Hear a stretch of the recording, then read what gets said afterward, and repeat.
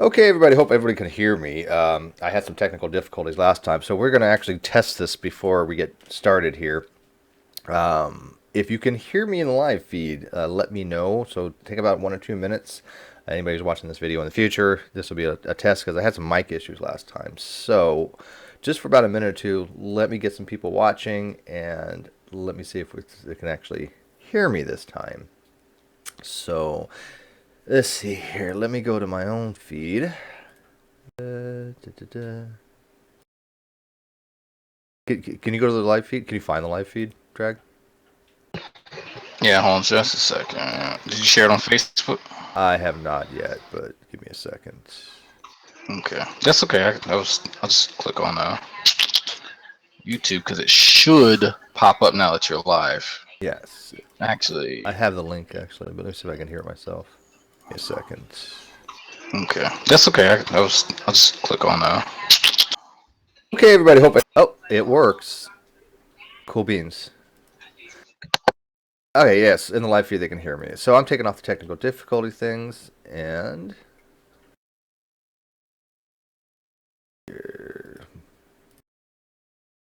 there we go. I'm trying a new format out for my XSplits. So, hey, welcome everybody. We got Dragon on here. I invited a bunch of people. You know, it usually takes about 20 minutes people show up or something like that. You know how people are, especially on a lazy Sunday. That's raining consistently in California. Like 50% of the state is out of the 5-year drought. So we're being flooded here, and it's good. We have definitely been deprived of water for a very long time. So I'm glad that these reservoirs and lakes are getting filled up. They've been dry and low for a very, very long time. Matter of fact, just driving to the store the other day, there's a ravine, a spillway, a causeway, and I've never seen it even remotely have water in it, and it was completely full like a river. So I know there's a lot of water being dumped in California right now. Everything's green. The mountains have a little bit of snow on them, but it is really cold, really wet, and I have said, going into this winter that everything I read, this is going to be a really, really, really cold, wet winter, and it's definitely coming to that fruition. I think it's going to get even colder somehow towards the end of January, early February. It's going to be freezing, freezing. So hopefully, you might even get a snow where I'm at. But anyways, I want to have a hang about young creationists a little bit. I know it's been a while. I've invited a bunch of them. However, we know how this goes. If I invite 10, maybe one shows. So we'll see what happens. If not, we'll discuss other things. A little bit of the news. I was just talking to Dragon. I just found this in my feed that Turkey, the Turkish government, and you guys can verify this. It seems legit. I've done a little bit of due diligence in the last 5 minutes, but various sources do have a consilience on this. So that if you guys want to investigate this, the Turkish government has eliminated a chapter from the evolutionary or so the biology book, and they are removing Darwin's theory of evolution. And one of the quotes from Yilmaz, I believe his name is, the Turkish prime minister, he said, Darwin's work is based upon theory. In fact, this is the same as the Big Bang Theory in physics. These issues require separate discussion outside the school curriculum, the official stated. Clearly, this guy doesn't know what the word theory means. Again, this is one of those instances where you have somebody who's in education who's not very educated. He doesn't seem to understand that a theory is a confirmed model. It's not just a guess. It's not just, we think this is the way it happens. This is something that actually describes observations. Now, is it an exact one-to-one, I guess, with reality? Does it necessarily mean that this is how reality is? No, because like I said, I'm a scientific instrumentalist, so I don't believe that it has to be. But if it can make predictions and it can actually describe what we're observing, then it works, right? And so the theory of evolution describes what we observe quite well, matter of fact. So he doesn't really understand what a scientific theory is. And of course, there's a lot of backlash from what I read on this. People are going, hey, what the hell are you doing? But as Drag was pointing out, I guess they had some kind of new coup or something. Drag, what were you saying about that?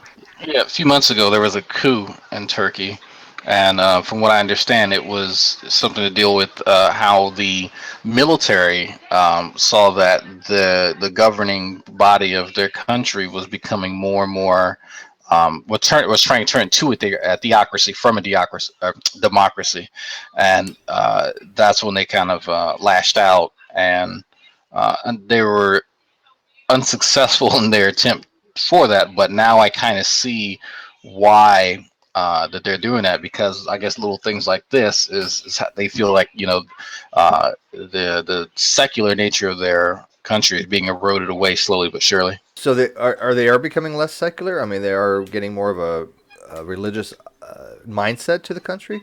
I mean, it It wouldn't be seems that way. surprising, but I have a Facebook friend, and she has spoken a few times about how her home country isn't very um, isn't very friendly toward secular individuals like it used to be, in the, I guess, more recent years. So there's I guess a growing urgency of people's rights being eroded away because the religious or extremely religious individuals are just losing their minds and saying, "Screw it! You know what? I don't think we need this democracy anymore." what happened to your icon? I can't. It doesn't show your icon when you speak. Are you presenting something or? I'm trying to figure out how to get this NVIDIA overlay to Oh, work. because it's presenting like nothing. Yeah, it's blank because I can't get the overlay to work in the game. I figured out how to disable it. Now I can't figure out how to Are you using re-enable it. game XSplit game?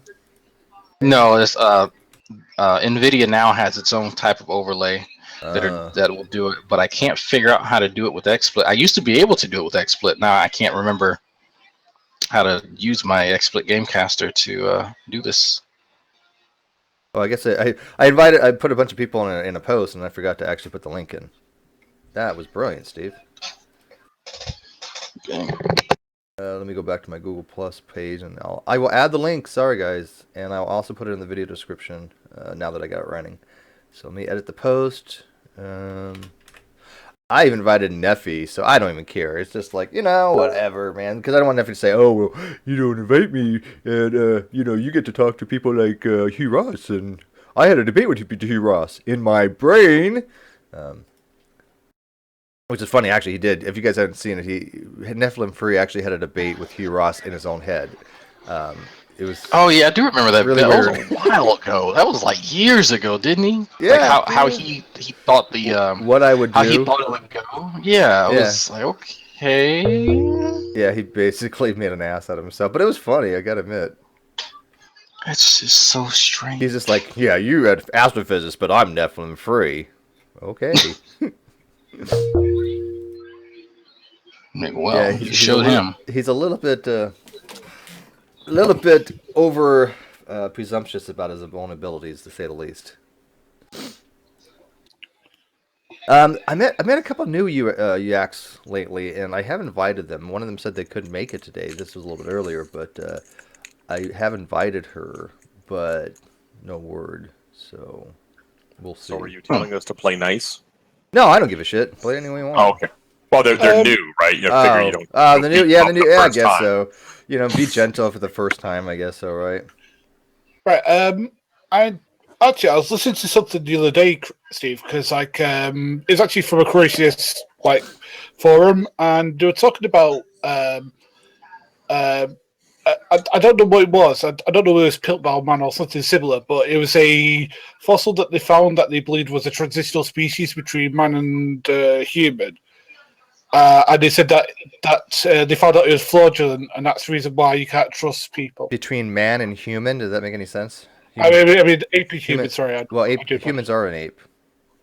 No, but you know what I mean. Between what we consider a more ape-like Well, we creature have and us. we have thousands and thousands and thousands and thousands and thousands of fossils, and there's so many different types of hominid species out there. I mean, even if one changed a little bit, like for example, Cro-Magnon, they don't use anymore, right? That's kind of been anything that's considered to be modern man. They used to use the term Cro-Magnon, but I mean, if something like the Homo, gaster or Homo habilis or anything like that, kind of, it's something changed a little bit about where we think we came from, or man was a little bit earlier. All that it changes is just the timeline of phylogeny. That's it. It doesn't have any effect on man's transition from earlier primates because that's fixed. I mean, we know we came from earlier primates. There's just no question about Yes, that. I know that. I'm just I saying don't what know. they said. Yeah, I'm not sure what species they're talking about. They always seem to take something they read in science and kind of like run with it and go, oh look, He's saying that scientists are producing fakes. So since it happened once, it's going to happen again, and you can't trust scientists because that. Well, there was Yeah, one because case with there's a Nebraska man, but that wasn't a fake. That was just a misclassification. And Piltan Man wasn't by scientists. That was by non-scientists. Nebraska man was a tooth. Yeah, but it was actually That's all it misidentified. was. It was misidentified. Yeah. Yeah, but I mean, there's no Well, reason to there's no reason to be fraudulent. I mean, it's just so many fossils. It's just ridiculous. but I think what they were talking about was a particular set of bones that they found that was a full transitional species between ape and human that they said which they said was a fraud. I think it was Piltdown Man. I'm not sure if it was or not. Well, Piltdown Man wasn't scientist. Piltdown Man was by Sir Arthur Conan Doyle probably, but that was to try to throw a monkey wrench, so to speak, into evolution. Yeah, let's see how smart these guys really are. Yeah. Yeah, it took 40 some odd years for them to figure out that it was bogus, but they knew something was up with it. It never quite fit into the evolutionary paradigm. They couldn't place it. So yeah, Piltdown Man is. If they have to go back to Piltdown Man, they're stretching. They have nothing else because that was 100 some odd years ago plus. So yeah, they got nothing else. Well, that wasn't plus. It was like what 1940 something. They discovered it to be a fraud. I don't know. I just know that it was something they were talking about.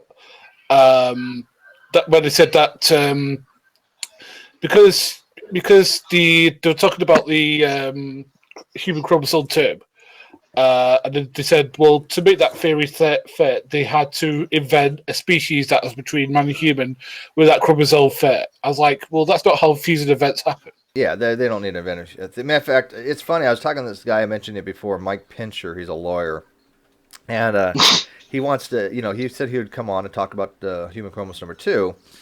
And he's like, well, have you tried Mark Armitage or Ian Juby? And I'm like, yeah, actually. Have you tried Tompkins? Yeah, actually, Tompkins actually wrote to me yesterday, and he's running it through his secretary or booking person, and he says he probably will be free still this month.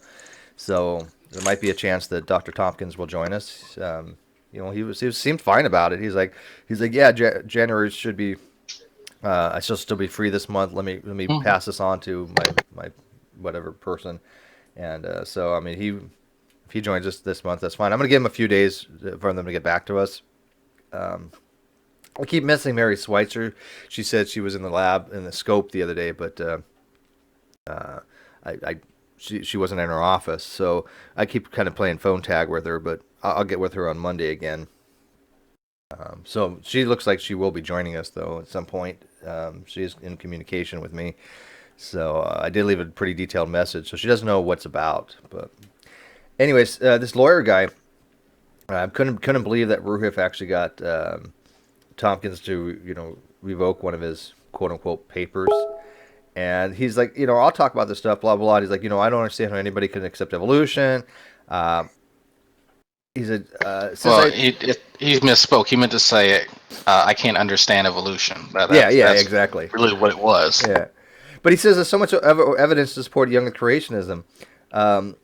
He says, I don't have to be a scientist to see how absurd vertical evolution is. It is nonsensical on its face and devoid of evidence. There's nothing to try. The evidence is overwhelming for creation and a young Earth. But I'll see what I can do in a fairly near future about getting me or someone else on your program. Okay. Well, I've been going back and forth with him for several days. And what's funny is he has yet to provide a shred of this overwhelming evidence that he's talking about. Bloviate. Yeah, that's all it is. I'm like, you're a lawyer. I deal with evidence. You deal with evidence. So, I mean, what do you have evidential-wise? And we started talking about chromosome number 2, and I started asking him some basic questions on it. And he's just bloviating.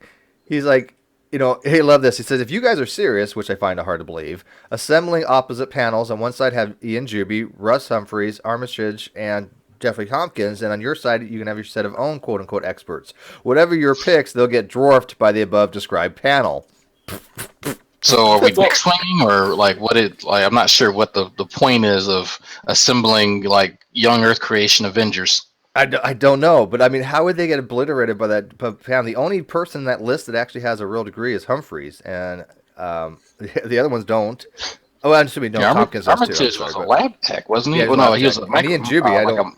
He's a subclaim genius, but that's all. His entire education. I can't find Ian Juby on a list of people who belong to Mensa. No, he says he is though. And that's from the Mensa website. Yeah, he says he is. They list their members. I can't find them. Well, I mean, I don't know how smart he can be because he thinks that dinosaurs literally were laying eggs. You don't have to be that smart to be part of Mensa. Yeah, I found that out. And every person that has told me that they are part of Mensa is pretty fucking stupid.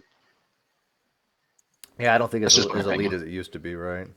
Well, no, it's the percentage. What percentage you have to be able to score to get there? There are groups that their membership is basically tighter because the number has to be even higher, and those groups are the ones you really want to be in. Not this. Mensa is a group of something you stick on a resume saying, "Oh, I'm a member of Mensa." Nobody cares. Well, I don't think Ian Juby would qualify. I really don't. Yeah. But all this guy's doing has been bloviating this entire time. Just by going I'm not really nice to him, too. And I'm just like, he's like, why don't you invite Tompkins? Are you afraid of debating expert to expert so your weak scientific positions can't be exposed? Is that what you're saying? I'm like, I've invited Dr. Tompkins. Did you tell him about Ruhif, who has no formal scientific training? Yes. Was able to see the error in his code? Like, yes. And he said, I doubt Ruhif does that, has done that. I doubt if you guys have, gotten him Tompkins on anything. And yet, I showed him the blog and all the documentation to support that. And he just kind of changed topic, right? Shut up about that. Of course. Yeah. So that still kind of tickles me. That your error was so apparent that someone not even in the field was able to recognize it.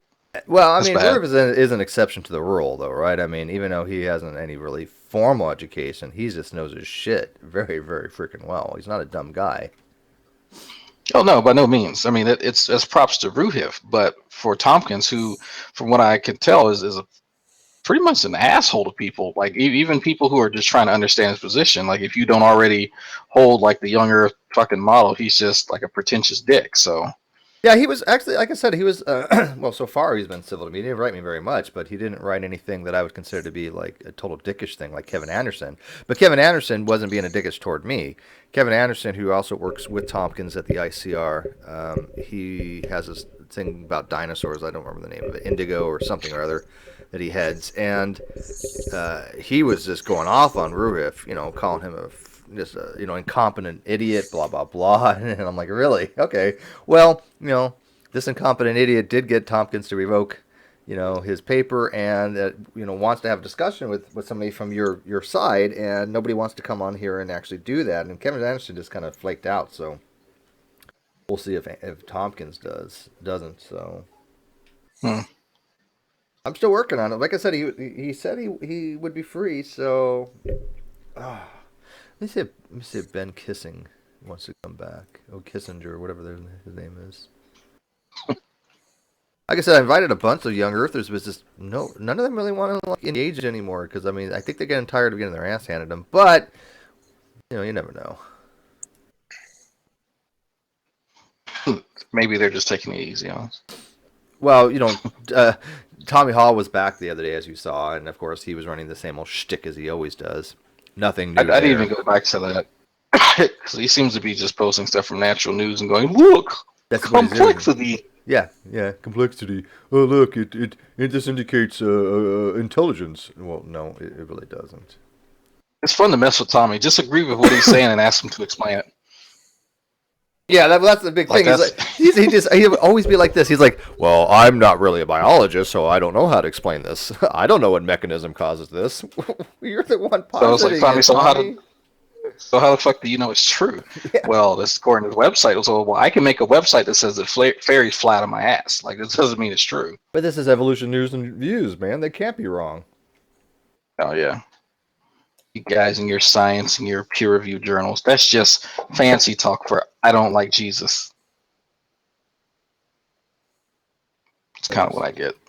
Uh, I think my part-time job on the weekends just hired.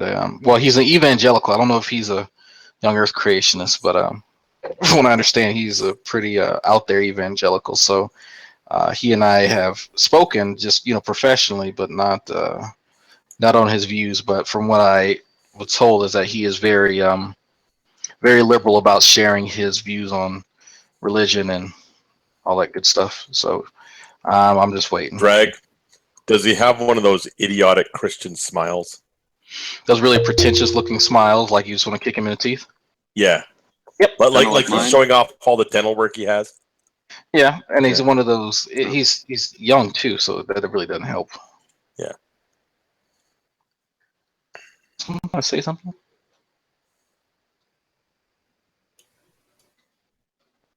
Who's in the hangout? That Slim Jim just got at it. Oh, it's Slim. Okay, what's going on? Hey, what's going on, Doc? Nothing much. I'm playing WoW and I can't figure out how to show my screen, but whatever. I'll figure it out. I've been called Docking forever. That's what you are, though. You're Doc. You're the one with Yep. the bags and the quick clock. That is true, and the ultra stingy ouchie. Can't Hey remember Slim, what it's how you called. doing?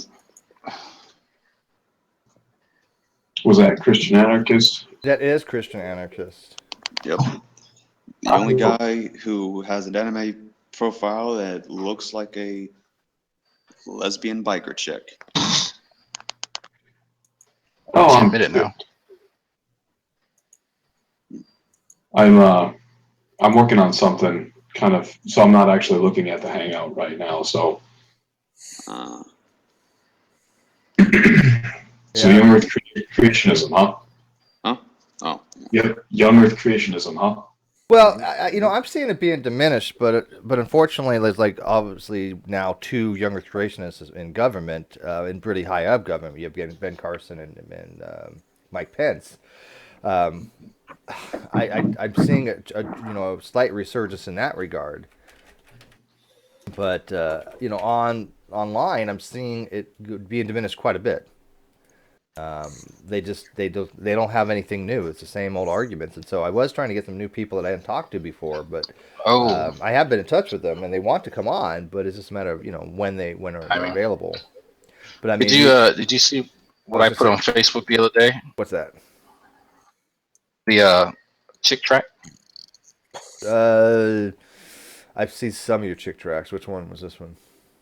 It was I put it like I think it was yesterday, but some customer up in Rising Sun brought in like evidently a handful of these chick tracks, and it's a picture of a monkey with saying holding a banana saying Big Daddy question mark, and it's going over how this professor, like it's a comic book style chick track, of course, and it's a professor who's asking who believes in evolution. And of course, all of the students go, "Oh, I do." And there's one guy, one kid, or the innocent Christian in the room goes, "Well, sir, actually, I believe in Jesus." And then so the professor starts mocking him, calling him stupid, and all this other stupid shit. And like it's really bad. Yeah, I have seen that one before. And is that the one where he tries to make the professor look like foolish, and then somebody did actually reverse of that. They actually show what a real professor would actually say to the student, and the student was just like cowering and crying, and Yeah, that's pretty much it. And then at the end of it, the professor has to leave the university. he's packing all his bags. Yeah, he's carrying a picture of Darwin. It's so funny that a lot of professors are religious, and so I don't even see how they even think that's even in the realm of reality. Yeah, go ahead. So I was to say that there's a film, there's a bunch of films now called God's Not Dead. Now, to say this is an embarrassment to those of us who are Christians is an understatement. Basically, it's got the person who used to play Hercules, I think his name Kevin Sorbo, Yes. as an atheist professor, No, I'm sorry. Like, I mean, I know nothing about American universities, so please forgive me if I find this a little bit worrying. This student has to write God's not dead. Now, I'm sorry. What teacher is going to keep their job when they're supposed to teach what the subject is? They're not supposed to say, "Well, this is what you have to believe. This is what you have to not believe." So that's not the job of the professor. They're not there to say, "Oh, well, this is what you should believe. This is what you shouldn't." I never Because saw it, but I heard it was way over the top, and I don't know if that was. I saw it, and it was every atheist stereotype you can think of. Kevin Sorbo hit it. But was it point supposed to fucking be blank. that way? I mean, did they Yes. particularly so they made it that way that it was Yeah. okay. Here's what I watched it with my stepmom, and I personally liked it. There's some moments that Well, we know about your movie review skills. It's good if for touchy feely Christian Yeah. it's good, it's a good movie, but if you're looking for an accurate depiction of what happens in American university, no, it was terrible. No, There's been some agree Christian movies that I liked. Some was like I think it was like the Left Behind series or something like that. That I thought was. I was actually watching okay. that. It's There was- something along those lines that I was like, this isn't too bad. You've seen the third one that they did? Not the. It's still part of the one where they had Kirk Cameron in it. Is it the Kirk Cameron Saves Christmas or something like that? It's not that No, one. I know that There was one, a but I haven't third- seen that one. There was a third Left Behind film. Oh no, I haven't gotten through that many of them.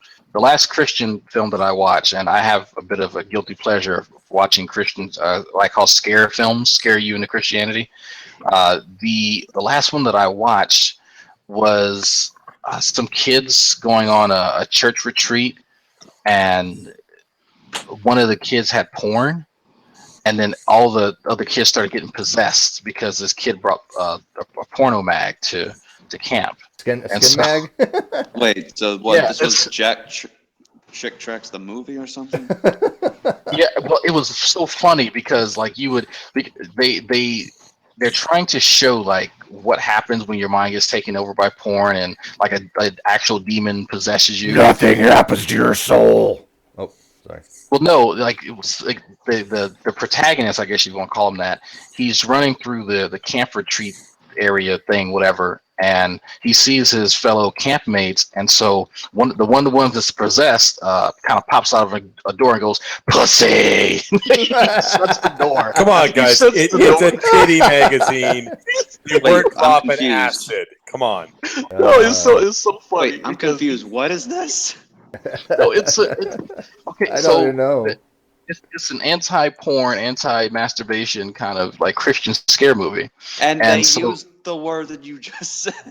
Well, yeah, but it's supposed to scare. It's I don't know, but This is how this- low American Christianity has stooped to. No. Okay, So funny. guys. Movies like this are not meant to scare you to become Christians. They're meant to scare the Christians to stay Christians and stay walking that path. yeah, that's the only thing that I could Because really. where do you see these movies other than a church Bible study community room? My church would have Good immediately point. stepped and Don't burnt know. this dang thing. Right. Like I'm just saying is they don't show them outside of those kinds of places. I don't. You would know that they that scene was in there. That's like almost at the ass end of it. They're popping out of and going pussy titties. Boobies, your soul is mine. Send me the link to that because I need to have a laugh before I go to sleep. I'm trying to remember the name. This was it was a while ago. Let me guess. Was it low budgeted? Oh, very low budget. They're all low budgeted. Yeah. Wait, War Room actually had a pretty good budget. I have not seen Yeah. that one yet. Oh, it's good. It's good. The old lady in that is hilarious. Where's all my Twitter people? I invited a bunch of Twitter people, and yet none of them have even responded. Maybe Donald Trump deleted your tweet. Probably, yeah. He's gonna probably monitor the Oh, it's called The Lock-In. lock. The lock-in. The Lock-In. Dear yeah, God, yeah. that sounds I have like not heard of sounds it, like sorry. a horror movie. Yeah, go watch The Lock-In. It is That's- fucking hilarious. It's a wasted title it's a good title and it's been wasted on such a terrible concept. I'm pretty. Yeah. I'm pretty sure that's what happens too, because I want to say that's the part where I die laughing. I'm like, did he just say titties? Like, You're like rewinding it. Wait a minute. Did he say titties? What kind of movie is this? because I couldn't figure out what was going on, and I Is was it like, inappropriate for oh, so children? they're possessed, so they're now being they're using expletives because they're possessed because someone brought a porno. Not, hey, you shouldn't have that here. Let's talk about why you have that. like a regular fucking person. Let's go to the extreme and say he's possessed by a titty demon or something. I don't know. Hmm. Do titties have demons? Oh no, just the characters that have titties. They They have demons. Women's have no. demons. It reminds me a lot of Dogma, where it has a poop demon in it. That was funny. That was That's that an was one of the funniest movies. excremental, not a poop demon. It's an excremental. Not an elemental, an excremental. That is correct. Been a while since I watched that movie. See, and the thing is that like people say, "Oh, it's an anti-Christian movie." It's actually the opposite. And it's just like you obviously haven't never watched it if you think it's the opposite. Yeah, it's not going to be on my Well, bucket list. Sorry. I think there are people who are masquerading as Christians and making these terrible movies. Yeah, that can explain a lot of it. What the Like pure that, guys? Hmm? I would say like the people who make stuff like the War Room and stuff like that. Oh no, not the War Room, but the little stupid Christian scare movies that No, like that Lock In. he was saying that movies like The War Room with like the ones by the actual honest legit ones. Well, Oh yeah, that would be an example. Yeah, that actually didn't look too bad. yeah, I mean I may see it. yeah, I mean it's good. Like to me, when I was seeing it, like the idea, like the prayer and stuff, which is the general concept is faith and prayer. Um, I'm sure anyone like yourself can watch it and you can easily just overlook that one instance because the main thing is simply just a woman is having a hard time with her husband and it's got the whole they need to work out the marriage kind of a deal. So it's basically like a trying to work out the romance kind of movie. Yeah, I got that from it. It's just when I was watching some of the previews to it, it seemed like they had a lot going on in the movie, and that's probably one of the harder things for me when I'm trying to get into these certain Christian movies is that they have all these little subplots going on at the same time because they're trying to fit in different concepts. Keep praying and have faith in your spouse, and all the little nuggets like that. They just try to shove it all in there at once. Hey Christian, why isn't your avatar working when you speak? It's not working. Yeah, it just shows blank space.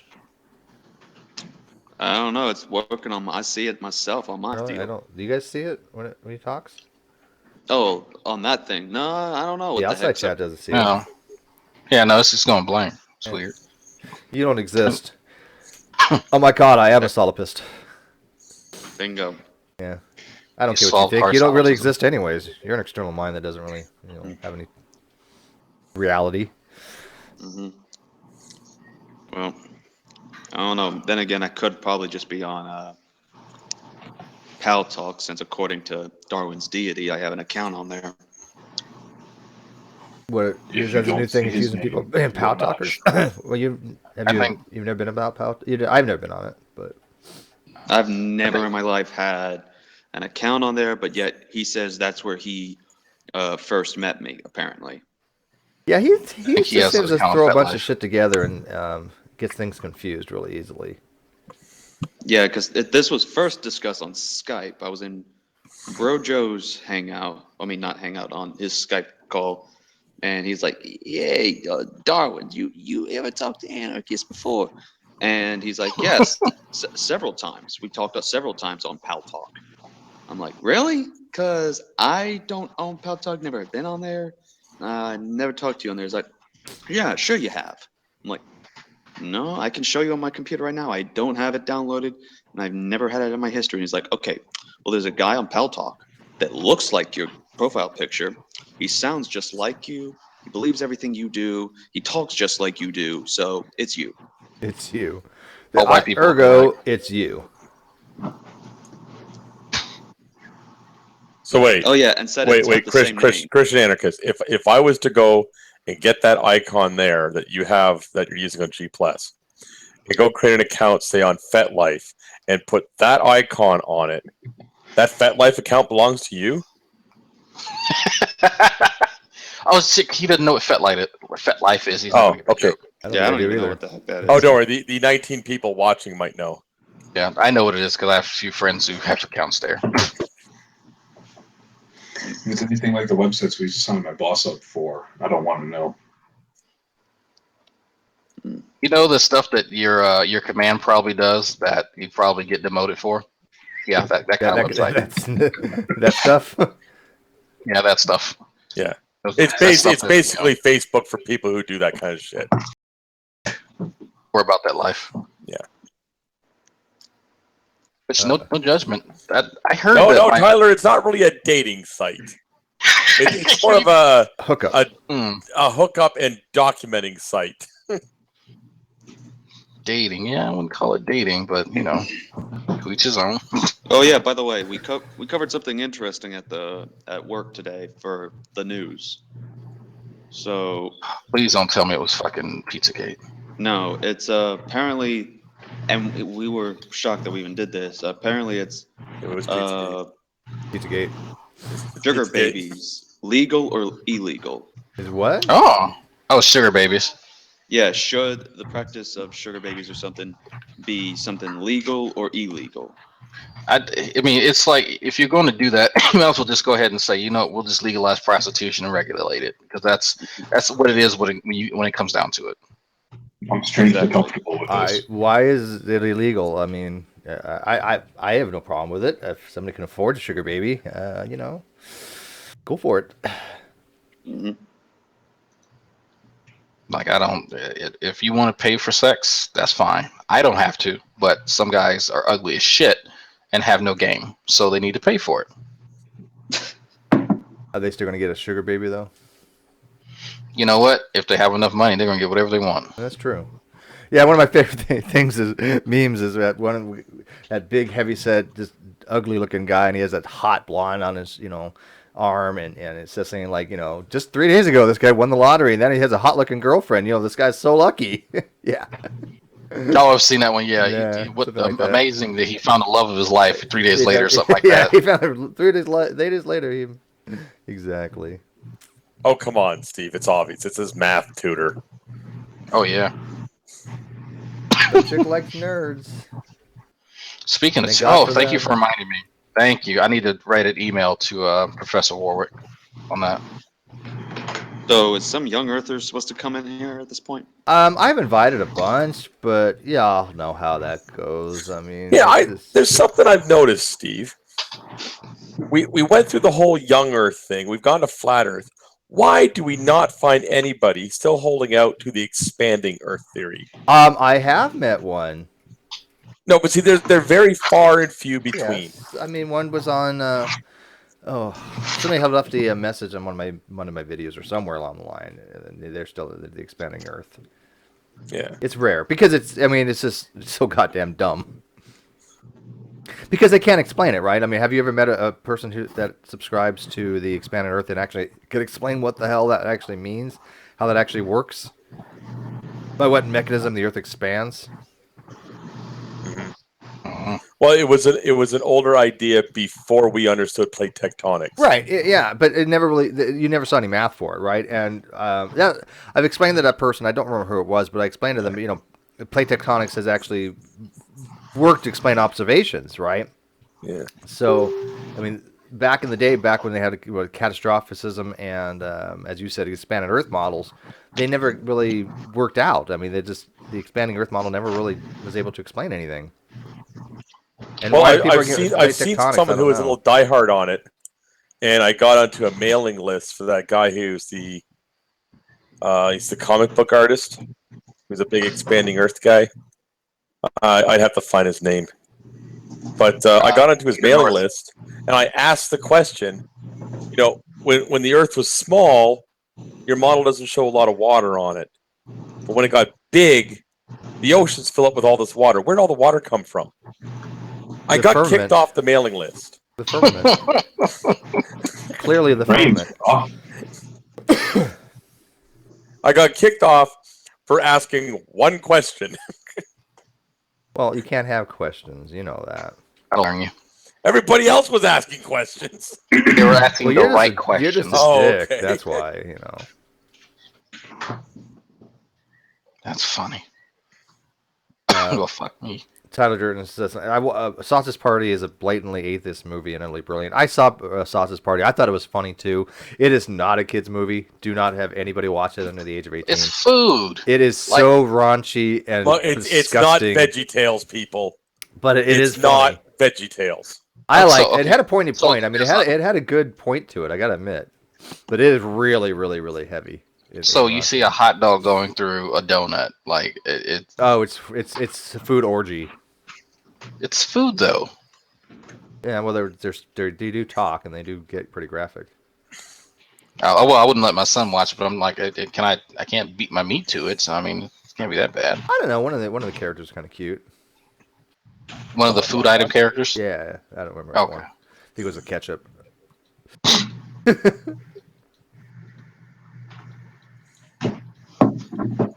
Yeah, like I said, I don't think I'm gonna get anybody in here. I did message a bunch of them, and there was one named Anna something or other, Anime Baylor, that she's a younger creationist, and she said she would be happy to join us. She seemed real nice. I told her today, and she said she would be willing to after her church or whatever, but I haven't been able to get in touch with her today, so I told her Sunday.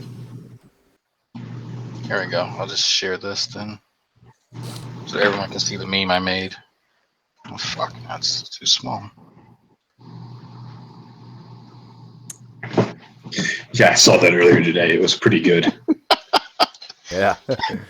Steve Brown be like Master Genetics in middle school. I linked him to it. He thought it was pretty funny, and then he agreed. So I was like, "Oh, fuck me." And then he agreed. He's like, "Yeah, genetics is easy. I don't need to go to school All right, to learn, Steve, I'm be looking learning up this stuff." pictures from Sausage Party, and one of the posters shows the lead,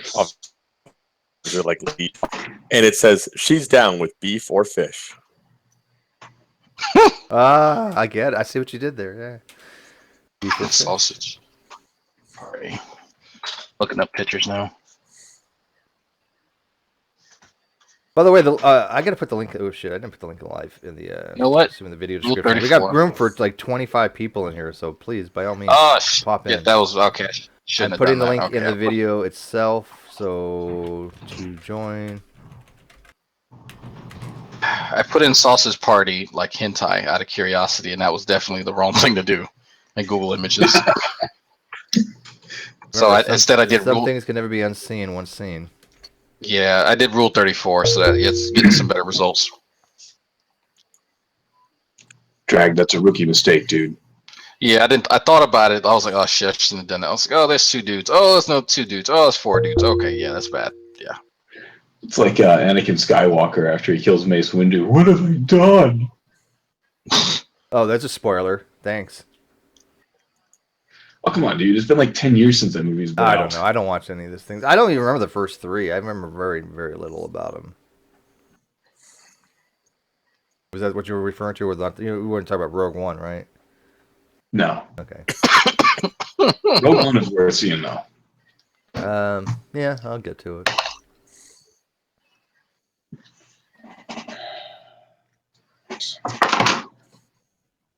Some interesting results for Rule 34. It's Rule 34. If it exists, there's porn of it. Oh, look. And if there Legend of isn't, Zelda. somebody will make it. Are we still presenting C. Brown? Because that's a little scary. Oh, thank you, dear. My dinner.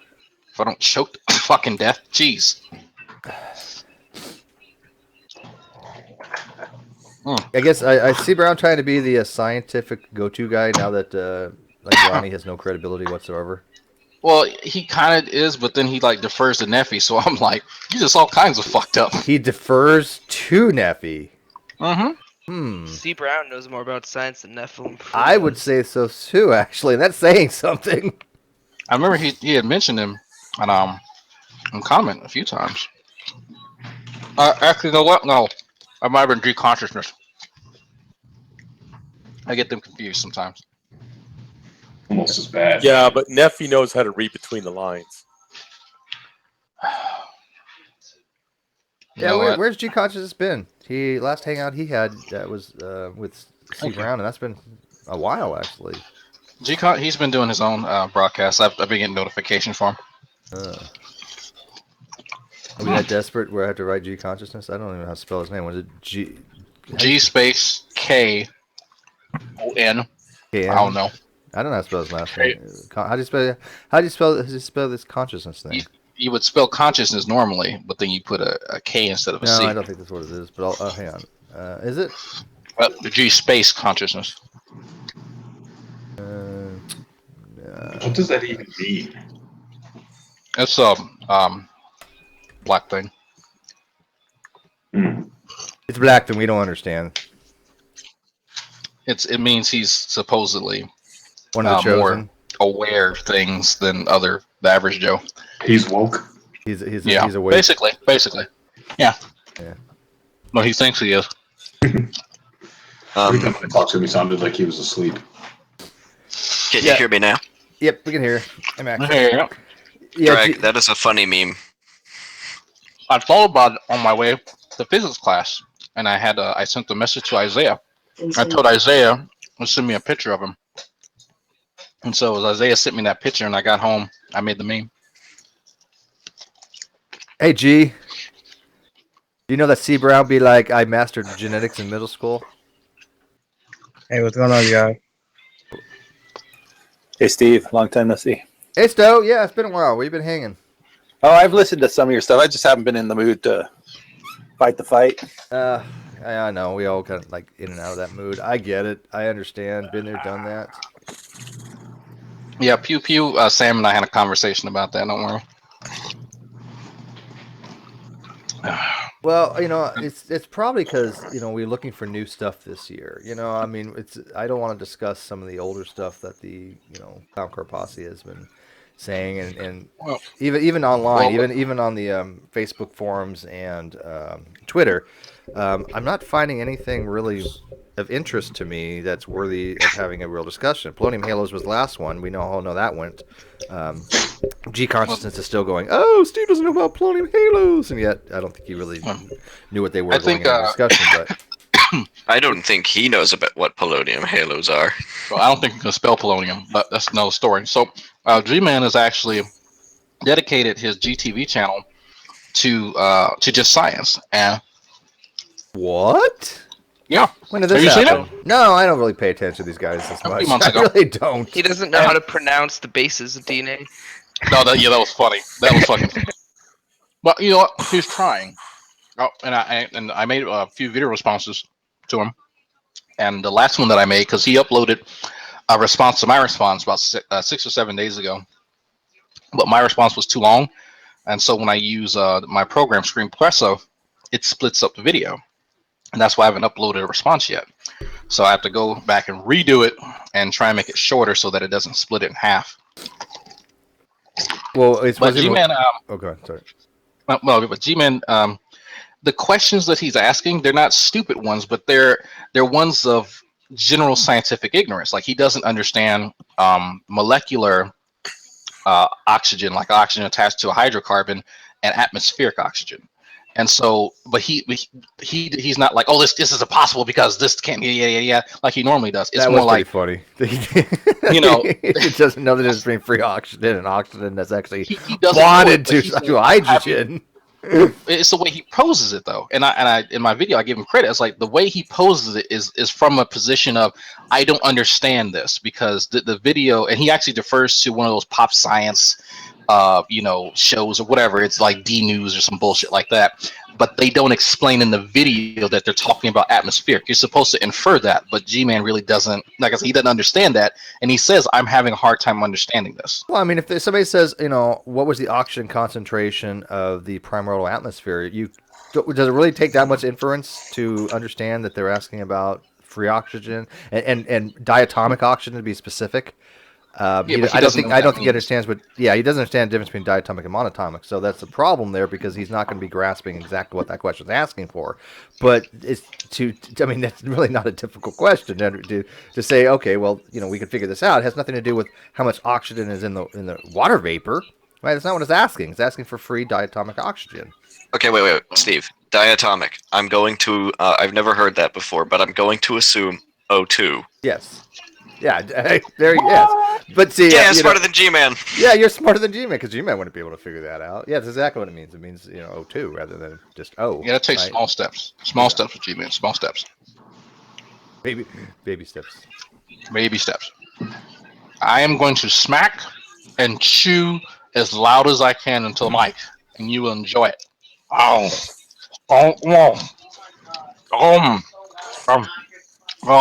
my God. I don't think there's any real creationist that's a master in genetics. Well, that's kind of an oxymoron. No, there are some. First, G-Man would have to learn how to play Pokemon. Then he might start to understand evolution and how it works.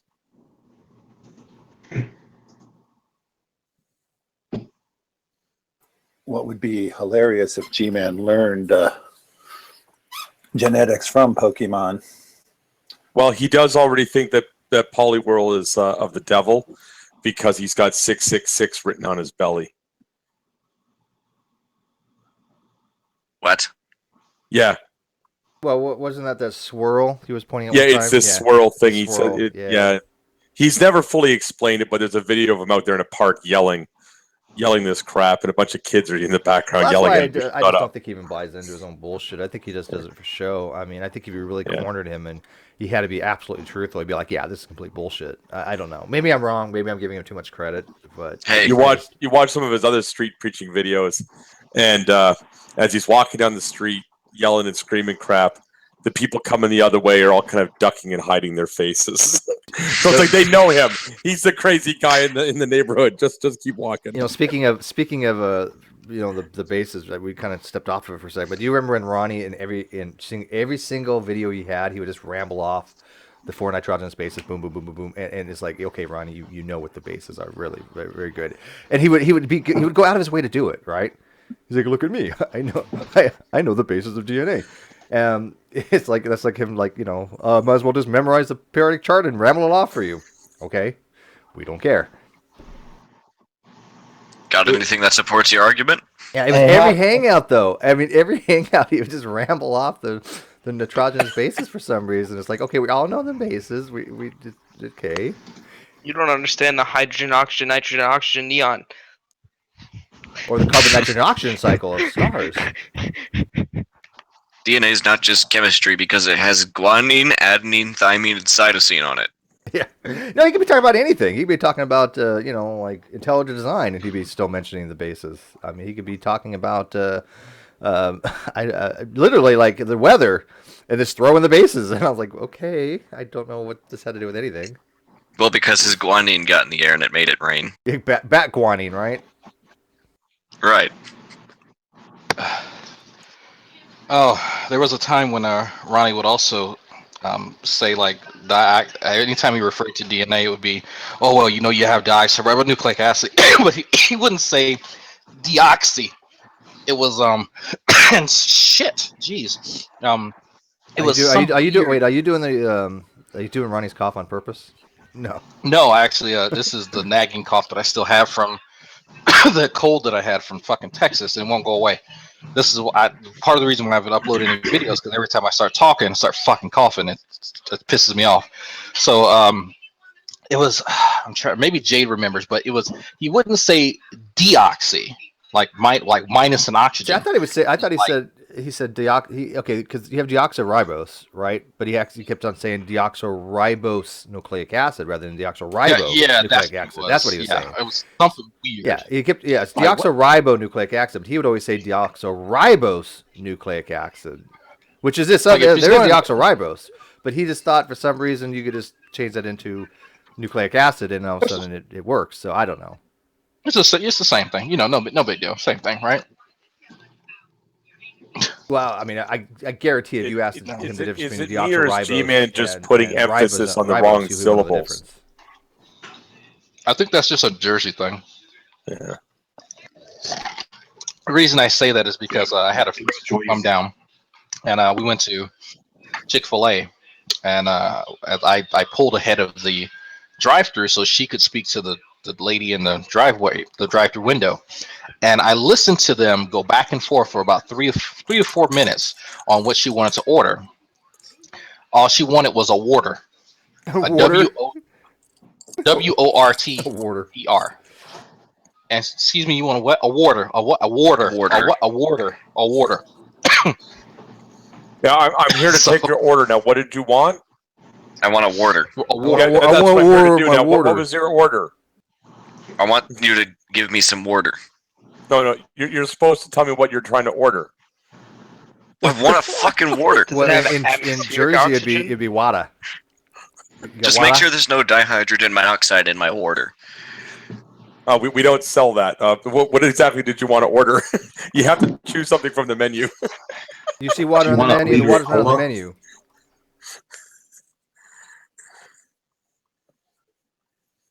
Water. WADA. So, Hey, Greg, do you think someone you from the help? clown car posse would see H2O2 and then drink it because they think that extra 2 means 2 times the water? Possible.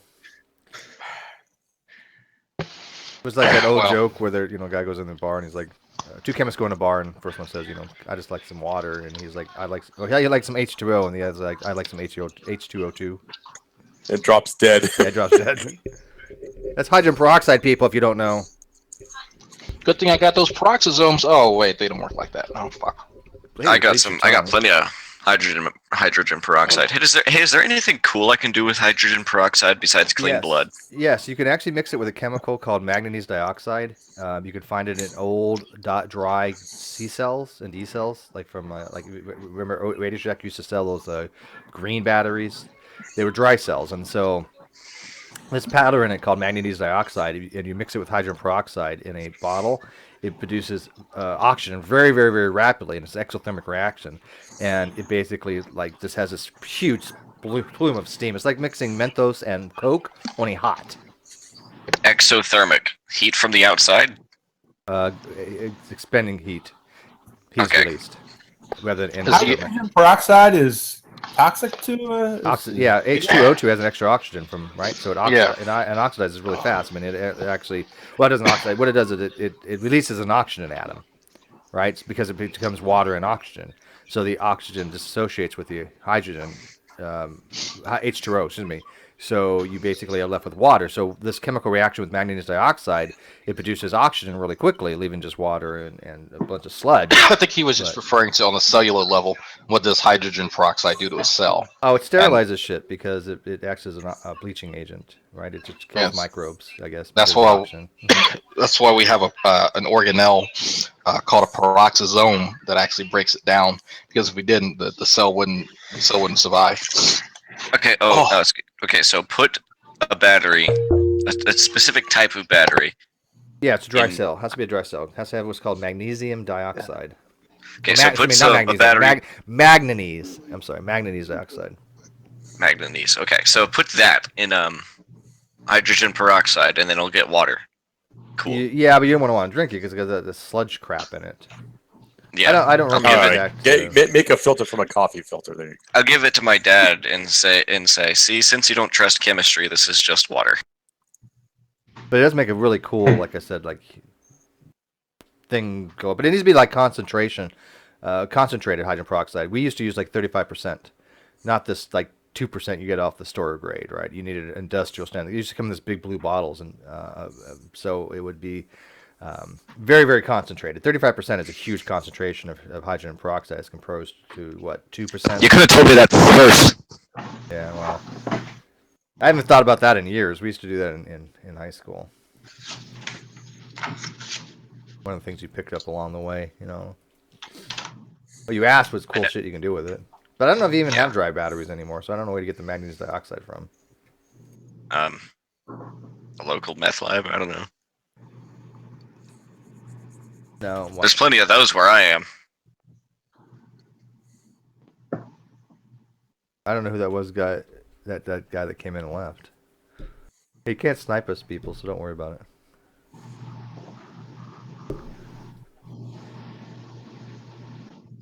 Oh, there is actually a video. I just looked this up to see where to find manganese dioxide. There actually is a video on YouTube.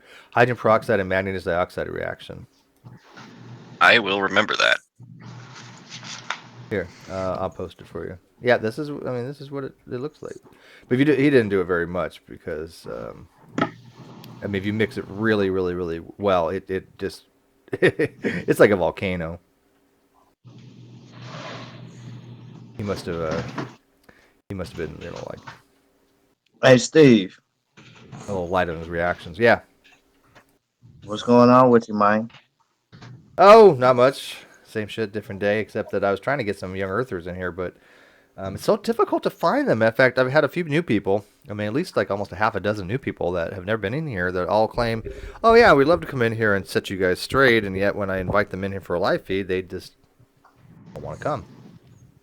Oh, okay. Did you ever? Yeah, because I seen your presentation you did on the polonium halos, but you really you didn't address the heat problem, and also as far as dealing with you know how the heat problem is the young Earth creationist problem.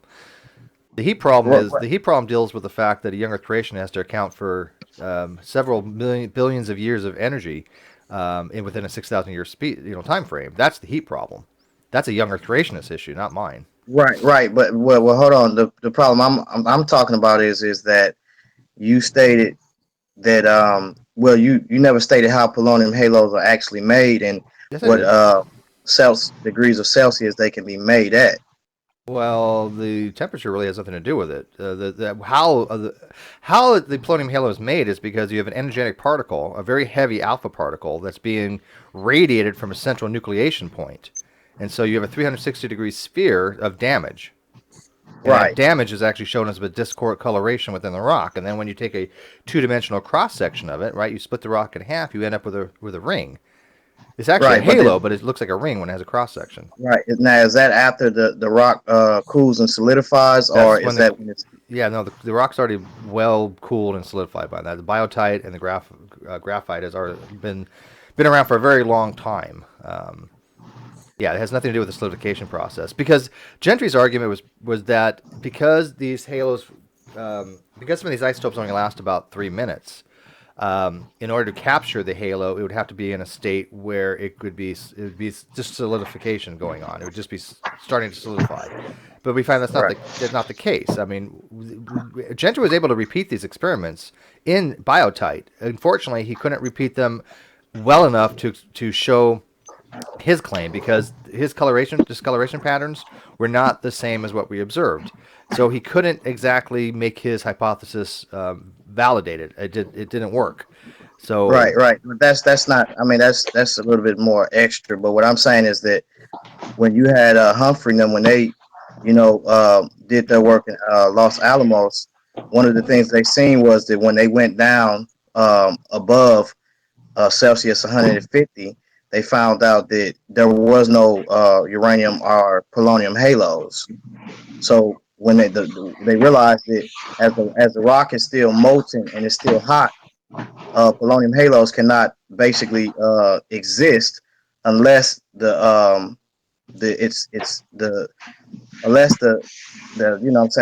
heat, well, unless it's lower than 150 Celsius degrees. So no, you can have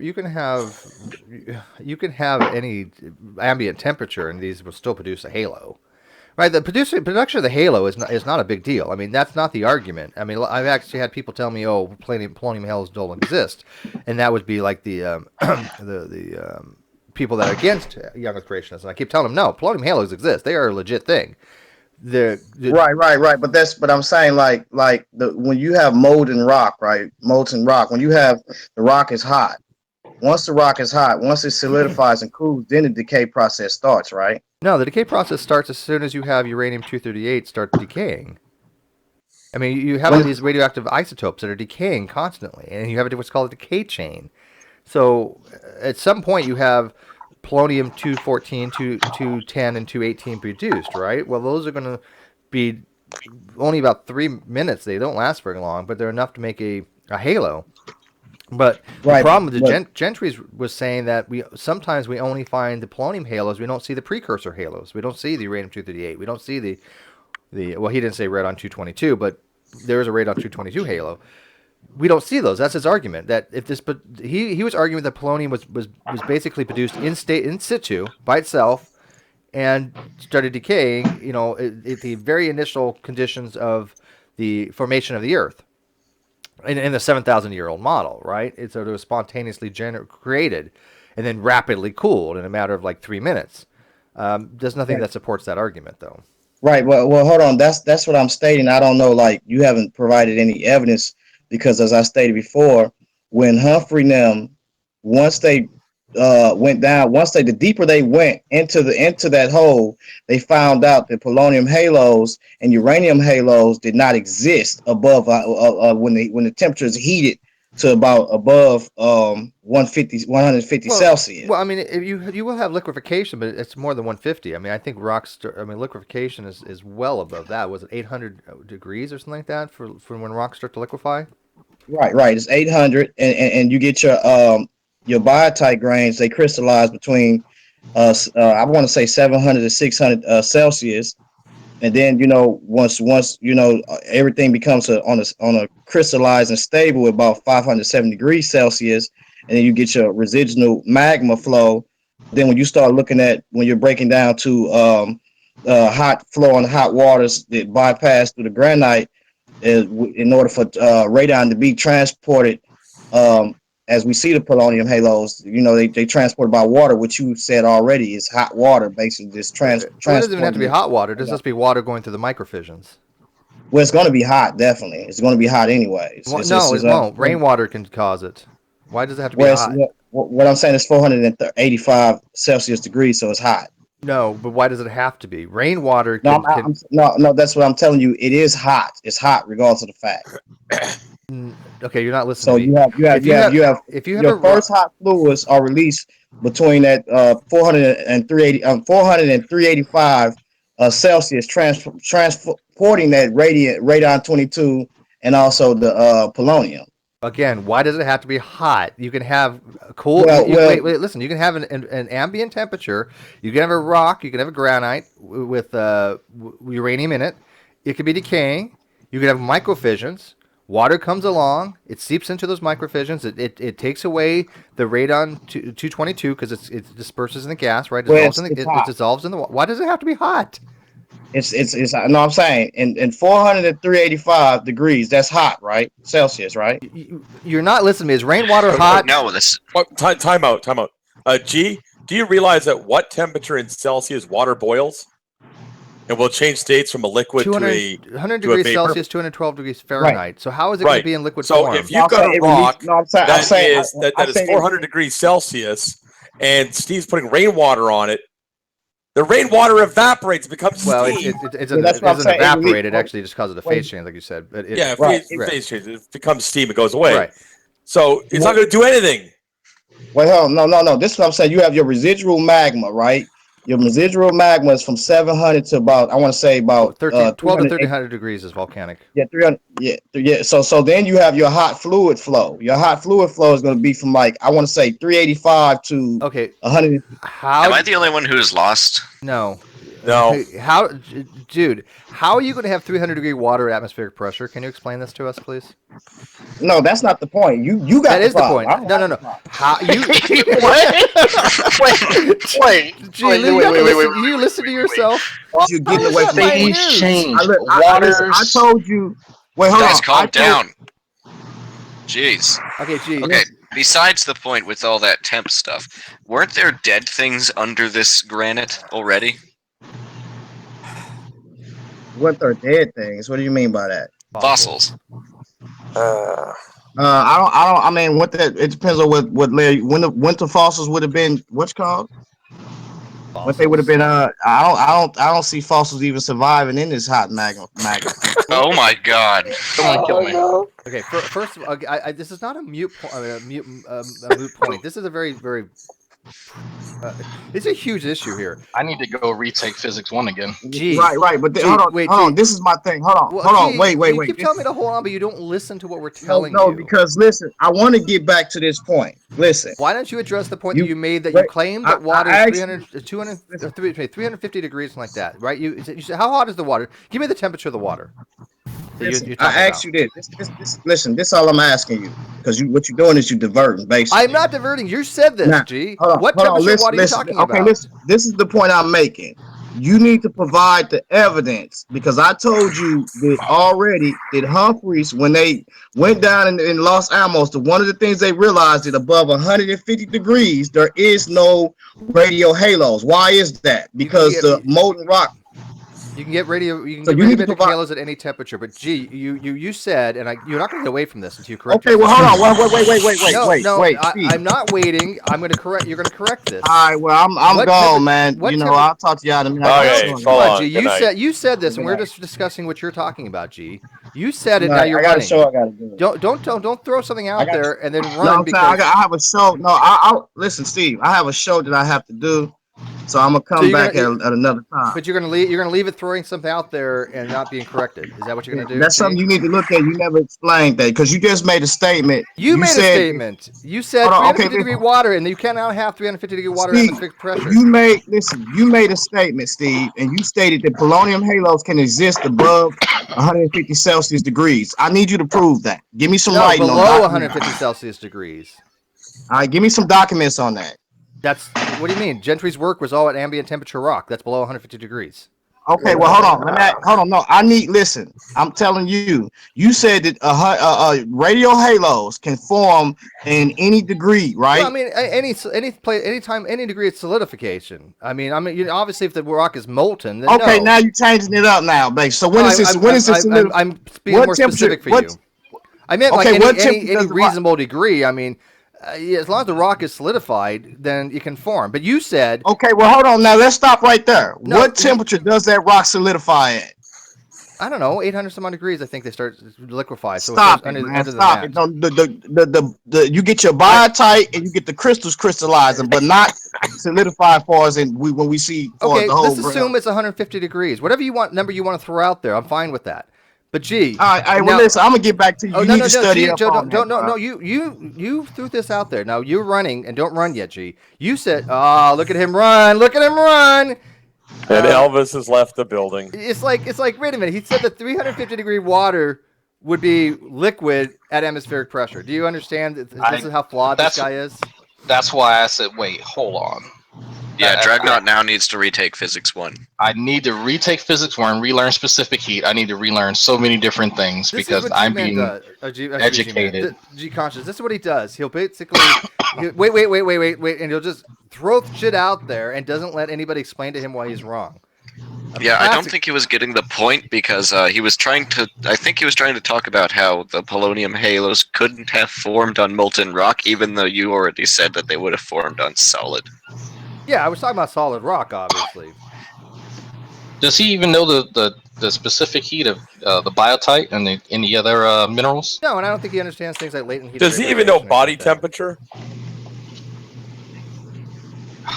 It's solid.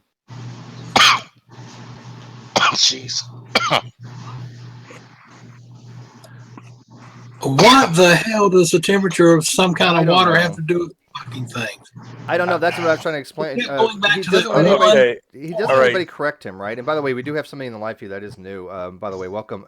If she's, I don't know if she's talking in the live feed. Welcome Anna Mae Baylor. She's a young creationist. By the way, this isn't typical of what happens in the room per se. We usually have long conversations, but G Consciousness is a unique character. He likes to throw this stuff out there, and then basically when he's challenged on it, he'll just try to shut you down, change the subject, and move on to something else. Steve, Yeah, can you do me a favor, Steve? Yes. Give us the short answer of these polonium halos. Short answer, or you mean what short Well, description? then don't take like 3 hours to tell us how they work. explain Oh, very explain simply. the Sure. issue with polonium Okay, what halos polonium? and why. Okay, polonium halos. When you have certain isotopes, they produce alpha radiation, which is basically what's called helium nuclei. It's basically 2 protons, 2 neutrons without the electrons, and it's very heavy, and it's very, very dangerous to biological and certain types of rocks because well, it's not dangerous to rock, but it actually causes discoloration. It causes this slight discoloration of the rock that we see as a 3-dimensional halo, right?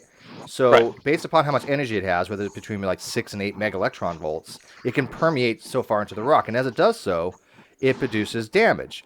So we'll see it actually at the very end of its path do the most amount of damage. It's called the Bragg's effect.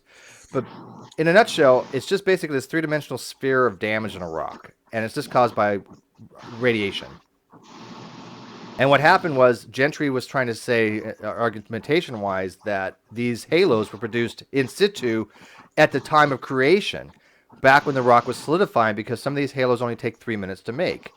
And he was arguing that the only way we could actually see polonium without the precursors is if the polonium was produced in situ without the precursor of the uranium. Well, what we find is that we see the precursor of the uranium near the polonium halos. What happened was, as the uranium starts to decay, one of the atoms it produces is radon-222, and that's a gas. And so that gas can actually diffuse through the rock via microfissions, and then it forms a new nucleation point where it can actually start decaying somewhere else, relatively close, but away. And that halo for the uranium-222 produce is very, very similar to the 210 halo of polonium. So they're almost indistinguishable. They're only about a micron difference. And so Gentry's probe was a 2-micron probe. He couldn't actually see the difference. So he didn't even note that in his findings. He didn't even notice that the radon-222, it should have been called radon-222 halos. But he didn't even see it. But that's why we're seeing polonium halos outside of a uranium-238 halo, because it's being transported later on by the gas, the 222 gas. So yeah, but Steve, isn't it just easier to say God did it? Well, that's actually what Gentry did eventually. When Gentry was confronted, that's kind of what I was asking here for the short answer, but or Steve's answer will do.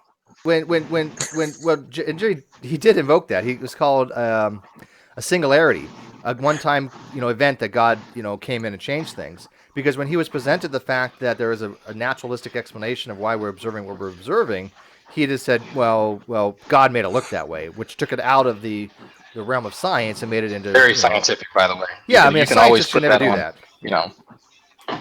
Can you imagine a scientist, at the conclusion of a written research paper said God done did it? I mean, I have no problem with the concept of God, but you can't ascribe God to everything in science, right? I mean, if you, as Drag and I always say, if God explains everything, God explains nothing. I have a question or observation, sort of, kinda, if I may. Was he trying to say that polonium halos were made not too long after the lava solidified? Yeah, he was. Well, yeah, but he's talking about 7,000 year ago solidification, right? Okay, and where does the water come into this? The water comes in and seeps through the microfissions, and it'll take away the radon-222 gas, because it'll be actually be dissolved in the water, and it'll actually be transported. And within 3 minutes, it can be transported, a few inches away at least from the 238 nucleation point. And so you have these halos that are not concentric anymore; they're actually somewhere else. Well, it almost sounded like he was trying to say that they happened not too long after the lava solidified. Yeah, but he's talking about solidification in a 7,000 year frame. That's what Gentry is trying to argue. No, I mean, what's his name? Lived. Oh, lived. Oh, well, lived. That wasn't lived. That's what no, that was the guy's name was G Consciousness. Well, that idiot live button. But I mean, it sounded like he was trying to say polonium halos were formed not too long after the lava solidified or something. No. Is that what he's trying to say? He's trying to say because polonium has a half-life that's really quick, right? In order to get these halos, they have to be produced while the rock is still cooling down, right? And we found that's not the case. right? The temperature of the rock really doesn't matter as long as it's in solid state, because even at ambient temperature, you're still going to have this discoloration. Matter of Well, now fact, you have uranium. Okay, I Yeah. don't remember the whole conversation, but you have uranium. It does these little halo things, and as slowly as the uranium, goes down to radium and all this or whatever, the different Yeah. stages it goes through as it decays. There's a huge time period there before you get to anything that'll produce the polonium, right? yeah, it's about a couple billion years. Yeah. Yeah. I mean, So the half-life of it uranium sounded is like he was 4.5 trying to billion say years, right? the halos were made. But to be conscious, it sounded like he was saying the polonium halos were made right after the rock. Well, that's his cooled argument. down and solidified. Look in the deep time model, right? Uranium is going to be produced, right? And so uranium has a half-life of 4.5 billion years. That's going to go through this decay chain of thorium and uranium-234 and a few other things. Eventually, it will get down to radon. After it would be radium and then radon. So that takes at least you have to have you would have to add up all the different years. I don't know what it is. I remember y'all went into a lot of detail on the time. It's still about 4.5 billion years. I mean, the decays of the other things in the chain are not that long. Some of them are actually like a year. Some of them are actually minutes. So it's not that big a difference. So let's say 4.5 billion years is what it's. So the half-life is going to be 2.25 billion years. That's when you start getting radon produced, and that's going to decay into polonium-218 at some point. Well, polonium-218 only has a half-life of a little bit over 3 minutes. And to produce a polonium-218 shell, he was arguing that if it's in a piece of the rock that's not inside the same shell or halo as a 238, that it had to be produced in situ. In other words, the polonium was produced instantaneously rather than as part of the decay chain. And that's not what we find. Right. And that's why Gentry, has not mentioned any of this stuff, and basically just said, well, God made it look that way, because once he was explained in the decay chain that you don't need to have it in the uranium-238 halo, you can have it outside because of radon being diffused to the rock, forming a different nucleation point, then he backed off his claims, and yet you still have young Earth creationists still talking about it. Do you think he's hanging up on the thing that the polonium halo or that whatever it doesn't exist that long, and he's trying to say, well, it was made right after the lava cooled down, and boom, there it is, because it doesn't last long. The half-life or whatever you call it. 3.1 minutes. Am I making? Yeah. Okay. Thank you. Yeah. Is that what he's trying to say? Yeah, he's really trying to say that that he's just parroting Gentry's work, but he doesn't understand the science, right? He doesn't understand the physics. I mean, here's a guy that thinks that water is going to be liquid at 350 degree temperature at atmospheric pressure. They don't understand That's pressure. why I stepped in. I was like, how is that going to happen? Or I was going to ask him if he knew about the specific heat of water and the latent heat of fusion. No, he doesn't. And like any of that kind of stuff, because it's like, yeah. No. Yeah, because I heard him. That's why I came in, because I heard him spouting all this stuff, and I'm like, what bloody hell is he trying to say?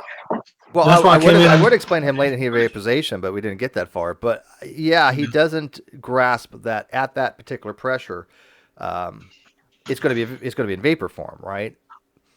Most people have understood basic physics as a relationship. It goes right back to the first thing he started talking about. Because he doesn't want to listen to the answers, right? You notice he made a huge mistake, and he tried pointing out one of my minor errors, because I did say at any temperature, but I meant literally, any temperature of solidified rock, right? Because I didn't think he was talking about molten freaking rock, right? So I could correct that. I'm fine with correcting that. Yes, it's obviously any solidified, but he can't correct the fact that he thinks that water is liquid at 350 degrees. That's just weird.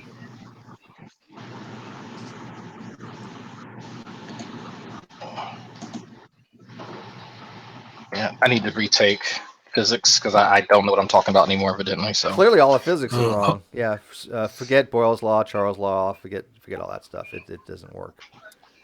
No, just say hold on, real quick, about 5 or 6 times, and you'll be right. But you would think that it's intuitive, right? I mean, even a grade schooler understands that you heat water up above a certain temperature. It doesn't even have to know what the temperature is, but you heat water up, it starts to boil, and that boil produces steam, right? That's something every grade schooler knows. So how do you have water at that temperature? And then you tell them that's called Then you tell them it's called a phase change, and then boom, they get it more than him. I don't think they understand. I don't think he would understand phase changing, because what happens is, for example, when I have water being at 212 degrees or 100 degrees Celsius, and I'm adding more energy into that system, right? It doesn't change temperature anymore, right? The water doesn't change temperature. What happens is that energy going into that system is now being used to break the hydrogen bonds between the water molecules, allowing the water molecules to escape as steam. Okay, they have very high kinetic energy. So there's energy going in the system, but that energy is being utilized to destroy bonds rather than heat the temperature of the water. So water, that's why water never gets higher than that temperature at atmospheric pressure, because all that energy going into the system doesn't add any more temperature anymore, right? It doesn't add anything to the system as far as the temperature. It changes the phase state. They call the latent heat of vaporization. Most of us had to have had physics, but he's just completely clueless on that. When we talk about heat, like colloquially, it's not how physicists talk about heat, and so you have to understand. There's actually you can actually show on a graph with the latent heat of fusion, latent heat of vaporization, how much heat you put into whatever the system is for that water molecule or whatever you're measuring, and show that it levels off once you meet those two peaks. Was that part of your curriculum this year, or plateaus? Was that last year for you? That was last year. Yeah, we had to actually calculate that. So let's say you have a 10-ounce piece of lead or something like that, and you drop it into boiling water at such and such temperature. What is how long would it take to heat that piece of lead to 15 degrees, Specific whatever. capacity. Yeah. I mean, since you took physics now, and you're still taking other courses and stuff like that. I mean, do you look at the clown corpuscle even worse now than you did, like, let's say 3 or 4 years ago? It's terrible, dude. Like the stuff that I was kind of like, not really sure what's going on. After it's been explained, and after you've worked 50 fucking problems and like work with the actual figures, it's like, dude, it's not hard. That's the thing. It's not like it's something that you can't understand because you've not been properly taught it. It's something that if they wanted to, they could look it up. And Tom says you don't add heat to the system, you add energy to the system. Actually, you do add heat to the system. Heat is energy. Heat is energy and transfer. So yes, you absolutely do add heat to the system. And that's kind of what I was trying to get at. Is that when you talk about heat, it's thermal energy. But for the way I think that he was trying to use it, he was using it, I guess, as a synonym for energy in the system. When you would talk about the transfer of that energy. It's a type of energy in the system. It's a very specific type of heat in the system. It's a heat and transfer. It's heat in motion, right? It's the transfer of thermal energy from a higher concentration to lower concentration. That is what heat is. Mm-hmm. Quick question to Heavy Hauler. Heavy Hauler, are you there? Yeah. How are you? Oh, pretty good. I'm getting fatter and lazier. Sweet. I haven't talked to you in forever, that's all. Oh, yeah. You guys miss each other? Well, I mean, it's kind of neat because I do remember him saying that we live near each other. By the way, somewhere. Tom, I did get your message. Thank you very much, by the way. You're a very good bloke. Oh, darn, I forgot. I forgot. You may need to refresh my memory. I live in North Carolina. Yeah. It's shitty here. Yeah. Hey, Heavy, I haven't spoken to you probably in a year or so. Hey, Heavy, I haven't spoken to you since like 3 days ago. Where you been, man? You leaving us? What's the matter? You don't love us no more? There's going to be ReasonCon number 3 in Hickory, North Carolina, and Rob, Matt Dillahunty, and Lawrence Krause, and some other people are going to be there. I think it's in June. June? I'm on that fucking train. You have to look it up. It's ReasonCon 3. ReasonCon in Hickory, North Carolina. Yes. He is. I'm trying to get far away from me. Okay, so Aaron Raw is coming to North Carolina. Yes. Sweet. Were you in here when Aaron dropped in, by the way, Max? I was not in here. I was watching. Neil deGrasse Tyson is going to be in Charlotte around June or so. I don't remember the exact dates. I want to go to Charlotte now. You have to check it out. Hey, don't feel bad. We went to New York with me, Redline, whatnot, and we went to go see his narrated movie thing, and he wasn't there, and I was really disappointed. So don't get your hopes up.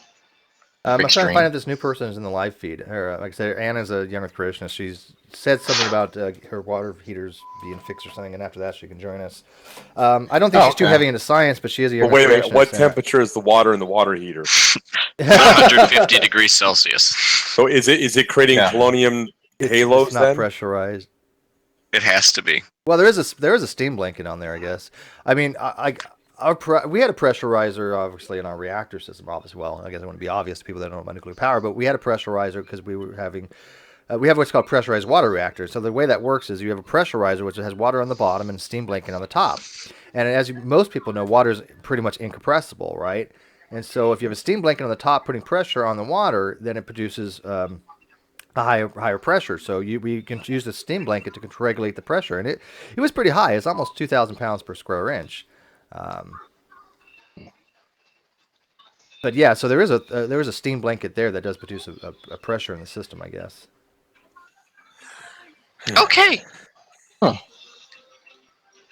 But yeah, a chance to see Aaron Raw, that Matt guy. I could never pronounce his last name because I never looked at it long enough. Dillacunty. Dilla what? Dillacunty. Dillacunty, eh? Well, think about it. You had to have that water. See, the water temperature was actually 450 some odd degrees, right? But it was under pressure, right? Obviously, that wasn't at atmospheric pressure. There had to be pressurization in the pipes to have water that high temperature. That's the point I wanted to get with G consciousness, that you have to have it under pressure. But he just can't believe he just skipped out like that. That was funny. Hey, if you ever get his address, mail him a shirt that says "Stay woke." Yeah, Matt Dillahunty can only show up at large football stadiums because his head won't fit in anything smaller. Wait, I thought that was Lawrence Krauss because he's like so smart. Nah, Matt's become famous now that he's been on the same stage with the Dawkins, the Horsemen. Yeah, the Four Horsemen. Oh. I put links on the side. Actually, it was just him. I can't see. I'm on a phone. It was just him and Aaron Raw and what's his name? The other guy. Lawrence Krauss. No, it wasn't Lawrence. He's been on stage with Lawrence Krauss. No. Okay. He just recently had something with Aaron Raw, and I can't remember the other guy's name. Aaron Raw and Professor Lexington Steele. James Bond. Jack Napier. I don't even remember his name. Pierce Brosnan. No, the Electro. All right, children, behave. We didn't even get to Batman yet. I'm Batman.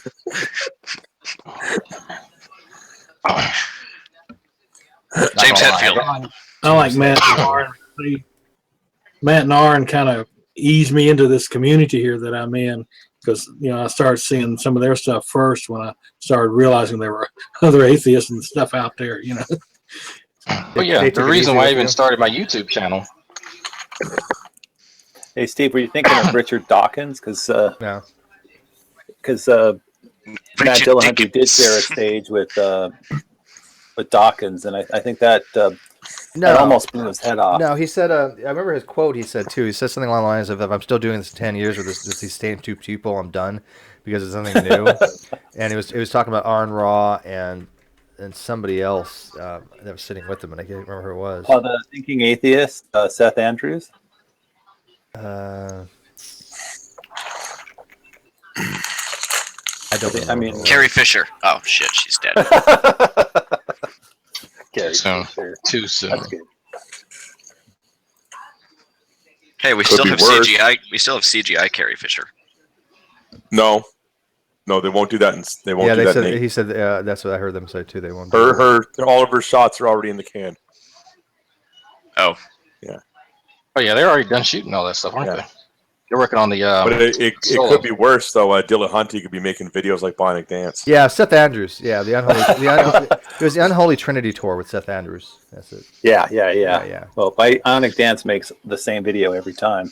She's an idiot. No, she has 5 different scripts. Oh, okay. Yeah. Okay. She just turns them upside down and backwards, and it's all pretty much. It's funny when you know how ostracized you are when even atheists hate you. I mean, she's an atheist, a hardcore atheist, but even atheists can't stand her. That's because she's wrong. She's so stupid. Who is this? I wasn't listening. She took on some really good atheists, and her basic argument was that babies are atheists. Nobody could convince her otherwise. Yeah, she just done. Oh wait, hold on. Right. Aren't babies nuts? You know, they don't possess the cognitive abilities to determine things like that. She doesn't grasp it. Yeah, You would think okay, that. hold on. One, you got to remember, Bionic Dance looks at this as being a dichotomy of atheists and theists. However, it's not a dichotomy because an atheist is without God, a theist is with God. However, you could have an ignorance of this. Yep, exactly. A third Therefore, state. you're not on either side. I tried to explain to her that it's not a true binary dichotomy. She doesn't get it. I gave up with her because she's just an arrogant little bitch. How can there be anything other than theist and atheist if there are only two genders? Steve, give me mods so I can kick them out. You know what's funny? I can't even. Oh, please. Oh, that was beautiful. I can't kick people out either. That's the problem with having this kind of hangout. The moderator doesn't have ejection. Believe it or not. Probably should have said that. Now Samantha's going to come in. And, no, I do have ejection. I don't have hide. I'm sorry. I do have ejection. I don't have hide from broadcast. Guys, I'm sorry for being so edgy. Sorry. That's okay.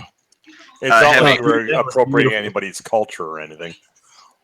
Yeah. I hear you eating chicken. I don't have chicken. No, not you. Pseudo. Okay. No, I'm eating popcorn. Oh, close enough. By the way, Max, when was the last time you ate a donut? Last year. Yeah. Talk about your cultural appropriation. Hey, I'm not a police officer. Well, did you guys hear that we no longer have climate change? According to Trump? Yeah, climate change has been wiped off the White House website. No, they just scrubbed it for all the unnecessary things like climate change, science, civil rights. So it's, Well, I mean, it's back to there are you know. privatization things. Privatized people. They're still looking into climate change. But unfortunately, they don't. I think that they might want to shut down some of the long-term studies, which would be very stupid to do so. Yeah, too bad our president says nobody knows if climate change is real or not. Look, computers have complicated lives. All right, no one really knows. Okay, he's hired 2 young Earth creationists. I mean, Ben Carson and he didn't hire, but I mean for HUD secretary. What was it? Housing and Urban Development. What do they call that guy? What do you guys think about? Okay, wait a minute, Steve. If you're a young Earth creationist and you believe in a global flood, climate change is not that far of a stretch because you believe it rained for 40 days and 40 nights. Yeah, but that was a one-time divine event. That's not right. It still happened. Right. But you need to understand the significance of the rainbow after the flood. That was God's promise to man that man would have dominion over the earth and that he would never do anything like the flood again. You're gonna make me puke. Yeah, I'm kind of scared. I mean, now that we have 2, well, I should say 3 incredibly scientifically inept people in government. Yeah, didn't I already posted about this in the community asking the same question, but so I'm not going to ask it. Yeah, Mike Pence wants to have intelligent design taught in the public schools. Yeah, I know he does. And he has a plan to do it. There's going to be a huge backlash with that. I mean, let's be realistic. I mean, even if you have people in government promoting this crap, you have people on the local levels that are like, no, this is not going to happen. So America's pretty stupid. Only it'll happen in certain states. Louisiana is already legal because of Bobby Jindal. Well, it was. Excuse me. It was a few years ago. It was legal because Bobby Jindal mandated young Earth in the form of creationism taught alongside evolution as a competing theory. Quote, but it's not. That's been battled in a bunch of different cases, and it never wins. Yeah, and that's what I'm kind of hoping. It was taught. Yeah, it was taught for a while. Aren't there like 13 states where it's Kill been me. taught in schools? But I'm hoping that this, if it does come to a head, that rational minds prevail. Unfortunately, that as we know, the president is probably going to be picking some Supreme Court justices that might be also scientifically inept. This might be a problem somewhere down the line. So, and they last forever until they die. So that's. Well, let's hope that a number of our Supremes that we're hoping to step down won't step down until we actually get somebody in the White House that has a lick of sense. Yeah, and Studio, what are you doing? Pseudo. I'm eating popcorn. Are you popping it in your face? No, it's in a plastic bag. I think the most ridiculous appointment hasn't really even gotten a lot of air, and that's putting Rick Perry in charge of the energy department. I mean, No, that's not bad. No. Betsy DeVoe. no. is The Worst. the energy department manages our nuclear program. I mean, millions of nuclear, potentially nuclear weapons, and the guy thought for the longest time that it was a essentially like a touring road show where he could talk about America, fossil fuel and things, and then he found out it's a real job, and now he's shitting in his pants. And I agree, Betsy DeVoe, is completely and utterly unqualified for anything but funneling all college and high school and preschool and elementary school funds to Christian schools so that they can finally reach the funding levels they've desired for the last 25 years. Yeah, her and Wendy buy Wright me a was- dildo. And what's funny is Wow. Perry was indicted a few years back. Well, you have to be. You Yeah, have to have been indicted for some kind of a corruption charge in order to actually be part of the Trump cabinet. If you don't have if you had a clean record or if you're honest, you're not a pirate, and therefore you're not eligible. I don't know, but everybody in Trump's cabinet seems to have questionable things. So it's just like, yeah. Yeah, how They're come nobody pirates. else notices that? Everyone's like, Hillary for prison around here. Oh No, it's my the same gosh. way here, and people are upset that she's not in prison. Like she actually has to do something illegal. I'm sorry. Yeah, I mean, Yeah, I don't know. I don't may know. not like her, but I mean, I think she has committed crimes. I just don't think there are anything that they probably could get her on. But If they could have got her, Steve, they would have got her. Well, that's what I'm saying. I agree with you. I agree with Investigated you. her like 25 times. I'm not. But for- I believe she has done illegal stuff. But I mean, whatever. I mean, you can't convict somebody. I can't. No, it's just Trump would have arrested her, and He still might, but I mean, on what? I don't know. well, he might be arrested. It's the contest will be who gets arrested first. people keep Aren't saying you he's excited? I mean, supposedly the CIA and the National Security Agency have active investigations. Some like I've heard like 5 active investigations looking at Trump and his team and the relationship that they had with Russia. Well, that's gonna be expected. I mean, I'm not sure how true is that. yeah. Well, no, I believe that they are investigating, but I mean, that goes without saying. I mean, there's so much political grandstanding here. They want to find people. They want to find things on either side on people. So, yeah, I don't find it odd people are being investigated. I just don't see not much coming from it. Trump had nothing to do with this book. The fact that Russia was involved in our political. Well, he sure made hay with machine. all the comments and things that were released. That used to be 90% of his roadshow was just going over all the leaks and talking about how corrupt Hillary was, et cetera, et cetera. Yeah, I mean, he made a campaign promise, right? Lock her up, right? But we're kind of getting away from the gist of the Hangout, though. Yeah, I'm sorry. That's Yeah, okay. my fault. But a lot of young Earth creationists voted for Trump. Probably. I don't know. I haven't really asked any of them. I'm curious about Christians who voted for him who really think he's a Christian. Like I don't think for a fucking second that he is. No, he's not very. Well, he did religious. say his favorite book is the Bible. No, he said his favorite book is his own, and then the Bible, and then he changed the order. My book's better than the Bible. That's what he did. He said that. Yeah, and he didn't even write his book. I would place him as probably a soft atheist. Yeah, I mean, Probably agnostic or something. Like yeah, I at don't worst think- agnostic, or at best, I should say. Like Yeah, he's trying to just- explain that to my It's political. religious, It's political expediency. That's it. Yeah, he said Yeah. his favorite book in the Bible is Corinthians the Second. Yeah, I thought you said like 2 Corinthians 2, like was his favorite verse or some shit like that. No, he said Corinthians the Second. Corinthians the second. Yeah, That's what it was. Yeah, who was Corinthians the second?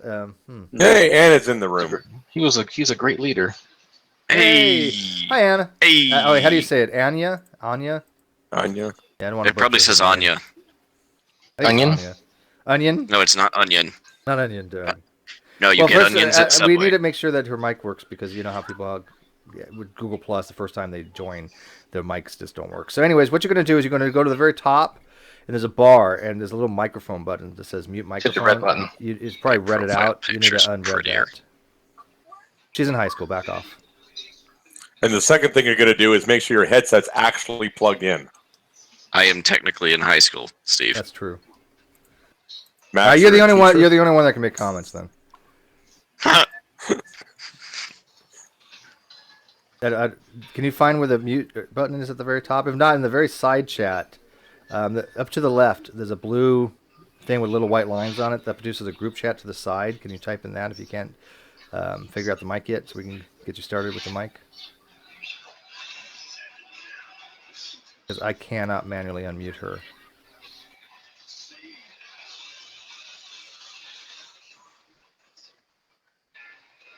Let's see, can you read this? Hello? Oh. What? No. No. Drag! Yeah, drag, don't do tasty.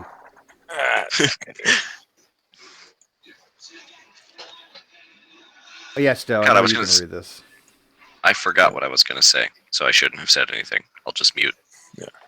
The other thing, Anna, you might have to go to your settings. There's a little rotary symbol at the very Anya. top, Anya, and then change your mic to whatever your mic is. Let's see if she messages me externally. One sec. Oh, don't listen to Red, by the way. He's an asshole, not me. Oh, he says I can't. She says I can't talk. The water heater guy is here. Oh, okay. But can you figure out how to unmute though? Oh, it's her. Oh, we're going to start yelling at her. Can we be nice to her? Yeah, be nice to her. You can't just like start going off on people because they're young earthers. You have to at least see what they have to say. I mean, G consciousness.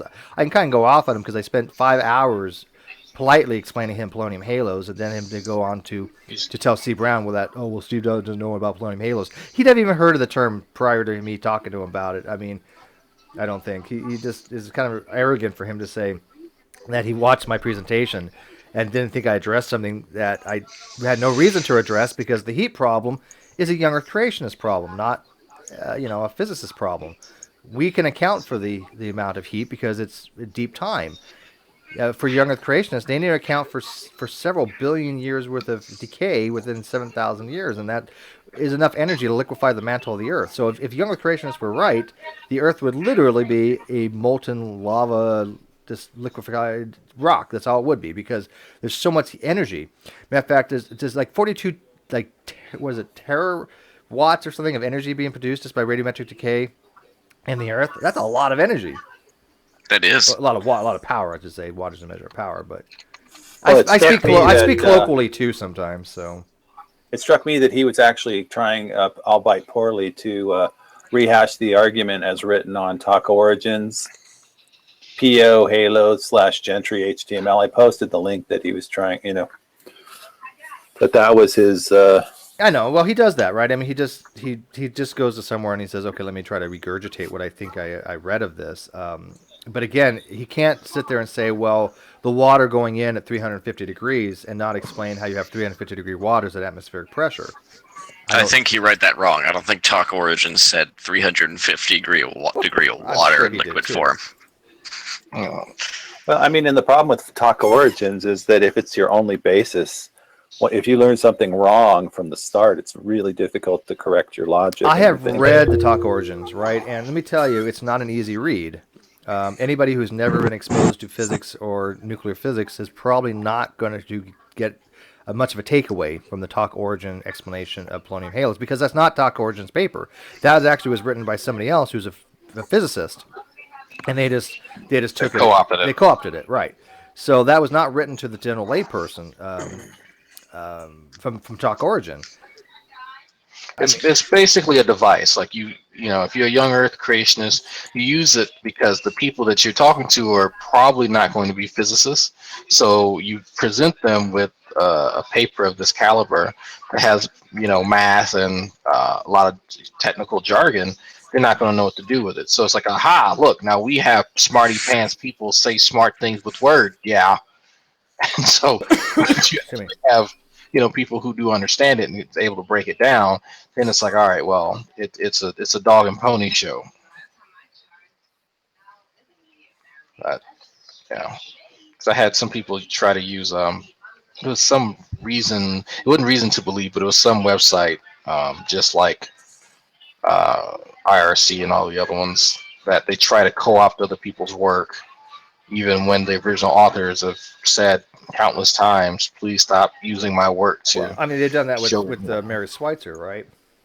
Oh yeah, who is a Christian? Yeah, poor Yeah, poor who is a lady. Christian.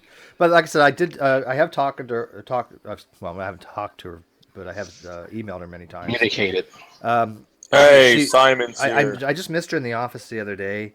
She was on the scope, she said. So I will contact her Monday, but she seems interested in joining us. So that's going to be like the highlight.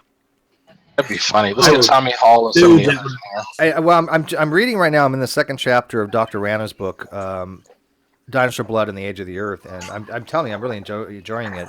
I think I know Paul got a copy of it as well, Paulogia. I don't know if he started reading it or not, so I was hoping to get kind of his feedback as we go along with it. I'm kind of reading half a chapter a night. What? So you didn't want to shoot yourself in the neck yet? No, it's actually really good.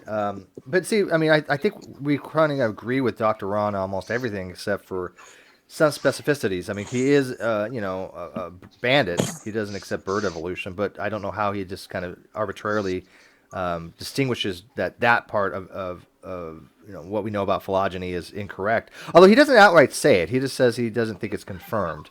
He's part of the Alan Fiducian person, But he has the utmost respect for Mary. I mean, the first chapter is dedicated praising Mary Schweitzer and her work and talking about her history. So, but I thought Mary Schweitzer pretty much helped confirm that dinosaurs are very closely related to birds. In fact, birds are dinosaurs. Yeah, she used ostriches for that very reason, right? The bone, the osteocytes of the collagen. Yeah. In the ostriches. The ostrich. Well, we have a PhD in evolution. Almost in. We have a PhD in evolution here, so if they want to like chime in at any time, or they can shut the fuck up and listen. Yeah, whatever. PhD. Yeah. What's up, Herman? Are you talking about me? Yes. Yeah. I'm here. Can you hear me? Yeah, we can hear you. Yeah. Are you the PhD? He's got He has a PhD. He is actually a legit PhD. He kind of knows what he's talking about too. Kinda. Yeah. It depends on the day of the week. Look here with your fancy words. You're not going to come in here and run your game on us. We know better. You all use your polysyllabic words. Yeah, I was talking to my dad once, and basically it went by towards the end. Big words anger me. Did you listen in on that G consciousness thing, Herman? No, what was that? Oh, he was talking about polonium halos.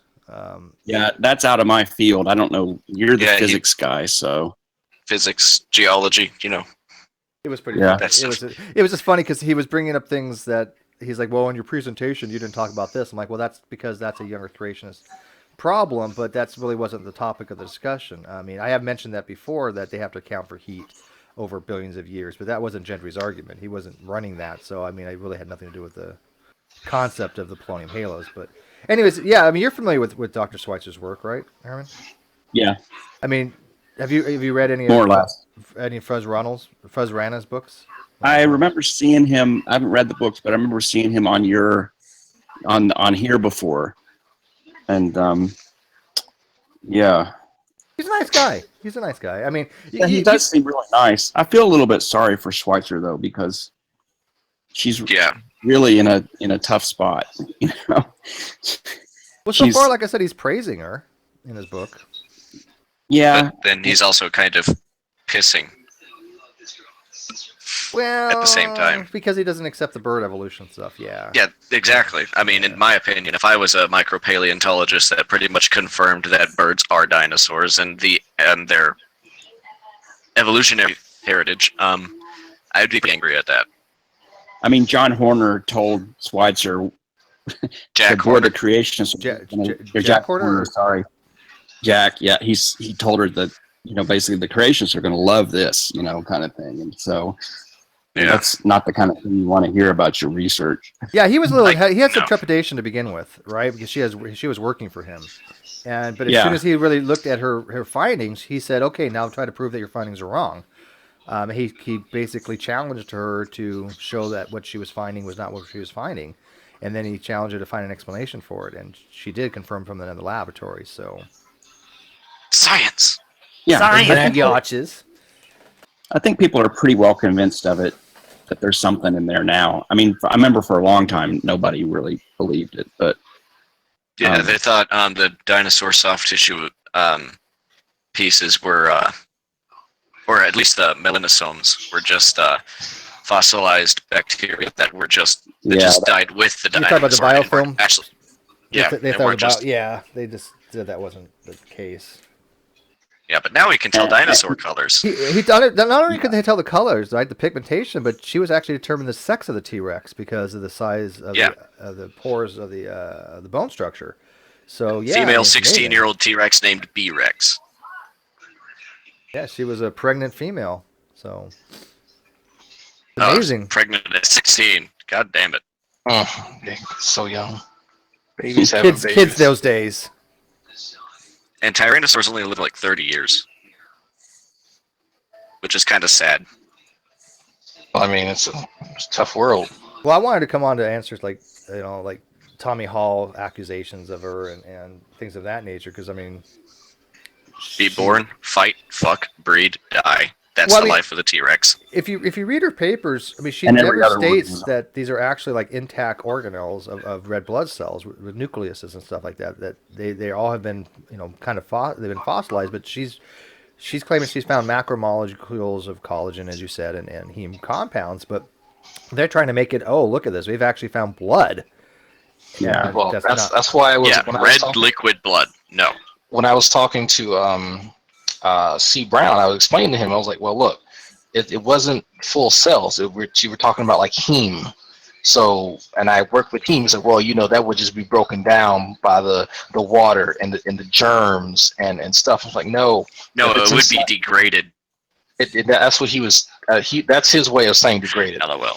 How would an actual red blood cell, I mean, like a living red blood cell, live or exist? I use the term loosely lived, but how would it exist 65 million years in their mind eye? I mean, even with preservation mechanisms, I mean, how do they think that this was actually still a fully intact organic red blood cell? How do creationists think that? Yeah. Easy. I have no idea. God damn. Yeah, I mean, birds don't even have a nucleated red blood cells. So, even if their red blood cells were like birds, red blood cells in birds don't have a nucleus. Birds are cool as shit. So how does if it doesn't have a nucleus, how do they? I'm sorry. I'm sorry. It's late and I'm tired, but I'm thinking of mammalian red blood cells. Mammalian's non-nucleated.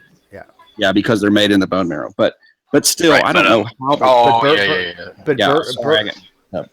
But I don't know why they believe all this stuff. I mean, I think they just believe the simplest explanation that they can come up with. So if they hear about cells in dinosaur bones, they imagine, oh, it's just like, cells that you would take from a chicken or something like that. They must look exactly the same. They've said that they found the nucleus. I mean, yes, bird cells are nucleated. They found like unfossilized, blood cells. I don't understand how that would even work.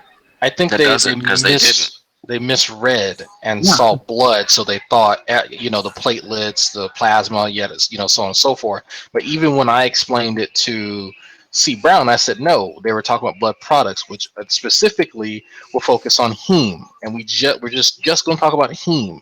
And I said if I were to just take heme and let's say, take your assertion that it's degraded, the enzyme that does that is called a mononuclease, mononuclease, got me saying it, monooxygenase. The reagent needed to do that is oxygen. If it's in an anaerobic environment, guess what? It's not going to happen. So I, for some reason, assumed that he understood the concept between aerobic and anaerobic environment. And that's where I went wrong. And that's when the conversation went downhill, because he didn't want to admit that he didn't understand basic chemical reactions and chemical fucking environments.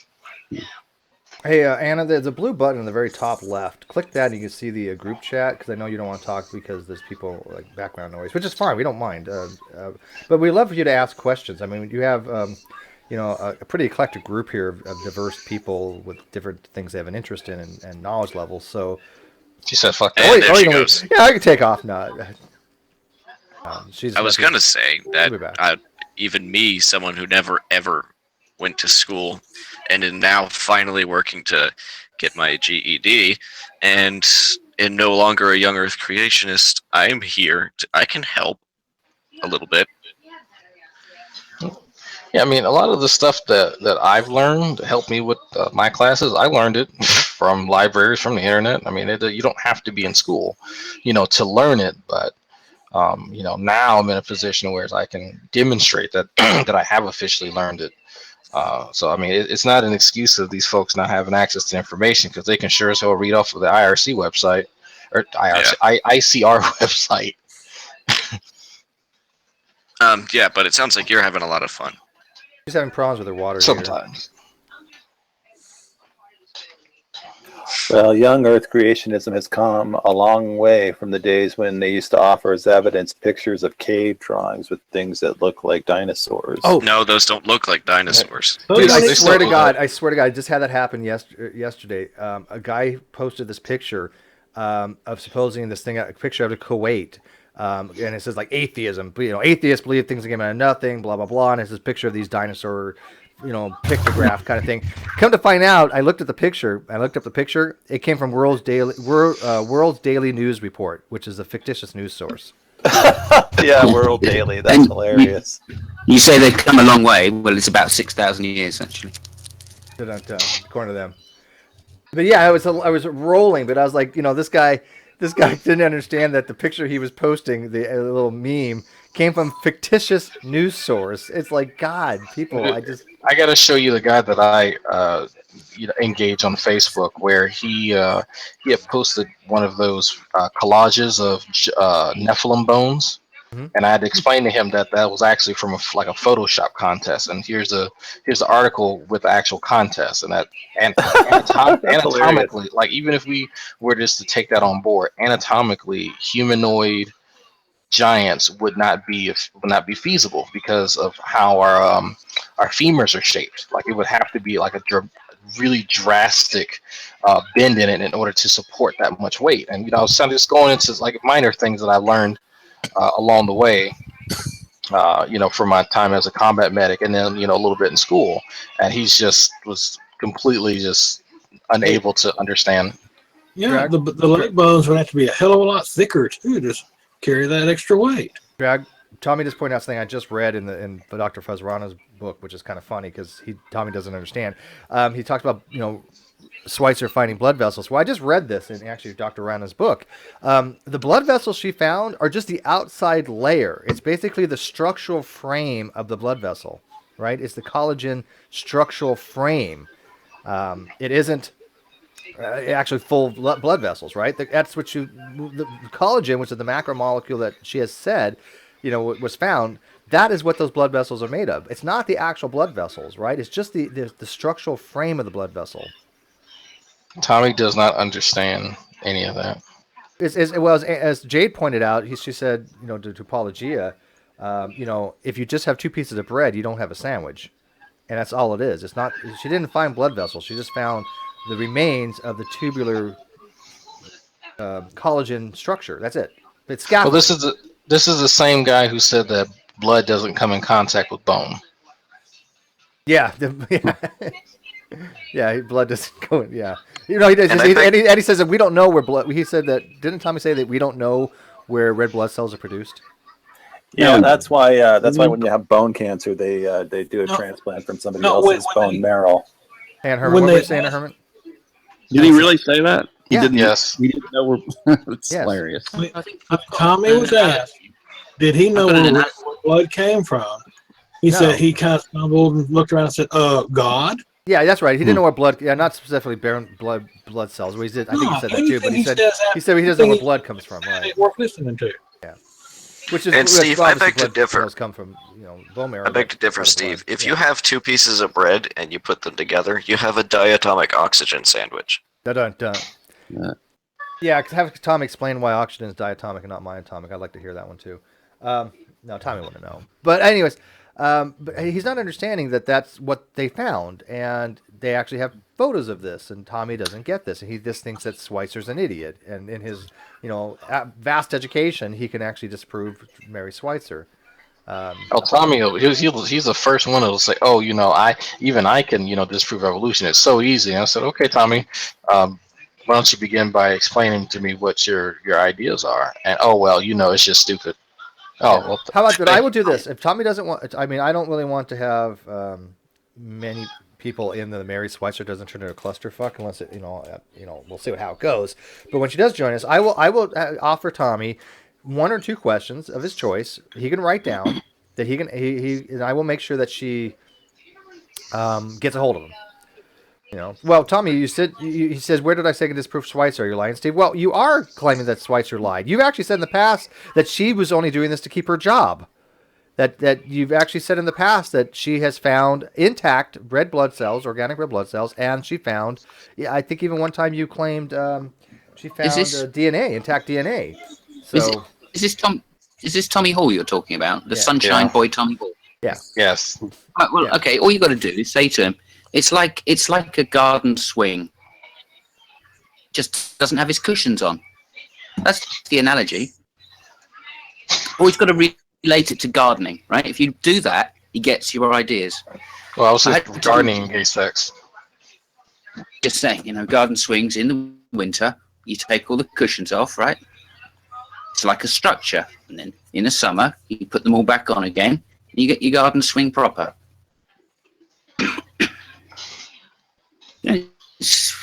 Simple ideas, simply explained. So what you're saying there, Simon, it's like one of those trellises that you grow like rose bushes on. Beautiful. Without the rose bushes. Rose bushes, yeah. That's a pretty good analogy. See, now Tommy's a lawn care maintenance guy. He should be able to understand this. Exactly. Another bit of brilliance from Tommy. See, Tommy even loves gardens. Right. So just find the right analogy. I think though, if you have all these, I think there's one approach that everybody does, and it's, well, if I just explain things to them clearly enough, they're going to believe it. And I don't know why we keep doing that over and over again, because it clearly doesn't work. I mean, I think that's an attitude of a lot of my colleagues in science are like, well, I think that's part of Bill Nye's problem. I think Bill Nye goes in front of an audience and he says, well, I'm going to explain to them the science and why we conclude what we conclude, and they'll buy it. And that's an incredibly naive view. I think you have to kind of prime the pump with them somehow. I'm not sure before you do that. I'm not sure it's naive. I think it's more optimistic. Yeah, they train themselves into a position of willful ignorance. But anyway, Tommy, do you want to write down 1 or 2 questions, and then we'll take your question, and maybe I know that you'll probably weasel out or move the goalpost on some of them, so maybe we might add a little bit more to it or something like that to make it a little more concise.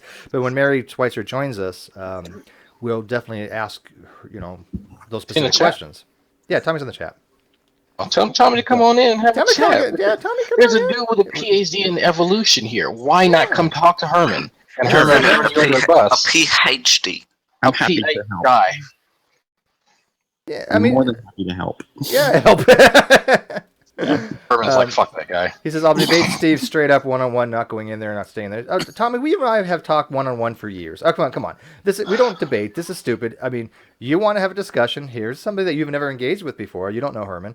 Come in and talk. You don't know me either. You might have a chance. I'm stupid. But I mean, nobody wants to debate anybody. We discuss things. We explain to people like you why you're wrong.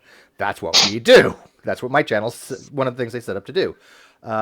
There's no reason to have one-on-one debates because what is there debatable? Evolutionary theory is not debatable. It exists. Backbone of biology. Yeah. Like, I mean, even with the polonium halos, I didn't debate that. I explained to him why he was wrong. But the debate's for the actual scientists. Yeah. Speaking of look debates. Well, you know what? Should I forgive Claim Your Inheritance? He can't snipe us anymore. Should I forgive him? Do you guys want to have fun? Or you guys like... How bad do you hate yourself tonight? I really kind of self-loathing at the moment. I woke up and wanted to die. Who are you talking about? Claim your Claim your inheritance. Claim your claim. inheritance. Yeah, he's normally been banned from my channel, but since we can't, How y'all doing, Cracker? he can't snipe Yeah, man. anymore, and you guys want some entertainment, so Oh, good man.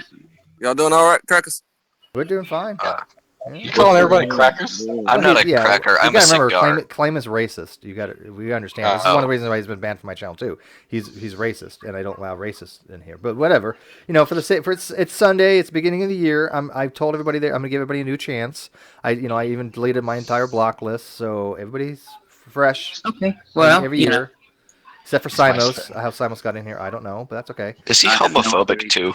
Oh yeah. I didn't even click to join this hangout, but there you go. Yeah. So, I didn't want to be here.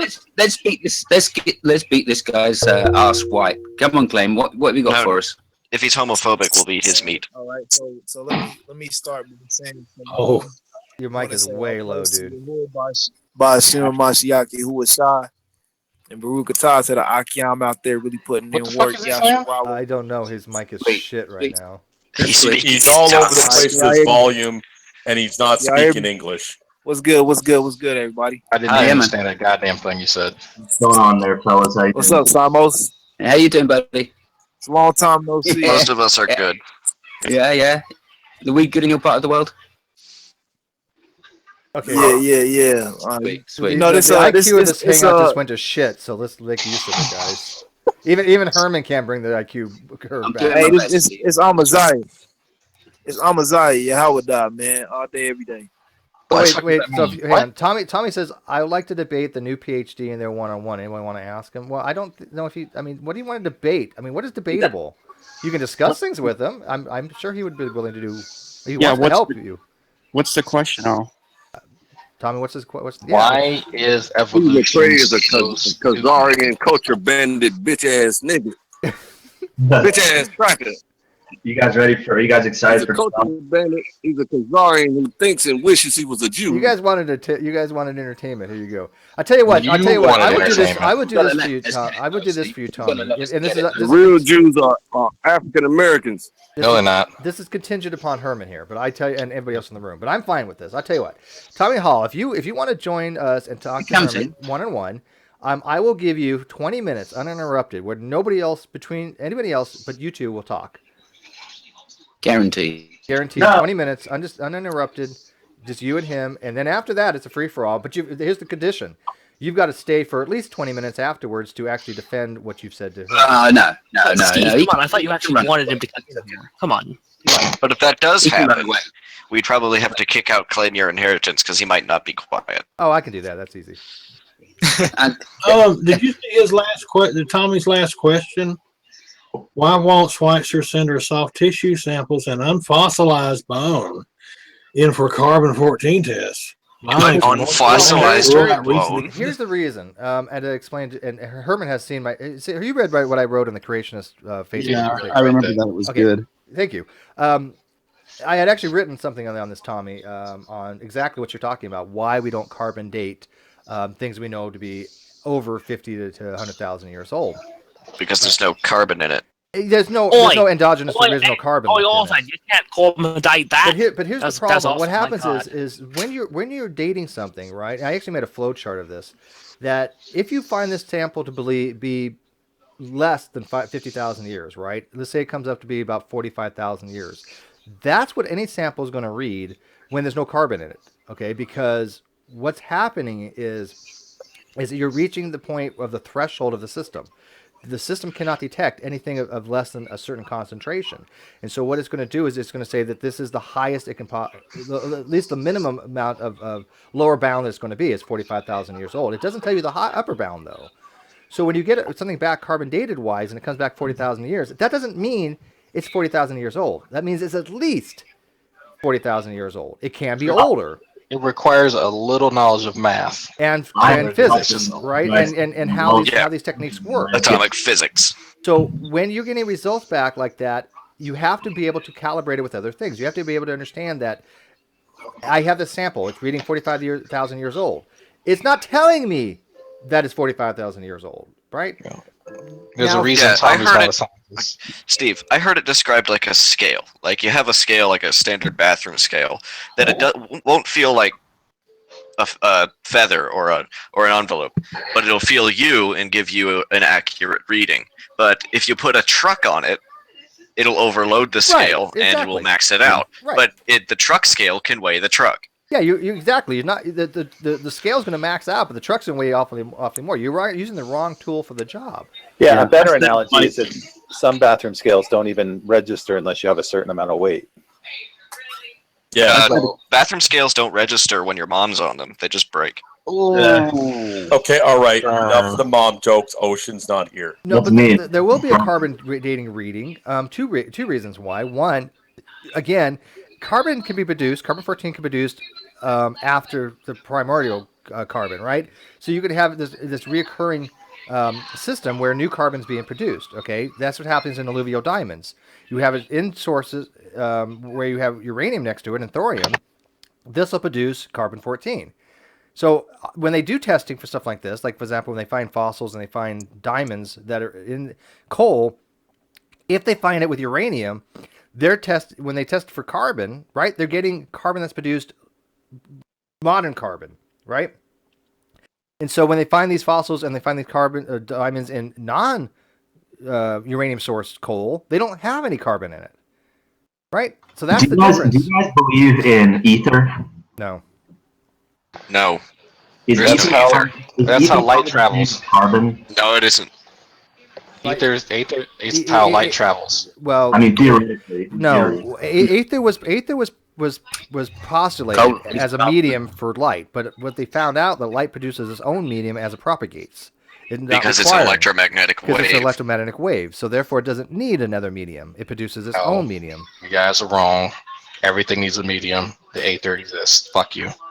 The aether theory didn't describe things adequately. Was it bad? No. I mean, Lorenz's aether theory actually was pretty good for its time. I think. I mean, it was intuitive based on based so on that theory is not true though. That whole theory of ether. No, it's not bullshit. No, it's not true. There's no evidence for it. What's the difference between it and carbon dating as theories? What do you mean? Carbon dating is a theory. Carbon dating is meant to be used. Each is a scientific theory with explanation. No, it isn't. Aether theory. Okay, first of all, aether was not a theory. Aether was a hypothesis. It never got raised. That was already shown to be falsified. It never got raised to a scientific theory. A theory must be confirmed. Okay. So and carbon dating isn't a theory. Carbon dating is part of atomic physics. Atomic physics is a theory. It was probably explain the joke a bit better. So back during those days, we understood things to travel, such as sound, through mediums. So sound can travel as a wave through solid, liquid, or gas, and of course, it's going to travel. The speed it travels depends on the medium. Vibrating, impacting the particles in the air. Exactly. Right. So it's like atoms. Like you hit a not a bowling ball, but a pool cue.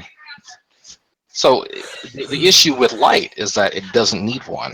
But we thought based on sound waves. Well, it does need one, but it produces one. But it doesn't need an external. I should say external. External medium. So it has its own. So what is the medium? The source or the route of travel? The medium is the. Go ahead. So if I guess so, if you have a pool, right? You can if the pool is drained of water, you can run across the pool, or if it has water in it, you can swim across the pool. Light doesn't need either. Light just fucking travels. So therefore, that either disproves your theory about things needing a medium to travel upon them, or it means that light is not matter. No, light is an exception. Right? Who says light is matter? It's not. It's energy. So how does it travel? Photons don't have matter. They have mass. They have. Which it travels. Well, photons have mass. They have rest mass, but they don't have actual mass. But we're getting away from real quick. We'll get back to this. Hang on. No what? Don't have rest. Photons don't have rest mass, but they do have mass. They calculate energy equals mass. Yes, I understand the concepts. Yeah, I didn't think they did. I was just going to say that they calculate. Yes, they have mass. They have relativistic mass. How do you think you have a photon sail, right? If you have a sail in the outer space, photons hitting it are going to impart energy to it, right? The only way that they can do that is they have relativistic mass. Again, energy equals mass times the speed of light. So I thought that the reason that photons travel at the speed of light is because all of their motion is in is in space, right? Like you can't. No, it's space time. Anything with mass. Well, okay, anything so with mass. basically, though, the ether is not true because why? I may have Because said. it wasn't. Well, hang on. Because I it may was have tested. said. I may correct. I may have said. I may make sure I get this right. Photons do not have rest mass, but they have relativistic mass. Okay, but as you said, energy equals mass to the speed of light squared. They do impart kinetic energy, right? They do have a force. That's when they hit something. Sure. So Well, it's not actually equals MC squared when it comes to photons. well, there's it's it's square. empty. Yeah, well, Energy equals the I square know. root of MC M squared times c to the fourth Yes, plus because you have magnetic. dc squared. You have a you have a momentum of a particle. I get. Yes, I get that. Okay, What's thank the you. force propelling a photon? What's the force propelling a photon? Right. Okay, but I was trying to get back to what I want to do with Tommy. Is Tommy still in the hangout? And we're diverging, and then we'll get into. It doesn't need a force. It doesn't need a force to propel it. Well, I didn't say it needed a force. I said imparts a force. Oh, really? Yeah, it doesn't need a force. Whoever said that, because if it needed a force, it wouldn't travel the speed of light. Yes. These all sound But- very but- reactive theories. but- Very but- reactive theories. Right, Steve. I can't get anything out. Yeah. To talk to what Herman, what you're saying. Here, That's not even true.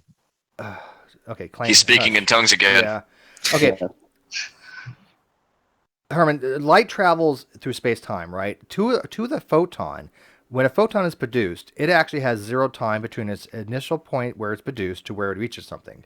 According to its own perspective, its frame of reference, it has zero time difference. Okay, so it is It just teleports.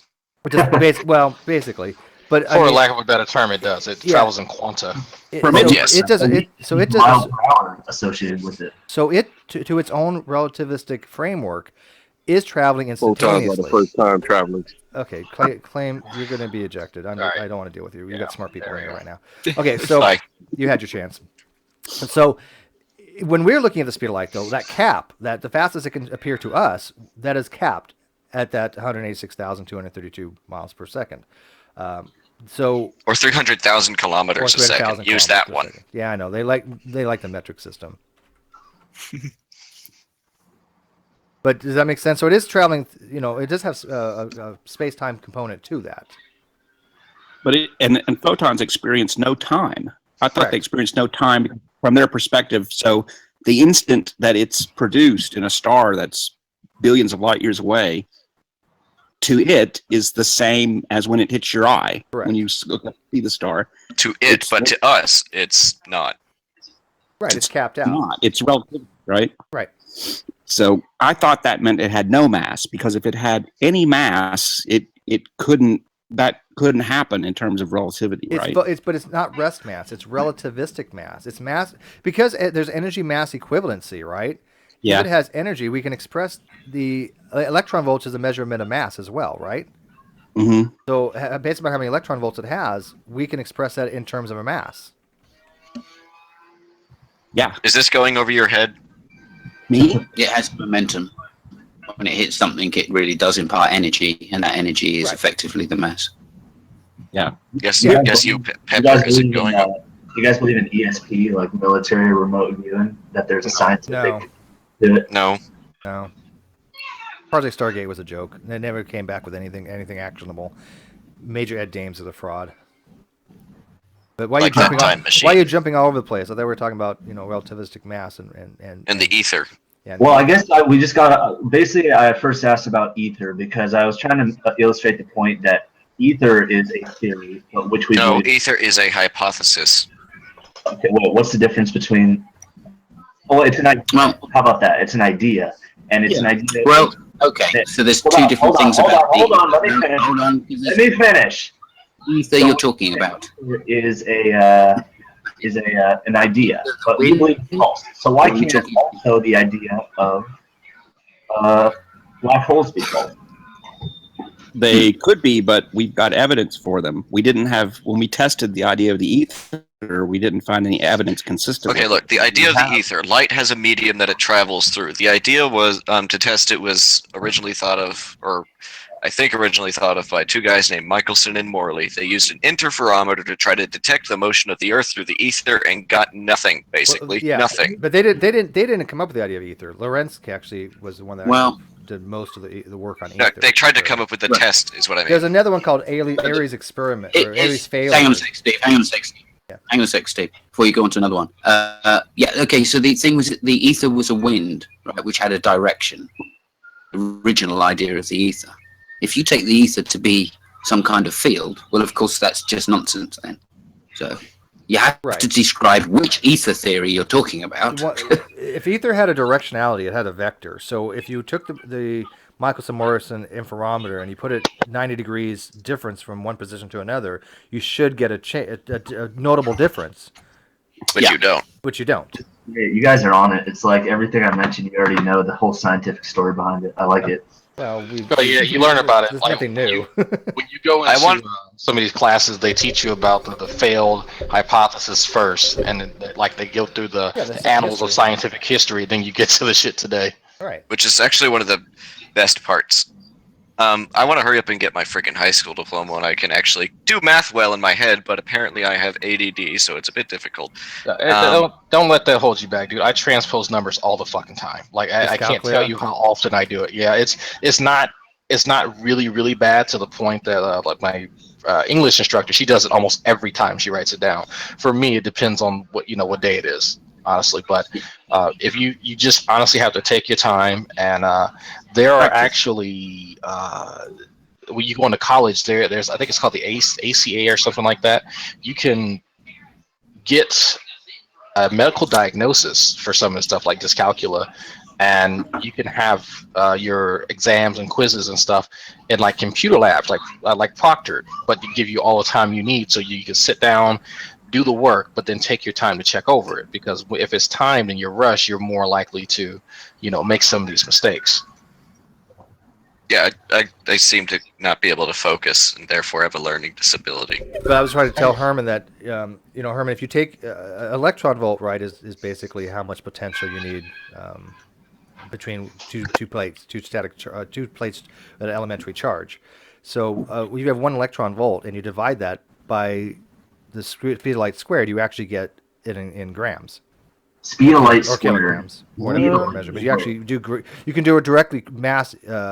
Equivalency, because E equals mc squared. You want to find the mass, you just take c squared, you move it over, so energy divided by c squared gives you the mass, right? So there is a direct relationship. So this is one thing that drives me crazy about explaining some of this stuff to creationists is a lot of times what they'll do is a lot of the complaints creationists have about evolution are so broad across the board. Like, if you can't be a physicist and a geologist and a biologist and a geneticist and a zoologist, it's just crazy. And I don't think they understand how compartmentalized. Well, part of that, Herman, is due to guys like Ken Ham. And have you seen some of his videos? We'll call them that. Where he goes. So they think they know it all. Yeah. When he says, "Oh well, I brought this up to an evolution scientist and he couldn't answer this question about hydrology or whatever geology," and it's like he's not a fucking geologist. Like he's yeah. You wouldn't go to a mechanic, ask him about pastries, but you were expected to. That actually goes back to Kent Hovind when he taught like 7 or 8 different types of evolution, but they weren't, only one was biological evolution, but, he talked about plated cosmology and other types of science. They do that in they fucking do that, and it makes my dad more of an idiot than he is. I live in Hovind. Like I said, do you even know what's in the book, The Origin of Species? And then he's like, yeah, I do. You like Big Bang and all that stuff. Big Bang and Origin of Species. What page is that on? It's not in it.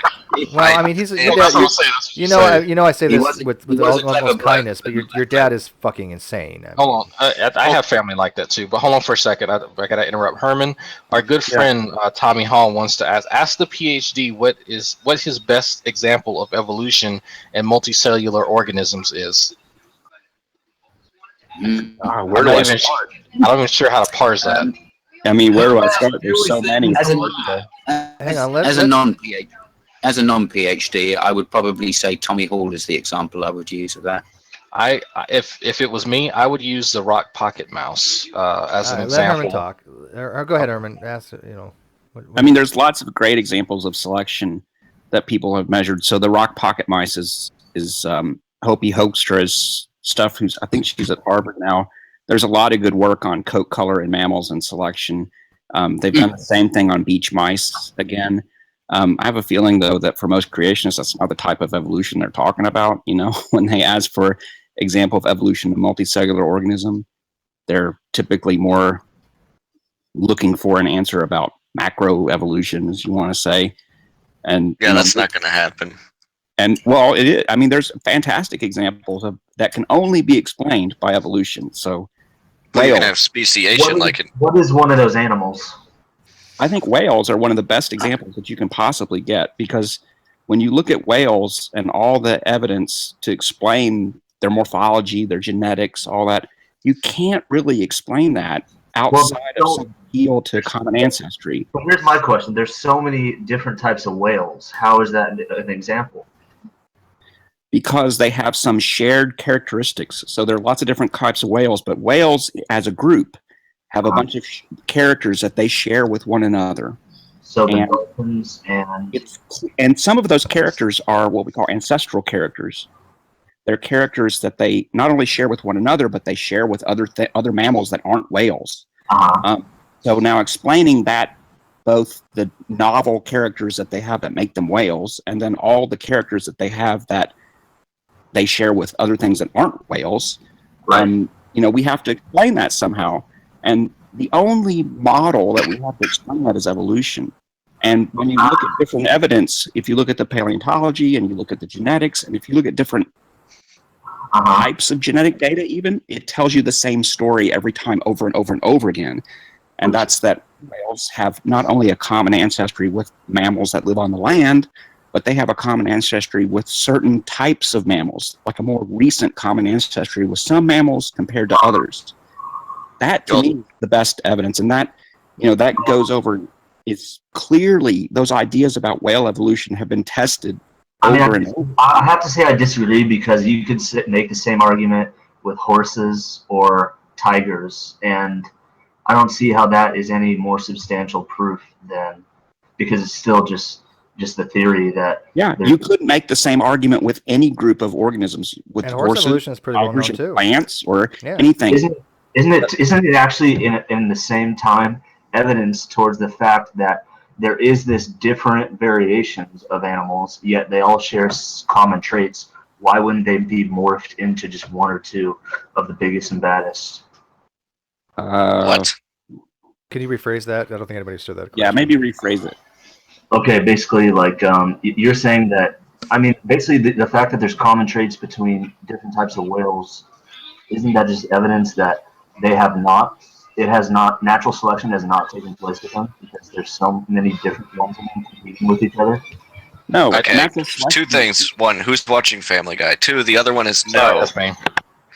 No, that wouldn't show that. It just shows that each different type of whale has adapted to their specific thing via natural selection. Frankly, I have to be a little more direct. I don't think that example you gave me, you said that was going to be proof of an animal, that there was no other explanation. What's evidence of evidence? That was not that. Evidence. That was not How that. else would you explain it? So here you have. Was that? So here you have two models. You have the data. You have all this genetic data, all this morphological data, all this, including paleontological data, and you have to explain it somehow. Well, you can have two models to explain that. One model says each species appeared independent of the others. The other model says all these species share a common ancestry. Those two models make different predictions, and then you can go and look more carefully at the data, collect other data, and see if that new data and all this new analysis matches what these two models would predict. So how about this model? This model is that God created each one exclusively, and they were just planted on the earth, at the same time. So how do you prove or disprove that? They would have different DNA. I can tell you how you can do that. So if each one, it doesn't matter about God. I can't make if I start making appeals to some omnipotent agent, I can't test those ideas. But if you just have the bare claim that each species appeared independent of the others and never shared a genetic ancestry with the other species. No, don't throw that second part on there. Well, so what are you saying then? It's very well that their DNA is equal. What? Their DNA is not equal. DNA. Can you What? rephrase again?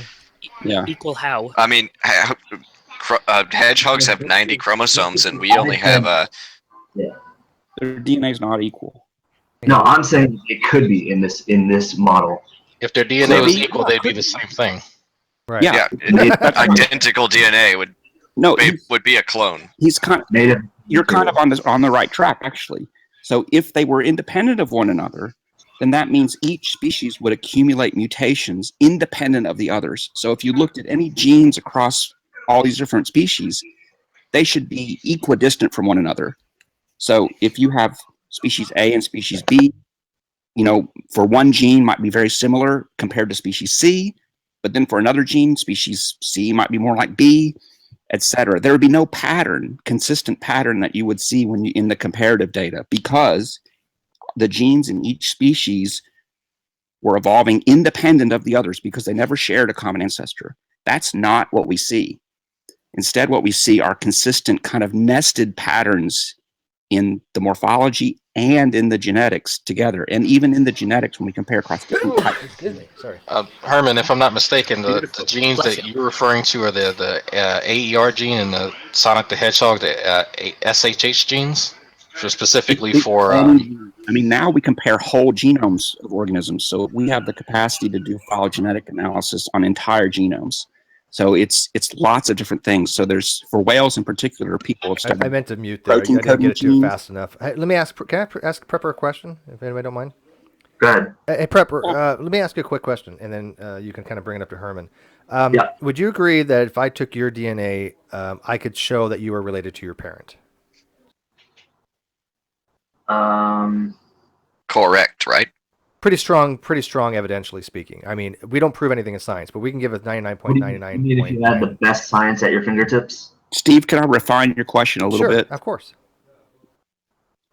If I had your DNA, two individuals, one is your sibling and one is your first cousin, could I tell which is which? That's good. Yeah, there you go. Very possibly, I would say yes. Okay. It's the same thing. Yeah, if you allow for DNA to be able to make those kind of distinctions, and I could say, okay, you're definitely a descendant between these two parents, so this is your sibling, this is your cousin, this is your grandparent, this is your great-great-grandparent. Where does it arbitrarily stop? We're using the same type of science to determine that you are of a relationship to other organisms across the board and other species.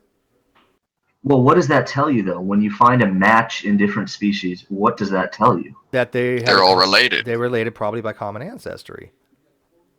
Right, like we are related to our parents and everyone else before that. And I'm related to you. We're all related somehow down the line. I mean, we all don't necessarily find matches. Listen. We don't. Or it could just mean that the material that you're studying and in which you see a comparison could just mean that those are made up of the same materials and not actually meaning that they are ancestors of each other. All the DNA is well, made let's say that is possible. Does that make any predictions about what we'd find? You know, like maybe in the fossil record or anything else? Does it make any assumptions? No, I said predictions. In other words, if that model was true, how would we ever be able to make a prediction of where would we find? If something was completely random, how could we make predictions of where would we find a certain species or fossils of that species, a certain geological strata? How would we make that kind of prediction? I'm sorry, not clear on the prediction. So I think an example would be Tiktaalik. I think we predicted we would find Tiktaalik many years before we actually found it, based on the morphological evidence that we had for the transition from aquatic to terrestrial, organisms. Just back and the geological evidence. Go ahead, Herman. We could determine where it was. Hang on, Max. Go ahead, Herman. I think Prepper needs to be clear about exactly what he means by the same material. Because he said, if you have DNA between two organisms and you find that it's the same, I don't know what that means. All DNA is the same material. I think what he's trying to say is that we're just all made out of the same stuff because God made us all. But I mean, if I took my DNA, I can see how far removed I am from like anybody here. I mean, we can basically give an idea of how related we are because all humans are within 99.9% relationship to each other. So if I want to say, look, we know things speciate. I mean, Prepper, would you agree that speciation occurs? Hold on, how do you do that though? Are you referring to the matrix of the ATCB basically? Is that what you're? Not a matrix. It's not a matrix. I know it's not a matrix. I'm just saying. I'm using It's that a as nucleotide term. sequence in the genome. We compare my genome to anybody else's genome by doing a whole genome analysis. Okay. And we can do that and there's a at the drop of sequence. the dime. I mean, Herman, how long does it take to do a genomic analysis nowadays? Oh God, we're still writing up one. I've been working on it for like 2 years, but now you can sequence DNA in a week or two. Amazing. But So, analyzing it takes a little longer, but you can do it in a couple months. And it never gives you 100% certitude, right? The only thing they can say 100% is if you're not, like, a DNA test can come back and say, hey, I'm 100% certain that I'm not Herman's son. Okay, that you can have 100%, but you can never have 100% certain you are someone's son or daughter. You can only have a 99.9999, I think, is what it goes up to. But that's pretty good confidence level. Would you agree? I mean, if I said, "Hey, I will bet you $1 million," and I'll give you a 99.9999% chance, you would probably take that bet, correct? Yes, I would. So we're dealing with confidence levels. So all science works that way. What's that? All science works that way. All science works that way. Yeah, I mean, like I said, you can only exclude somebody because of, and the reason you can exclude somebody, look, if I don't have the same genetic markers as my parents at all, right, or if I have certain alleles that it cannot be possible in a Punnett square, some kind of thing like they have both blue eyes and I've got brown or something, or whatever the Punnett square works out to be, I can be excluded because genetically it would be impossible. Under your model, I wouldn't be. You can make no predictions. You can you can say nothing with certitude because your model's just like, well, this is random stuff that God just produces DNA. There's no rhyme or reason to it. You couldn't do a family pedigree at all. Well, there's another thing. There's another thing too, if I may. Our DNA, part of it comes from the mother, part from the father, right? And something DNA is passed down from generation to generation to generation, and you can see who's related to who by looking at the DNA, at the sequences or whatever. But see, in our genome, if I remember correctly, we have certain sequences that show that somewhere down the line, one of our parents or whatever were like, say, fish, maybe. There's some DNA from all of our ancestors going way, way back, and there's even let's see, there's some DNA we share with cats and dogs, showing that somewhere way back, you go back far enough, there's a common ancestor. Even bananas. The DNA is passed down generation to generation to generation.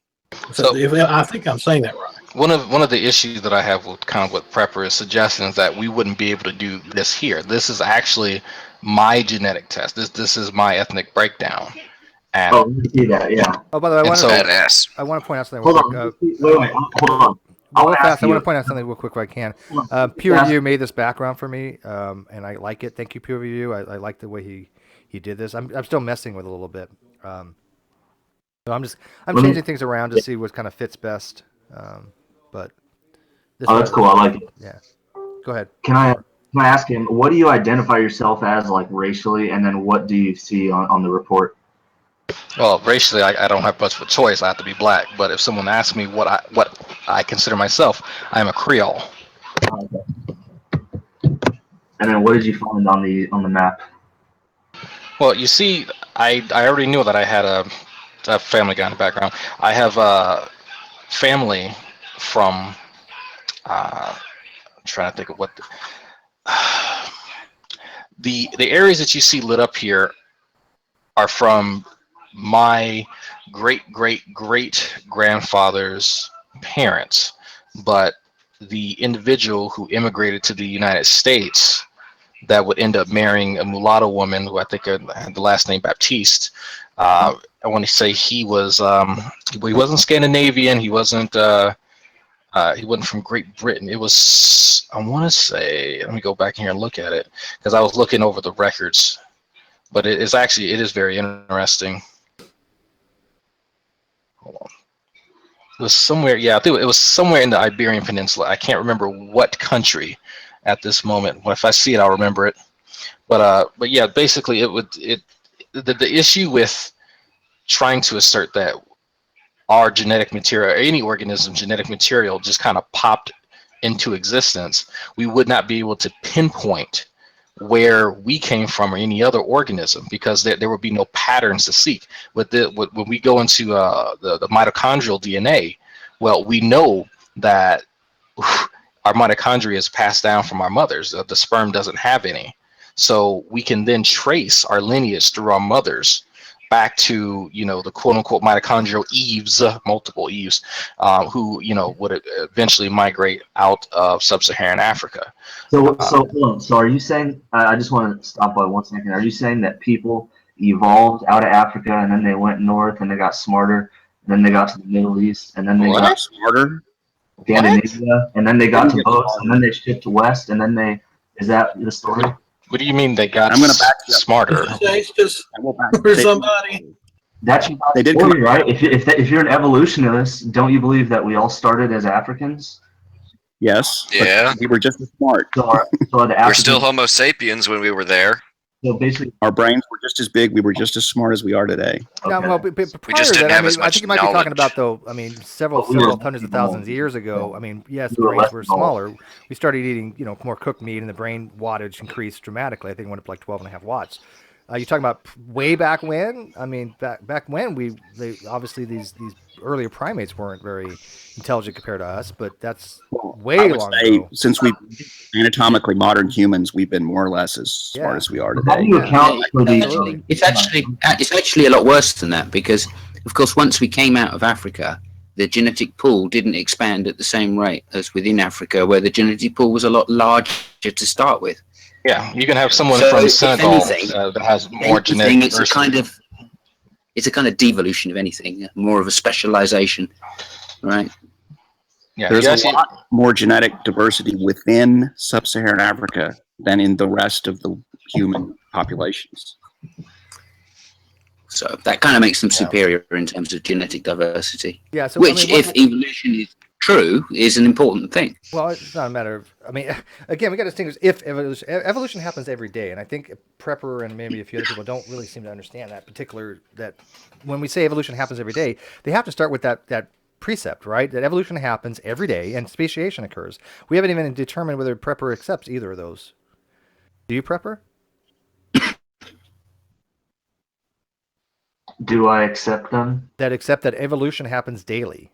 Every day a species has evolution in its population. As defined of what evolution means in biology. No, I would not say that as See, fact. that's where we have to go back to the basics here. Oh God. I'm trying to figure out how. Okay, so what is the alternative? That's an assumption. What do you think evolution means? If we say Evolution is not an assumption that it happens every day. it's not an Small assumption. changes in populations happen every day. I'm gonna try a different. I've been trying a different technique with folks. So, what is the alternative to explain the biodiversity that we see in organisms?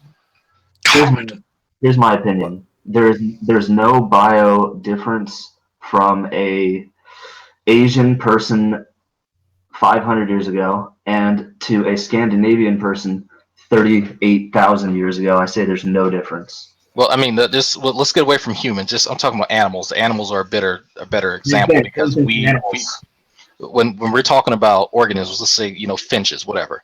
So, say what?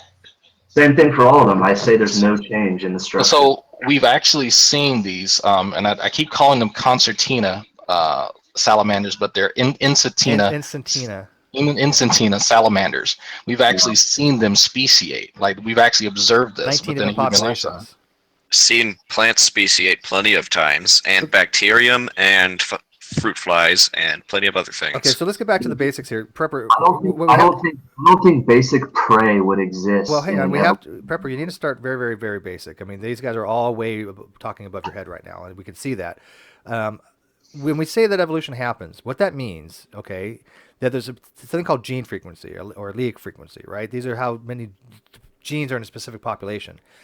Alleles, genes, same thing. Allele is a type of gene. It's a type of variation of a gene.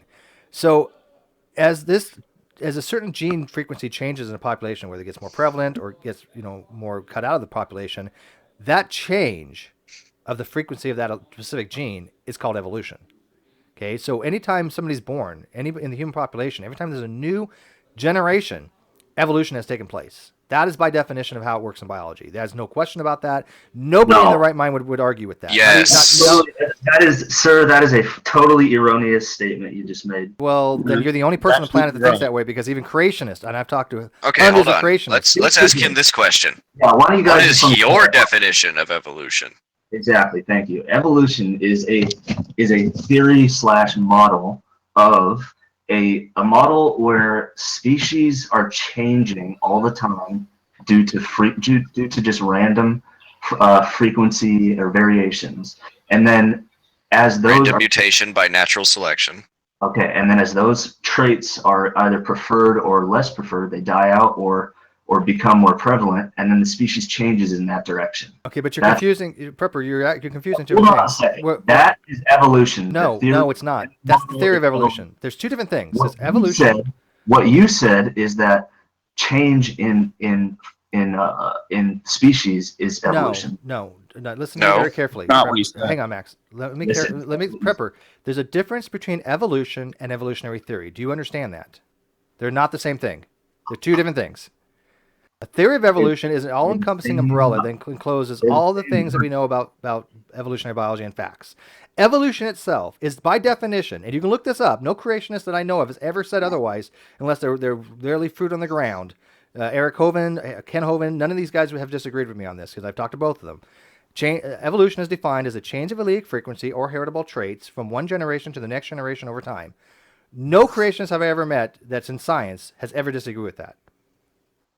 So why don't creationists? Why are you disagreeing with that when creationists like Ken Hovind, Eric Hovind, Dr. Jonathan Safadi, who have also spoken with, none of them would ever disagree with that definition? Why not? Hold on. Are you talking about the definition of the word evolution? In biology. Biological evolution. You have, by that definition, you have evolved. Okay, that's the theory of evolution. That's what it was found. No, the theory of evolution is the overall. Yeah, sorry, it's like you can talk about atomic theory, or you can just talk about like simple like chemical reactions, which is inside of atomic theory, but it's not like the overarching, the entire thing. It's just one aspect of it. The theory of evolution is also, that's a colloquial name. The actual theory is called modern evolutionary synthesis combined with common descent with modification. Okay. And where was this theory revealed? Well, in what book? Wait, one step at a time. One step at a time. Revealed. That's not revealed. It's formulated after by observation. But that's like relativity. We can't all talk at once. Prepper. We are distinguishing between the theory of evolution, which again is modern evolutionary synthesis combined with common descent with modification. That's the theory of evolution. That encompasses all facts. Now, evolution. I beg your pardon? Evolution is actually the biological process, right? That by which you have speciation occurs. Okay, you can't have speciation without evolution. You have it backwards. You think speciation occurs because of evolution. No, it's the other way around. Huh? Speciate? No, I don't believe in evolution, so I don't think anything happens as a result of it. Well, then you think. Well, it's a good thing because you don't have to believe in evolution. Well, My he God. thinks that he's a clone. If you're a clone, then you don't accept evolution because you're a clone. You would be an exact replicate of your parents. Well, I was going to ask him that. How did your traits become different than those of your parents? Right.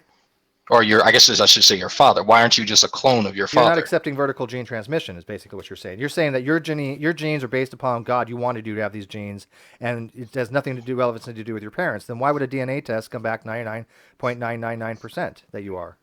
Your genes came from your parents' genes. You're saying that no, it didn't. God watched your parents do the dirty.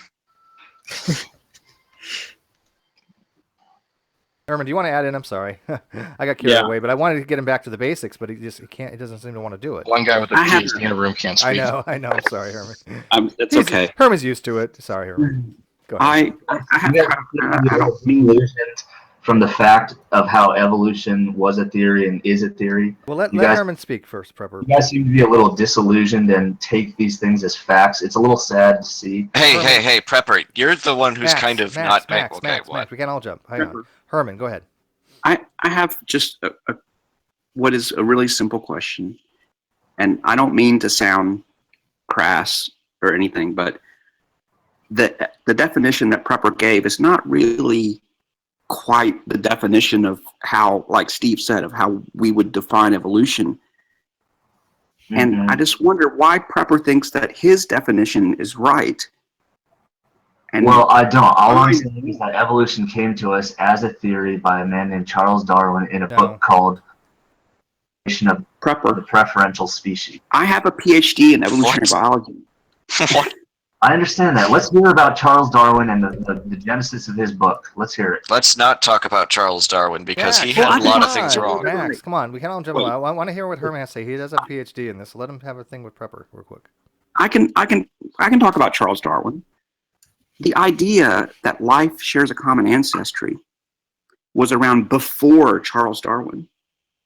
So this idea of it wasn't called evolution at the time, and really, Darwin was one of the first people to use the term evolution at the time, and he even didn't think it was a very good term because in Victorian English, evolution had a different connotation to it in a way. So it took a while for that term to catch on. And correct me if I'm wrong, Herman, but regardless, the term once in the Origin of Species, like the very, very end.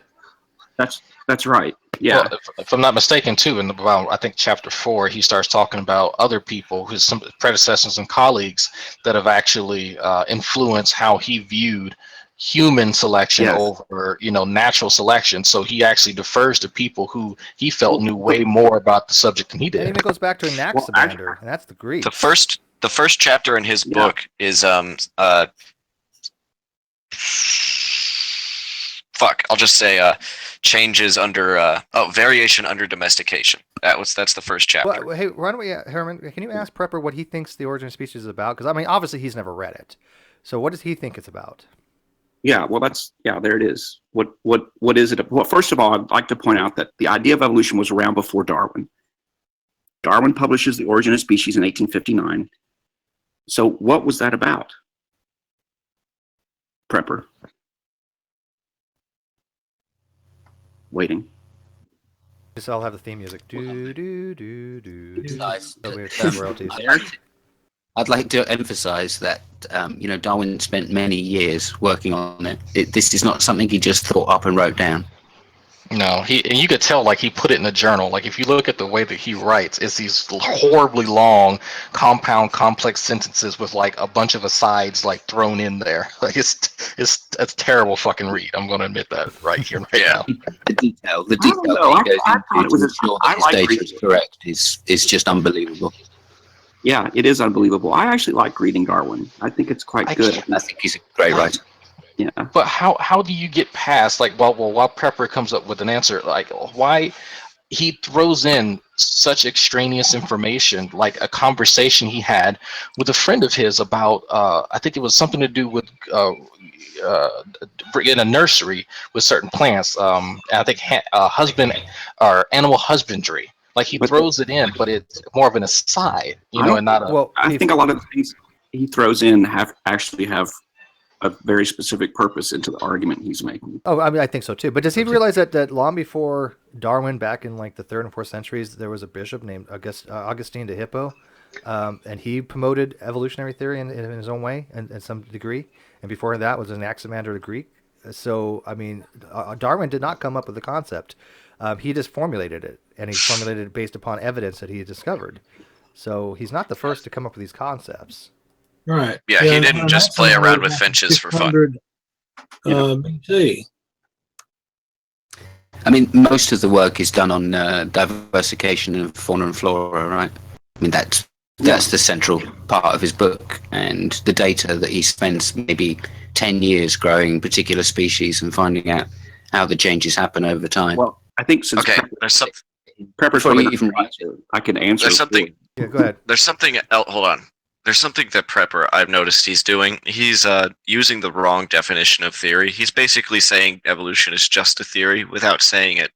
Right. He doesn't know what a scientific theory means. But this is why I want to go back to the concepts. We probably should ask him what he thinks of theory and hypothesis, or just about the scientific method in general. No, I don't think we need to ask him because he already said he didn't really know the difference between a theory and a hypothesis. True. I think this is one thing that the sciences are quite guilty of, which is confusing. No. In different sciences, it's kind of used slightly different ways, and we loosely use that in general language. Fault. That's just because science uses specific I words. I agree. We mentioned the word heat earlier, right? And I've said it numerous times. You can't colloquially use the word heat in science and think. Quite finished. Yeah, I agree, obviously, but the point is that when that accusation is labelled, it's not good enough just to go, this is the definition, that's it, because there are contradictory examples within science. So I think it's always worth pointing out. Well, that's because knowledge is broken up into various disciplines. Within discipline, there's vernacular, and somebody that's outside the discipline would hear it as jargon. And it makes a lot of stuff very difficult to understand, but still, it doesn't invalidate the theory. Prepper, are you? Hang on one sec, everybody. One sec. Prepper, are you still with us? All right. Yeah. Herman, you guys keep stepping over Herman. He is a very mild-mannered, light-spoken person. Yeah, I'm still with you guys. So let him have a conversation with Prepper here. So he's saying you're full of PS there, Herman. So back to the question. The question is what was Darwin's Origin of Species about? That's to Prepper. Yes, I believe it was about the story about socially how the different ethnic races, how evolution has formed them socially. Which chapter was this in? What? That wasn't in it. Wait. Why do you think it was about that? Because that's everything I've heard, the evidence and wait. You've heard. Have you read it? No, I have not read the book. Then why would you comment on what it's about? Well, you can definitely comment on things that you haven't read. Well, at least that may be true, but you might hear other people comment on it and then repeat it, but you can't comment on it. You might have to have some basic understanding of it. What you just said is nowhere in, has no mention of any of those things. Signed off on the Patriot Act after 9/11. They should all go to jail. Right? Pepper, stick on topic. Don't get shallow. Go ahead. No, you guys are saying that you can't comment on something that you haven't read. Well, you I have. God. Do you think the Patriot Act is a good idea? Okay, so what chapter are you talking about, Prepper? What chapter points out the Patriot Act was a good idea? We're not talking about the Patriot Act now. We're talking about Origin of Species. What chapter is in what you just said? Do you guys agree with the Patriot Act? Prepper, you're not changing topics on it. Nobody's talking about the Patriot Act. Answer Herman's question. What? You want to back and forth, then maybe I won't answer. What chapter is racial things and social things in the Origin of Species? Where is this in that book? I'd like to know. I've read it, and I don't remember anything in there like that. So I'd like to know the answer to my question before I proceed with it. No, I would also like to deflect and talk about something else. Yeah, let's talk about sex, baby. Let's talk about you and me. No, we're not deflecting here. That's not how we play this game. You have a statement. Are you going to defend the statement or not? Are you going to defend what you just said? You guys took it off track. If you can't, I'll answer. Prepper, I'll answer. You're asking me what I think about the Patriot Act? I don't have a strong opinion about it because I haven't read it. Now, can you answer my question? That's a good answer. Okay, great. Your question's been answered. So, Prepper, can you explain what you meant, where this is in the Origin of Species? Sure, you didn't read it, but you've obviously picked this up somewhere. Where did you pick this up that it's in there? Yeah, I don't know. I kind of lost my thought of track, in that exchange. Can I tell you right now, Prepper, what you just said is ridiculous because the book is about cabbages, pigeons, and domesticated animals. Okay, you can say that. Well, that's the truth. A lot of things. Go read it. I've actually read it. It is because we've read it. I've actually read it. Well, can I ask you what the title of it was originally constructed? The Origin of Species, or the Preservation of Favored Races. And what it means by races is not ethnic groups. It pretty much means species. Are ethnic groups? And you can tell that by the way it uses the word races in the book. Yeah, it means domesticated species. But anyways, Herman, I want Herman. Everybody else quiet for like 10 minutes. People just want to hear Herman and Prepper talk. I'll just mute. Yeah, everybody mute. That's good. Everybody mute except for them two. What does it say in that book about like the difference between the Caucasian and the Asian? In nothing species, not much. Not much or nothing. It, Those are it two mentions different. somewhere. It mentions one place. Yeah, I don't have the whole like in the book middle. memorized, but I'm here to tell you that that's not the main focus of the Right. book. It does. It does mention it near the middle. Yes. What is it in the book? But it was in passing. It wasn't to the crux of the book. It was a passing reference. What does it Pretty say? much nothing. What does it say in that about it? I can explain to you what races means in the 19th century if you would want to know. Races in the 19th century, the way that Darwin used it, meant variety. And it referred to any biological varieties of anything. Plants, animals, people, any kind of variation that there was. There was no moral or ethical layer to that term. It just meant variety. Darwin was talking about how variety arises, because that's the whole point of evolution, is you have common ancestry with modification. Those modifications are varieties. If there was common ancestry, but everyone was exactly the same, there's no evolution. So Darwin's book, Origin of Species, was the first mechanism that we have by which you can get that change to where you can have common ancestry that creates variation. That's what it's about, and that's what he meant by races. And I know that because I've read it.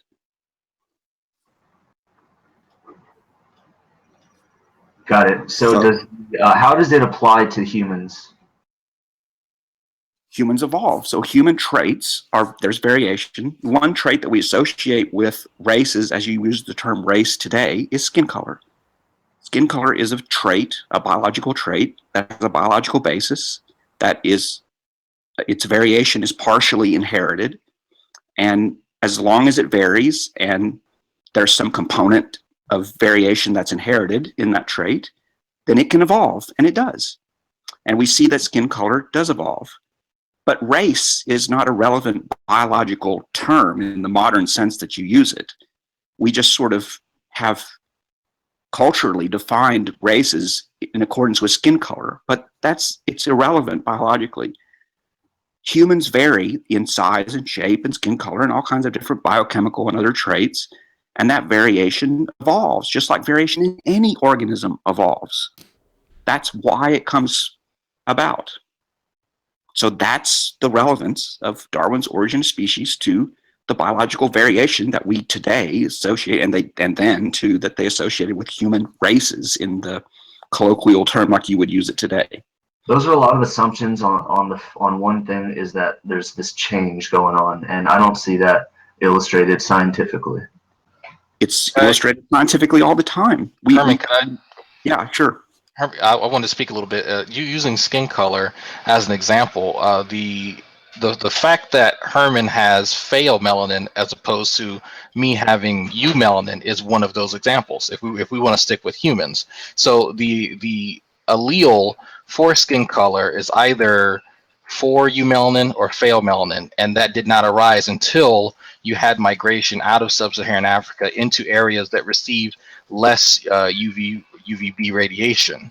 So the human was adapting. Now, was that change or adaptation? Change and adaptation are the same thing. How do you adapt? How can something adapt without changing? And it's not the organism. The population adapts, not the organism. Yes. Right, but it's adaptation still is a organism in a different appearance, in a different shape.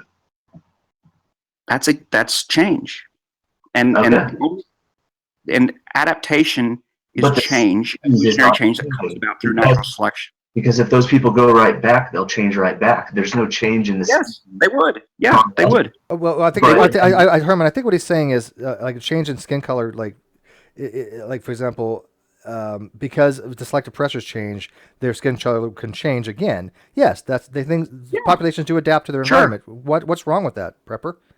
Well, basically, it kind of, in my opinion, does away with the assumption that these are changing towards a better thing, which is natural selection. That's your mistake. That's your mistake, because in evolution there is no towards. It's only a moment by moment what is good or bad at that moment. Evolution has no foresight to change towards anything. But it's about preserving the mating of the highest elite for the best traits.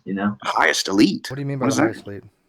Natural selection. But we don't use those terms. Those are laden terms that mean all those things. You have variation in a population. They compete for resources. In some environments, some variants do better than others. Yes. Now, those variants can be passed on. Yes, and they're passed on, so they will spread, so the population will change. Now, if the environment changes, then what variants are favored will change as well.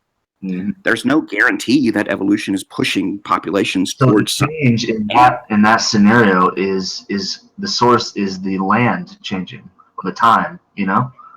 It's the environment change. The what? Yeah, it's the environment. Well, yeah, and then the species has to change with the environment, or else it will die. But these are not changes like you start growing freaking wings. I mean, wouldn't we have wings by now so we could fly? No. We don't need wings. We're good with tons of other stuff. How do you I mean, we don't need wings because we got 5 guys with spears over here. Well, actually, wings might be great. We don't have there's a lot of to have wings, though. There's a lot of things in evolution that would be great to have, and maybe there could be some selective advantage for wings in humans. It'd be fantastic. And if someone had wings, they could probably do better, and that trait would spread in the population. But evolution works on what variation it has available to it. If there aren't available traits that produce things like wings, then wings won't evolve. It's not just that evolution will give you everything you need. It works with what's available in the population, and mutation provides that available heritable variation in the population, and it doesn't provide you every possibility. So there's lots of reasons we don't have wings, one of which is we don't have that variation hasn't popped up in the human species yet. And it probably is there any possibility in your mind that evolution is false and in fact humans have been the same since their origin? Not debating the origin, but do you accept that as a possibility? No. That humans have Well, I mean, what do you mean by possibility? Define. I mean, based on evidence, no. I would say it's effectively, for all practical purposes, impossible. That's like saying, again, that if you did a DNA test of every person on the planet and compared them to their parents, you're basically saying, is there a possibility that all of those DNA tests are wrong, statistically speaking? Well, I would say this. We don't have to do a DNA test or even look at DNA. We know that humans share a common ancestry, and we know that humans vary and vary across different populations. So clearly they have changed. If we share a common ancestry and we're all different from one another, and that difference is even associated with things like latitude and different populations and different selection pressures and things like that, then we know that we've changed. You don't even have to look at the DNA to see that. It's obvious. He didn't accept but how evolution. do you know they weren't that way all the time? Do you accept that speciation occurs? How do you know they weren't that way all the time? Because speciation. We can see species speciate. We can see this happen. We've seen it in real time. I get what he's saying. So you think that all the variation in the human population today of 7 billion people was around at the beginning of the human species? Correct. Just don't begin with that many people. So we know that the population was very small. No, we have this many people, but how many there's major groups, right? And it began in places where you don't see those phenotypic variants. The human species began in sub-Saharan Africa, and you don't see all these other traits that you would find among, say, Eskimos or Scandinavians or Native Americans. You don't see those traits in sub-Saharan Africa. So there's no reason that we would suspect that they would be at the origin of the human species. They changed. And if you look, even skeletal remains and all this kind of genetic evidence.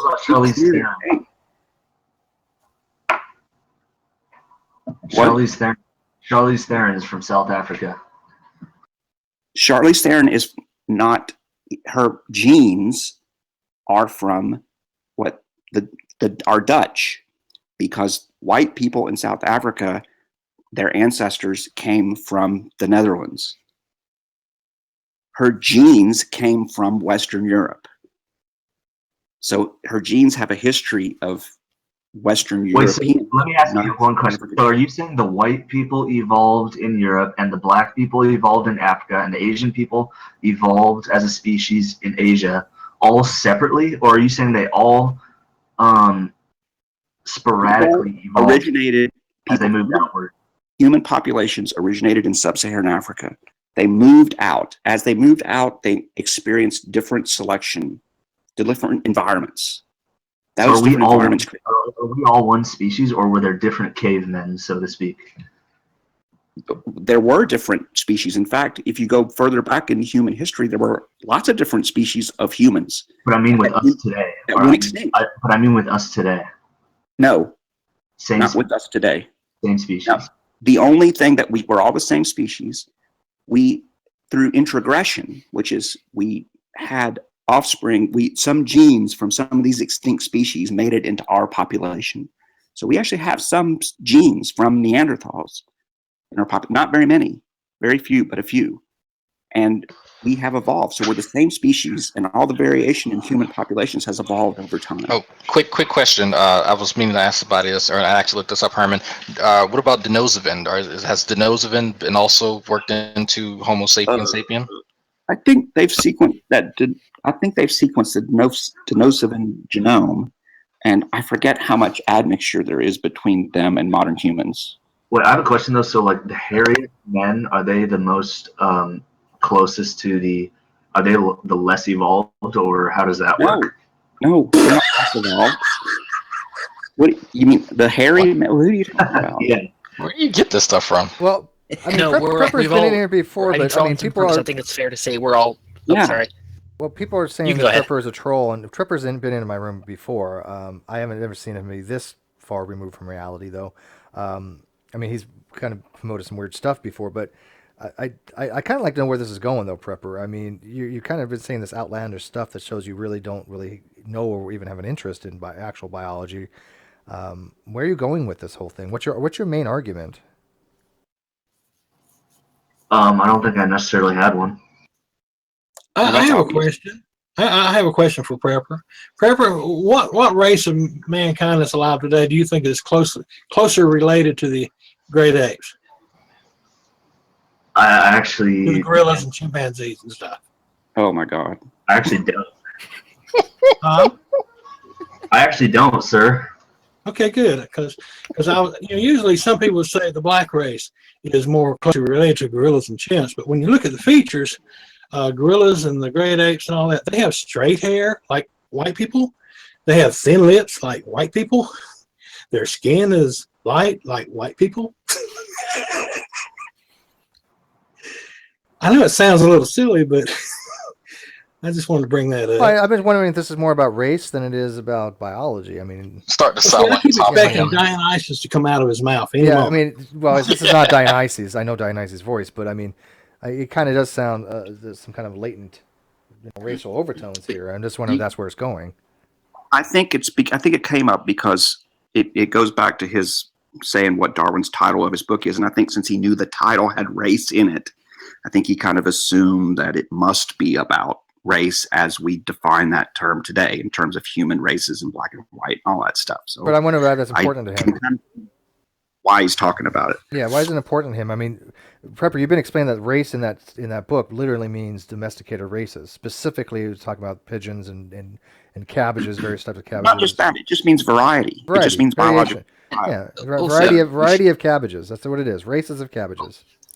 Of any, not just domestic things, but anything. That's true. That's true. But he did focus a lot on domesticated things. Right. I think it's also worth pointing out that Darwin specifically went out of his way not to say anything about the human race other than a brief at the end of the book, right? Well, So that's wrote a whole other book. I think ultimately, to answer your question, we have different opinions, and that's okay. You don't have to take mine. No. That's I have to disagree. These are not opinions. We're stating facts you can verify.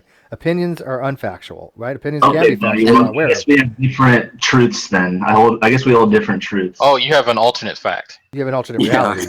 Yeah, you have an alternate truth. That's not how it works either. There is. Oh, that's not how it works. Well, I guess that's how it works with me. Well, you wanted to redefine evolution, and again, you haven't mentioned. I mean, why don't you accept speciation? That's fine. Do you accept speciation? I still haven't an answer on this because we have seen speciation occur. Do you accept? That's great. Do you accept speciation occurs? You're wonderful. Prepper, now you're trolling. He loves you. He's trolling. He's trolling now. He's trolling. So, are we done, Prepper? I mean, I gave up a few minutes. Yeah, we're done. But anyway, at least he's been entertaining. I'll give him that. Yeah, of He's course. been There's a couple of the entertainment, Prepper. Cool. There's a couple of interesting things I thought that were said in the middle of all of that. The non-directionalness of evolution, right? Because it did occur to me that, the idea of competition and the arms race within action strikes me as some kind of directional trend. I also found it very interesting when Herman was talking about the fact that, and Steve, we're talking about the richness of African genes because they're the original, and that as species, or I guess species is good in any word. As they get further from Africa, they become more uniform and less genetically rich. I thought that was cool. Yeah. Actually, if you take let's say someone from Senegal and sequence their DNA and compare it to someone from Nigeria, even though they are both African in origin, they would actually be very, very different. So if you take that same person who's Senegalese and let's say someone from Scandinavia, they would probably be closer rather than two people, from Africa. And it's actually very interesting how that works. Yeah, that's true. I mean, the reason is that, and this is what shows that we came from sub-Saharan Africa. Those populations are more genetically diverse because they've had more time to accumulate mutations. So they've persisted in that part of the world for a longer period of time. And the longer they've been going on generation after generation in that part of the world, the more mutation they accumulate. When you're in Scandinavia, you're an Eskimo. Those populations were founded more recently by a relatively small number of individuals. So their population history is very short compared to the population history of someone in sub-Saharan Africa. So they don't have as much variation in those parts of the world. And it's all this comes from what we would predict, not just from evolution, but from just basic inheritance, what we know about genetics and population genetics and things like that. The smaller the group is or whatever, the more they tend to become the same. Because they're kind of like isolated, you can say, from other cheetahs groups of people. Oh, yeah. Yeah. I mean, a lot of that is because people often talk about natural selection, but they forget about drift. And genetic drift is another mechanism that you get change in a population. And that force is especially relevant in very small populations.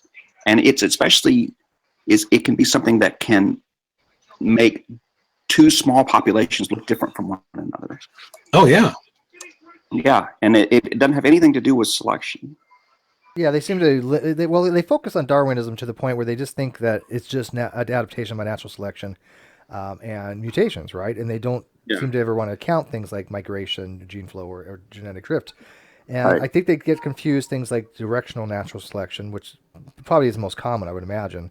And then realize then in other types you have stabilizing diversification or diversifying natural selection. There's different types of natural selection. It's not one size fits all.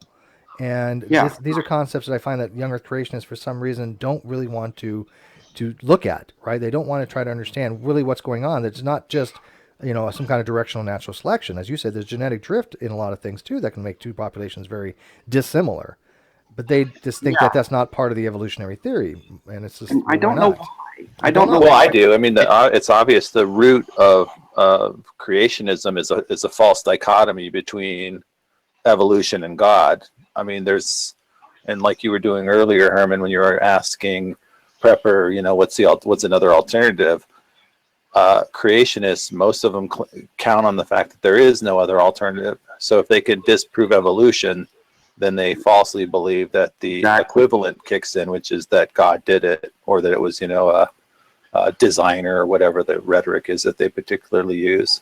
One of the most annoying things I think about creationists is they always treat their religious agenda as a null hypothesis, to where all they have to do, or they think all they have to do, is poke holes in evolution, and they're scot-free. I've said that for so long. Nothing in science works that way. They what they do is they provide negative evidence against a proposition like evolution, or to think that it provides positive evidence toward their claim. Yeah, and as if not how it works. Yeah, I mean, they really do treat their religious agenda like it's a null hypothesis. Yeah, because without a null hypothesis, they wouldn't be able to advocate educational curriculum like Teach the Controversy, Yeah. which is central to You their can way never of reject the snaking null themselves hypothesis into in the that U.S. case. A lot of us education would just think system. your guys' opinion on that is just foolishness. Well, here's the thing. What are you asserting, Prepper, as an alternative, and what if an alternative hypothesis, and then what would be its null hypothesis then? Something that you guys probably aren't even on the frequency of ready to understand. That's cool. So what is your I know we're a little alternative slow. I mean, Herman only has a PhD, so obviously he's not too bright. But Well, we're working with the what we got challenge. here. Well, Here's might the challenge. Should we just put Prepper's Prepper, what is it? No, that's all right. Carry on. Okay, so anyway, Herman, I was actually tasked in my genetics class to come up with some type of experiment, and what I was hoping Fiona would jump in here too, since she has a PhD in microbiology. I wanted to see the interaction between gut flora and humans, because from what I understand, my gut flora is unique to me, as is yours. So I wanted to really suss out how dissimilar our gut flora is from one another, and to find out exactly the mechanism of how that works. So, I mean, do you have any ideas, really? Well, I actually know a lot of people that do some of that work. It's all this what they call the microbiome, and people now. There's a lot of people doing this kind of stuff where they do either environmental microbiomes or microbiomes inside your gut and things like that. And we can sequence. So what they do is they will sequence all these, say, 16S ribosomal RNA genes in a sample. And all those genes come from all the microbes there. And then they can use some bioinformatics tools to parse out all these genes and say, this is what species you have. And so people are doing that with lots of different things, and they find that microbiotas vary across different environments within the same, across species within and across environments within the same species. So it's something that people are doing, and it's a pretty active area of research, especially in biomedical fields, because people are finding that your microbiome kind of matters a little bit in terms of what diseases you might be susceptible to and things like that. H. pylori disorders and whatnot, other opportunistic pathogens. I mean, that's kind of what, because I did a report some time ago on the overusage of antibiotics and how that creates, where you start to become, I think I forgot the phrase that was used, but your body becomes an incubator for some of these superbugs. And because you're, essentially killing off everything that does not produce like a beta lactamase. And what I wanted to see is how exactly that happens, and how your gut flora is really tailored to you. And so I guess it may be easier for me to just use like not contact dermatitis, Staphylococcus aureus. And see that interaction between my staff and your staff, and I'm guessing that may be easier to acquire the sample as well. Actually, I have a kind of a related question for Herman. How can I guess there's a new movement around the medical field to do fecal transplants. Yeah. How can that be done I'm putting on the safely? screen here if people want to know about the 16S ribosomal RNA. I'm showing it right now. Yeah, there's a couple different ribosomal RNAs they use because it's highly conserved, but I'm showing it for people who know what he's talking about, because as soon as you mention that, people are sort of going like, "What the hell is ribosomal RNA?" Oh yeah, sorry. Sometimes I. There you go. So I know what you meant. Well, yeah, I mean, I know you do. You know what a ribosome is. Well, I know fecal material transplants are used in people that have had like extensive antibiotic treatments that have essentially stripped their gut of beneficial and I guess essential bacteria. Not just antibiotic treatments. I think some actual cancer treatments will hurt your microbiota too. And I know I think there's some, in fact, the person I know, I think she had it because she had cancer. So I think that's a pretty common thing. Although this is getting into the realm of, so we can ask him about photons and fecal transplants and I just was so- wondering if you Tommy's had in the heard side chat. why it's safe. Well, how do you feel about something like chemotherapy or radiation as a cancer treatment? As far How as do I feel about it? does it do damage, or is it are there better alternatives? Of course it does damage. I think here's what I think about that, and this goes to what I've been talking about, you know, how do we make decisions and how do we trust science and things like that. If you have cancer and you go to a dozen oncologists and all of them tell you that you should get chemotherapy, then I think you as a layperson should probably get chemotherapy. I mean, you just can't parse out all this stuff on your own. At some point, you kind of have to put some trust in our scientific institutions and scientists and doctors and things like that. Look, you with your fancy words and your degree. My brother was supposed to die 10 years prior to what he was expected to live. I mean, he lived 10 years longer because he went through chemotherapy. Right. Doctors do chemotherapy for a reason. They just don't make it up out of thin air. I mean, and say, well, let's just do this. I mean, there's a lot of work that goes into deciding what treatments are good. That doesn't mean that every patient is going to be cured of cancer. They're not. But how do you guys feel about those cases in which parents don't allow their children to get medical attention based on religious practices? They need Let's to say, for have their instance, children taken from them. What about like a Jehovah's Witness who doesn't, like to have blood and things of that nature? You're a lawyer. You know the courts have ruled against that.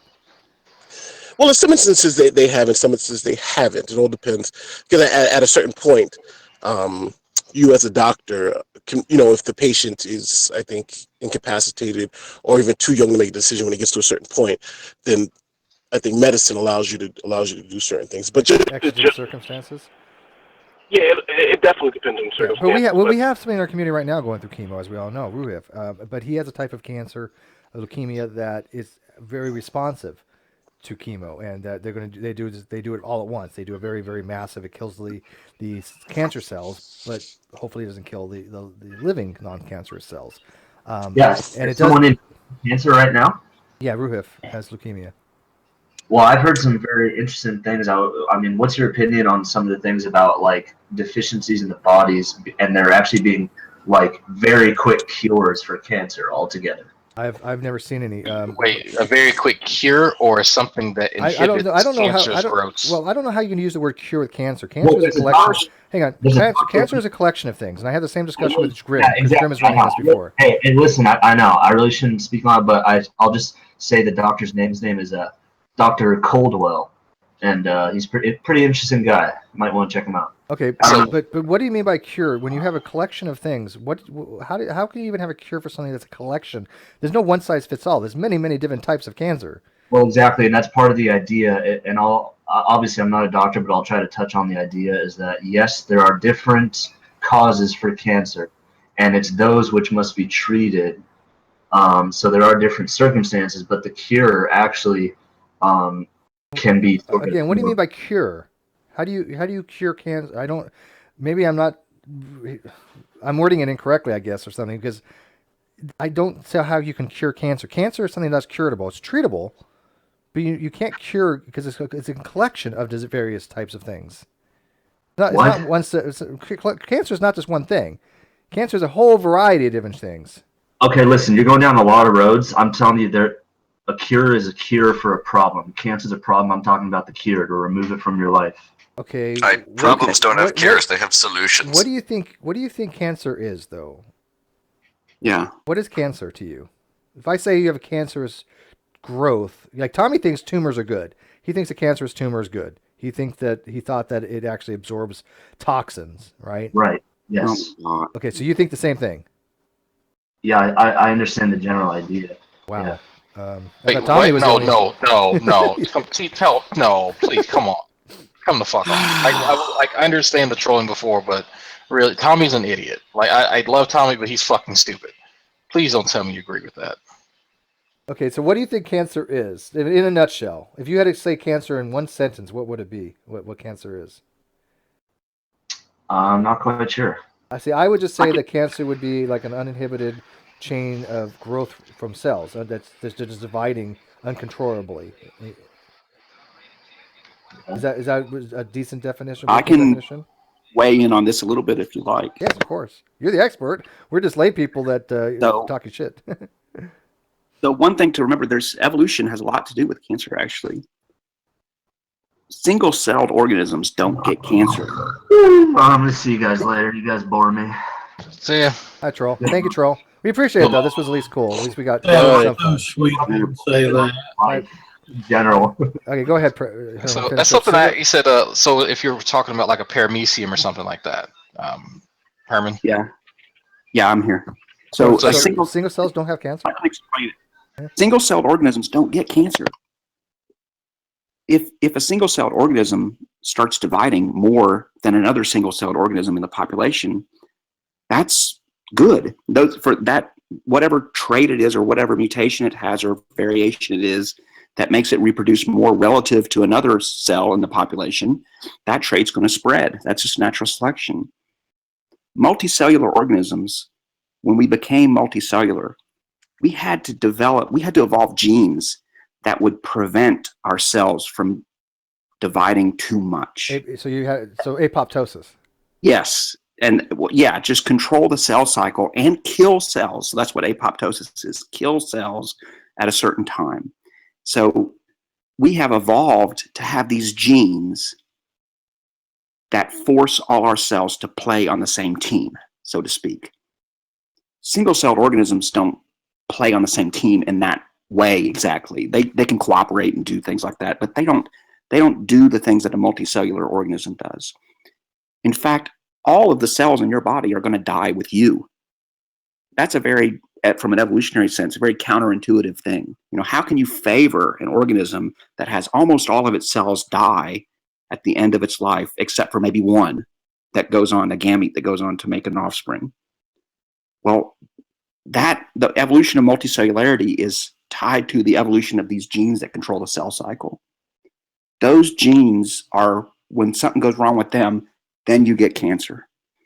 So we understand, and someone has done a phylogenomic analysis of oncogenes, genes that are involved in cancer. You don't have genes for cancer. You have genes that are doing other things, and when they go wrong, you get cancer. So people have done a phylogenetic analysis of these oncogenes, and they found that if you trace back their history, the origin of genes that are involved in cancer date back to sort of two periods in our evolutionary history: the origin of the multicellular organism and the origin of eukaryotes. So they're intimately linked especially with multicellularism. So we can't understand cancer without evolution. And even in treating cancer, we know now that we have collections of cells that might not be genetically the same, so they're competing with one another inside a tumor.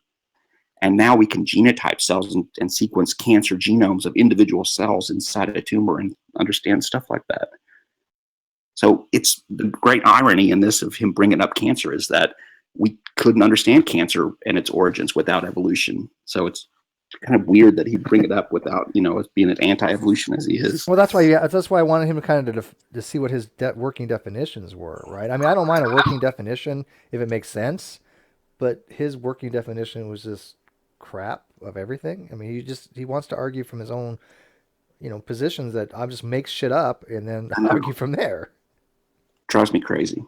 Hey Herman, can you give an example of an animal that a multicellular animal that doesn't have cancer? Because I was hearing something that sharks couldn't get cancer, but I wasn't sure. That's not true. Sharks. But is there an example of a multicellular organism that can't? That's not supposed to get cancer. Yeah, they used to say sharks couldn't get cancer, but that was kind of an old wives' tale. I mean, they're just they've found sharks with tumors. Gross, have they not? Yeah. One thing about cancer in wild animals is that catch thousands of them and not see any cancer. Well, the reason is that when wild animals get sick or probably going to die pretty quick, something serious like cancer, they're going to die and you're not going to catch them. So they're going to be so rare, you're just not going to find them. Easier. So that's why people sort of came to this weird conclusion that sharks don't get cancer. And, then that created them all these weird remedies with shark cartilage and cancer and all that stupid stuff. But other multicellular animals get cancer all the time. I would imagine Didn't they find evidence that dinosaurs had cancer too? I can't imagine why they wouldn't, because every other vertebrate thing gets cancer. So I can't imagine. I had no reason to say that dinosaurs couldn't get cancer. See, I knew it. Dinosaurs are people just like us. Do we know Lemd? Hey, Lemd. We have a new guest. With no icon. Seemed like I remember it was something like a type of bone cancer that they found in some fossils. Oh, probably. See, Herman, this is normally where we start getting sniped, but we're in an unsnipeable hangout, so they like to come in and try to snipe us, but they can't. So it's kind of funny to watch them try. Yeah, what is sniping? I only know a few terms of internet sniping, like on eBay. So when there's a glitch in Google Plus that allows you to kick people from the Hangout, so they could literally eject everyone. It's working as intended. They said it was actually designed to do that. It's designed to do that. Yes. Oh well. Yeah, it's stupid. It's designed to let you Speaking of snipe. stupid. Hey, Ocean. How's your mom? Hey. How you doing, Steve? So Tommy says in the chat, they serve a purpose. Tumors are a sign/effect of dysfunction. Of what? Of. Okay. He just kind of left it off at that. Dr. Tommy Hall. I'm not sure really what. So he's Tommy, getting at. if you have a one-on-one with Herman, what would you like the topic to be? I mean, I'm not into this one-on-one debating crap, but maybe Herman might enjoy it. I don't know why he would, but you know. Tommy will feel, when he gets in a room with more than two people who know he's full of shit, he gets a little queasy. Well, look what happened when what just now happened. I mean, Prep. We call him out and he just takes off, right? I mean, he doesn't even know what cancer is yet. He's giving cancerous advice to people. I know, and stuff like that drives me crazy. I just don't know how people dirt. Don't know how people can say stuff like that. Well, Grim is all into that. Grim, have you met Grim? Grim, yeah, he has something. Something happened to his mom, and he got unhinged. Yeah, he just lost his shit and became mental, and now he's advocating all kinds of quack, shit, and way out there. Matter of fact, he was actually advocating this one doctor stuff, and it was really strange because we had a hangout with Hogtie and Fiona, and he's actually talking about how the single type of organism. I don't know how this works. This wouldn't be possible, obviously, but he claims that you have an organism that starts having pleomorphism that goes through different phases, and it starts off as a bacteria, but then it becomes a virus, and then it becomes a fungus, and then it becomes cancer. Yeah, don't try to wrap your mind around what I just said. But yeah, I'm not. That's exactly. He played The Last of Us, and he noticed that the pandemic was caused by a fungus, and he's like, "This must be cancer." Yeah, he's thinking that fungus comes from like a virus that comes from bacteria. He thinks this some type of pleomorphism changes the phylogeny of these organisms, and I don't even know how to wrap my head around where he's getting that from. I think people have certain intuitions about things, and world news. Yeah, they get little bits of information, and they sort of tie it into what their intuition says how the world should be. But a second grader knows that if you have a bacteria, it can't change state and become a fungus. I don't know. They don't know that. I mean, it's just weird. It's one of those phase changes chemists talk read about. Pleomorphism, which is a change of shape, right? A morphic change of a bacteria can have pleomorphism. It doesn't change the bacteria into a fungi, which that's what he's thinking happens, and we try to explain to him that no, but he doesn't want to accept anything because he thinks cancer is good for you. I don't know. Tommy, this is a corporate hangout, so I think it's room up to 12 people in here for corporate, if I'm not 25. mistaken. So there's room. 25. Okay, so there's plenty of room for you, Tommy. I mean, if you want to have a one-on-one with Herman, I'll mute my mic, and I'm pretty sure everybody else will. Tumors were good for you, not cancer. Yeah, I'll do that as well. He better I'm hearing Tom and Herman talk. That'd be interesting. I'm fine with that. I offered him already. The only condition was he has to stick around afterwards so we can ask Tommy questions because Tommy likes to troll, right? Yeah, he's still out there in the live chat. That's kind of evident. Yeah, no, he admits it, right? He's full on. I like to troll, so I like to differentiate between when he's trolling and when he's actually being serious, and that's kind of not easy to do. But it makes the conversation far more interesting when he's not trolling. I don't like the trolling because it's stupid. Immature, it's stupid. If he wants to join in, you better do it quick because it's getting late here. So, or maybe y'all could set up a day and a time or something. You go to bed. Off the My top. wife is telling me it's about time for bed too. So Well, just pointing out, Herman, I did get in touch with Dr. Jeffrey Tompkins, and he seems to be available this month. So Is that the one that Ben was we were talking about? yes, yes. Yeah. By the way, I Although, invited Ben to back. be honest- Ben has never came back. I think we scared him. Ben And Paul- won't talk to be honest, Oh, and Paul blocked to be me. honest, no, go ahead. Paul blocked me on the Creationist forum. Herman. Paul Humber or Yeah. whatever his name is. Yeah, he blocked me, and yet he still sends me emails. his little ministry emails he'll still send me, but he blocked me from the thing, and I'm like, well, whatever. I mean, I have begged people to block me on that board, and they won't block me. Which board? Ben in particular. Creationism on Facebook. There's a forum. That's how I know Herman. And we with a whole bunch. There's a group on there, just like there was a group on here that we deal with, and it's the same people. And Ben Kissing was one of the people we had on come on, but he's still there promoting his shit. Same with Paul Humber. Paul Humber actually was the editor of one of the pamphlets that had a lot of stuff by Kevin Anderson and Humphreys, and he actually is a big muckety muck in the younger creationist community. That's the one we had on before, but he actually had blocked me on the Facebook page, and what that means is he cannot post any post other than his own. So now that he's blocked me, I'm sure he's blocked other people. I know he has other people blocked. So if I ever see him post on anybody else's post, I can point it out to the admin, because it's supposed to be an open forum. But he got called out so many damn times. It never ends. It never ends. Well, that's why we have to do these things every so often. It's just we have to keep reminding people there are people out there that are very much in the younger creationism that want to promote misinformation, and yet when you ever ask them about any of the technical details or anything that they're trying to give evidence for, they're always going to back away. They never seem to really want to give any kind of evidence to support their own cause, right? As you said, they want to give negative evidence against evolution, but they never want to give favorable, positive evidence that would support a non-evolutionary younger creationist paradigm. I seldom ever see it. And also, they're playing to a certain audience. They're not participating in science. They're just playing. Yeah, they're just playing to an audience that already believes what they're hearing, and they're just trying to reinforce it. Of course. They're playing to an audience that either already believes what they're enforcing, or they're playing to an audience that they think might be on the fence, who they can get them to mistrust science. And that's really what they're after.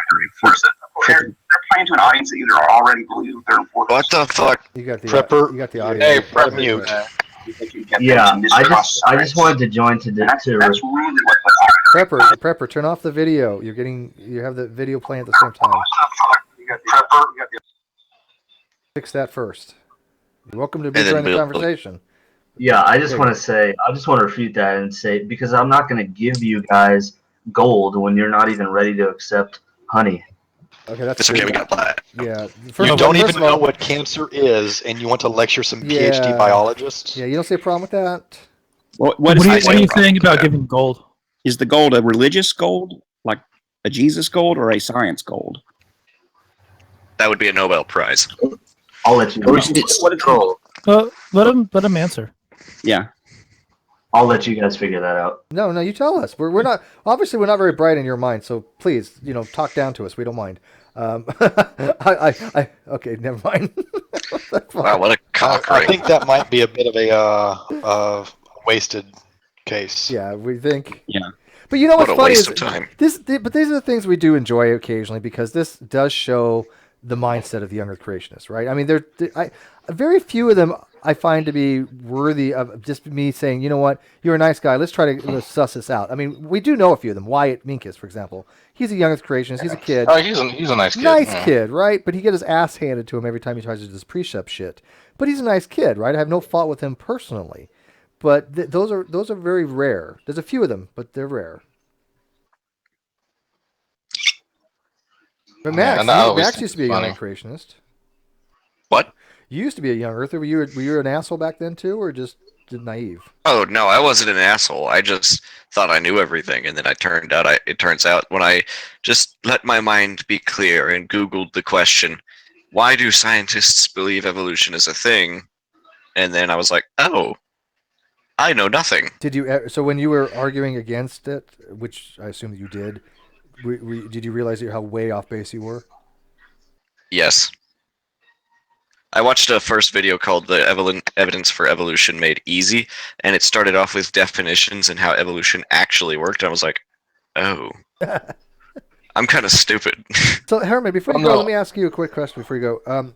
When you have a student that is that far gone, I'm sure statistically you've had to have somebody that you knew was never going to get the material. Did you ever just tell them, you know what, just accept it for now, just do the coursework, or was it just knowing you couldn't get through to them no matter what you ever did? I mean, did you ever have any situations like that?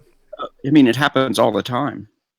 Really? I've the places I've taught have either been in like Kentucky or Alabama or Georgia or now West Virginia.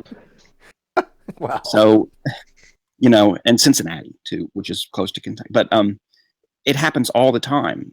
I don't think it happens as much as what you might think it would, but it does happen regularly. But what happens when it does? What do you do with a student like that? I say, I don't care what you believe. I mean, you can believe whatever you want. If you don't want to believe any of this, that's fine. I don't care. It's up to you to believe what you want. But this is the science. So my argument is, I say, look, what you're learning is what scientists have come to understand about nature. If you don't want to believe it, that's fine, but you can't turn around and say your beliefs are science. Have you ever had a student just say, okay, I assume some students, okay, I don't believe this, but I'm going to do the coursework anyways because, they need the college credit. But have you ever had a student just say, you know what, I can't do the coursework because I just don't accept it at all and just at all? Ever? Never. Okay. So usually, no. I've talked to students that, again, they don't agree with what they're doing, but they're in biology, they're learning about the stuff, and they're like, well, we're just going through the motions and just telling them what they want to hear. Yeah. I think that happens a lot. And I think a lot of the students that I don't hear from are doing that. A lot more sort of resistance than what I think is there, but they're just keeping quiet because they really don't care. They just want to finish the course or whatever. Well, here's another. But I tell you, I did have coming in. Sorry, go ahead. I did have last semester. I had a student who was homeschooled, and he started college. And he came to my office and he said, "This has been really hard for me because I've never been exposed to any of this stuff before, because it was in homeschool, a Christian homeschool."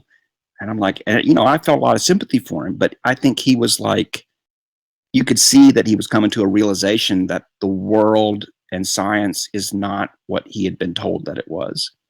And it's very interesting to see students go through that change, that realization. The shoe dropped. Yeah, and I think a lot of them, a lot of them end up coming around. Some of them don't, but a lot of them do. Well, we have a lot of young Earth creationists in our group. I mean, right now we have Mike J. He was actually a young Earth creationist. We have Paula Gia. He was a young Earth creationist. And I think they all given their story about what happened when that penny dropped for them. Yeah. I think for me, the main thing that I emphasize to them is the number one thing they're scared of is that they can't be a Christian anymore. And I think when I tell them that's not necessarily true, because I think they've been told all the time that evolution equates to atheism. And I think when you start to explain them that's not true. One power! Yeah, I told you the troll. One power! Fuck yeah, bye-bye, niggers! Yeah, thank you very much for joining. Bye-bye. Wow. Yeah, so, we get trolls every so often, but they like I said, they come in to I'm try offended by that as a black cat. Yeah, they try to Screecher. They try to Black snipe, cats matter. but black cats do matter. Thank you. Okay. Thank you Anyway, for the affirmation. so that's kind of my experience with it. But I think the main thing is I'm offended. Oh, wait. When they come around and see that they can be a Christian and still believe in evolution, that helps a lot for them to start to accept the science. I end up pointing a lot of people that of the young Earth creationist crowd to Francis Collins. Yeah, me too. Me too. He's one of my science heroes. Yeah. Yeah. And a devout Christian. Yeah. And I think the way that he reconciles the two things for me is a little too much. But at the same time, he doesn't disagree with any of the evolution, any of the science. Like if you were to just sit down with him and talk about science, you wouldn't know that he was an evangelical. And I think people like that, when they know those people are out there, that changes everything for them. And so I think that's really important. And no, that guy that just One came in. one bit of hang good on. news in our current administration is Francis Collins is staying on. I know. I heard as that. the director of the NIH. Yeah, I'm happy That guy about that that. came in didn't fly under my radar because I said a troll's coming in the room. Can you block him from the live feed too, real quick? But I gave him one more Prepper's chance. back. He came in the other day and I gave him a second chance, but obviously he's just a complete troll. But I was warning people of that to begin with. So.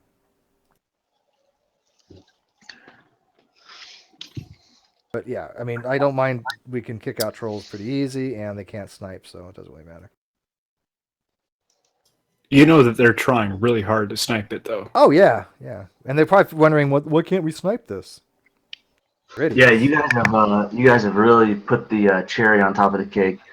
We try. Thank you. What was he saying? He said that I have a nice cherry, and that he likes cake.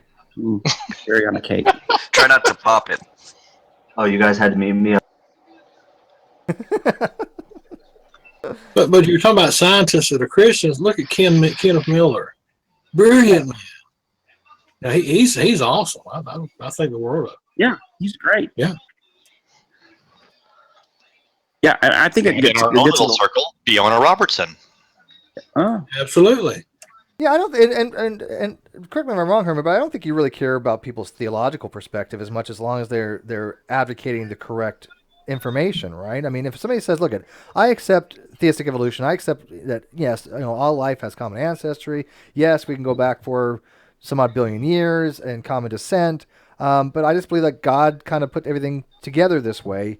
I mean, that's a different type of argument. That's not a biological argument at that point. That's a teleological argument. I think if that's how they want to reconcile things, I think that's fine. And the point is that I think people have to realize that their theological and their religious beliefs are not science. No, but you guys are really lost when you believe that a Christian can be an evolutionist at the same time. know a You lot guys, of them. you guys are, For a surprise. Let him say his piece, guys. Why is that lost, Pepper? because if you're a Christian, you believe a specific story, and evolution is nowhere in that story. So maybe not for you. Yeah, so but Dr. for Hugh lots of Ross. Christians it is. Yeah, Dr. Hugh for Ross, any Dr. Christian, Fuzz because any Rana. Christian has to follow the same Christian doctrine. Wait. Can I ask you a question, Prepper? Go ahead. Do you think that Pope Francis is a Christian? That's up to debate, but I'm not going to comment on it. So that's a big no. Yep. Yeah. He probably doesn't think Roman Catholics are Christians. He's playing the no Christian game. Yeah. Yeah. Well, they're Christians There's if no you're including them in the Scotsman in statistic. this room. Yeah. So anyway, the point is you guys are kind of lost. Well, Dr. Hugh Ross is a very prominent astrophysicist, Christian, and who advocates most of evolution. I mean, there are some different points he doesn't.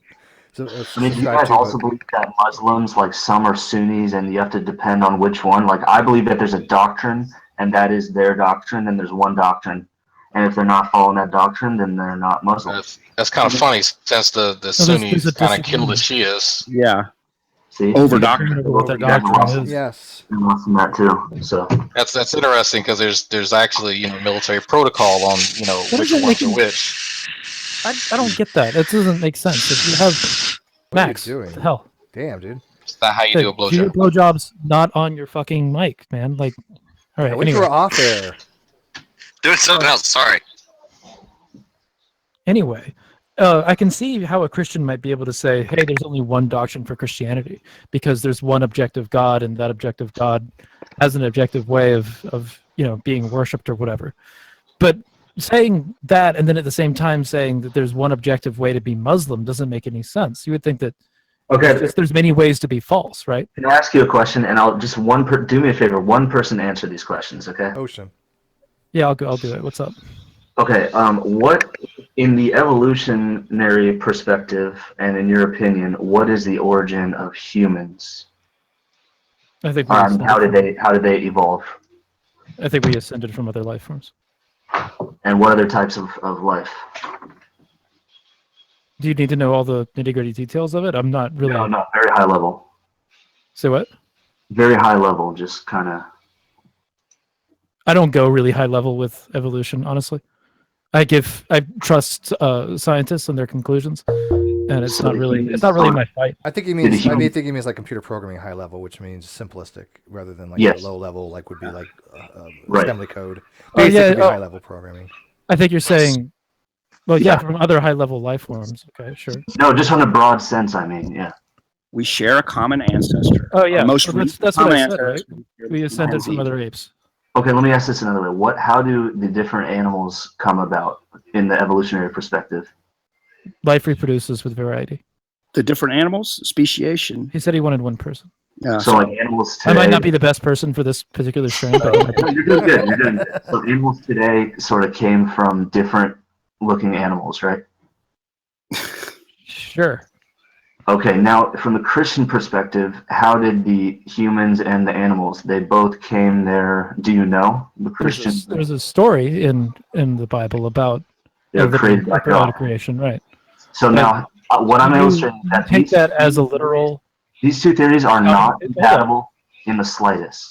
Okay, so that's why you guys are lost if you think someone's a Right, I Christian. understand that they're not similar, but I mean, I have a religion as well that is. And that's all I. That's all I. It has a creation myth. Hold on, Because you guys were talking shit about me, and the fact is that you guys have no idea what you're talking about.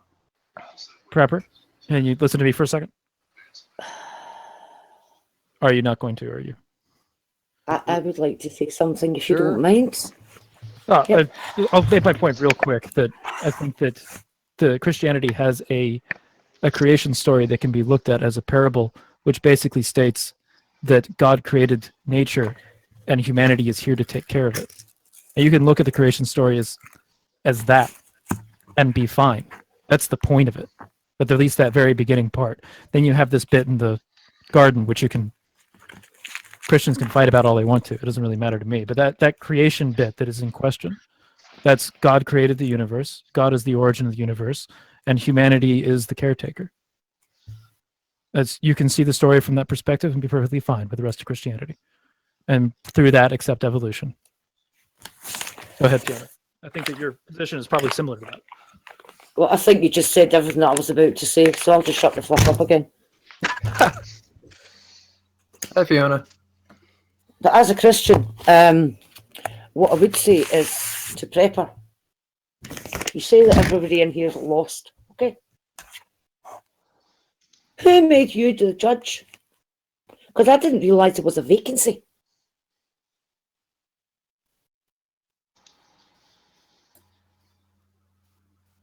No answer? Nothing? No? Okay. Shit just got real when Fiona came in. There is quiet. Yeah, so come on, Prepper. I'd like to know, when were you appointed the judge? When was the vacancy? And did you apply for it and get the job as the judge? Find at the bottom of cereal box. Someone called. Waiting. Yeah, I don't think you Pulled can get it. your answer, Fiona. He pulled it out of a hat. Well, again, it's hard to know how much he's actually believing in this and how much he's just trying to troll. I mean, it's hard to. Usually, it's hard to imagine how somebody can be this. I don't know, Steve. He sounded kind of salty just now. Well, I mean, he's been in the room before, and he's actually been salty, but not to this degree. I mean, I always knew there's something off with him, but. Yes, he could have the manners to answer a question that's been asked directly to him. Well, and it's even more confusing because we actually have a published scientist who is also a Christian now in the room. Well, she doesn't exist. And Fiona, Steve does have a point because he did ask, so what, are people that are more hairy closer related to other primates? I think that was Drag asked that. No, I think he asked that. Max, why does your mic still suck? Maybe it's you this time. Somebody was bringing that up to try to. No, it was you. To get him to imply that like black. Max, I think that you need to give more fellatio to your microphone. So does this mean that Prepper was quite prepared to be sitting in here saying all sorts of things, but when asked a direct question, he won't answer it? I honestly think he's just trolling at this point. So, Steve, do what you will with that information. Yeah, I agree. The thing that concerns me about that is when he comes out with that sort of thing that if you don't accept the literal creation account, then you're not a Christian. Because that leads to the problem that Herman was describing. that people end up, they get homeschooled or whatever, all the rest of it. And then they go out in the big wide world and they start seeing and hearing all these other things. And they realise that the world isn't the way they were taught. And then they think, does this mean I can't be a Christian anymore? And there are more people that go from a yek position to atheist than any other because of that.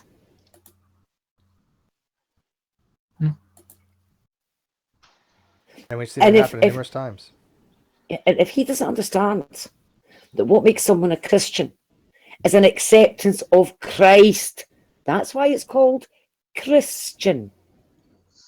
I shouldn't have to explain that to him. You're going to have to explain it again in the future. That's what it's about. If he's even the listening. acceptance of Christ.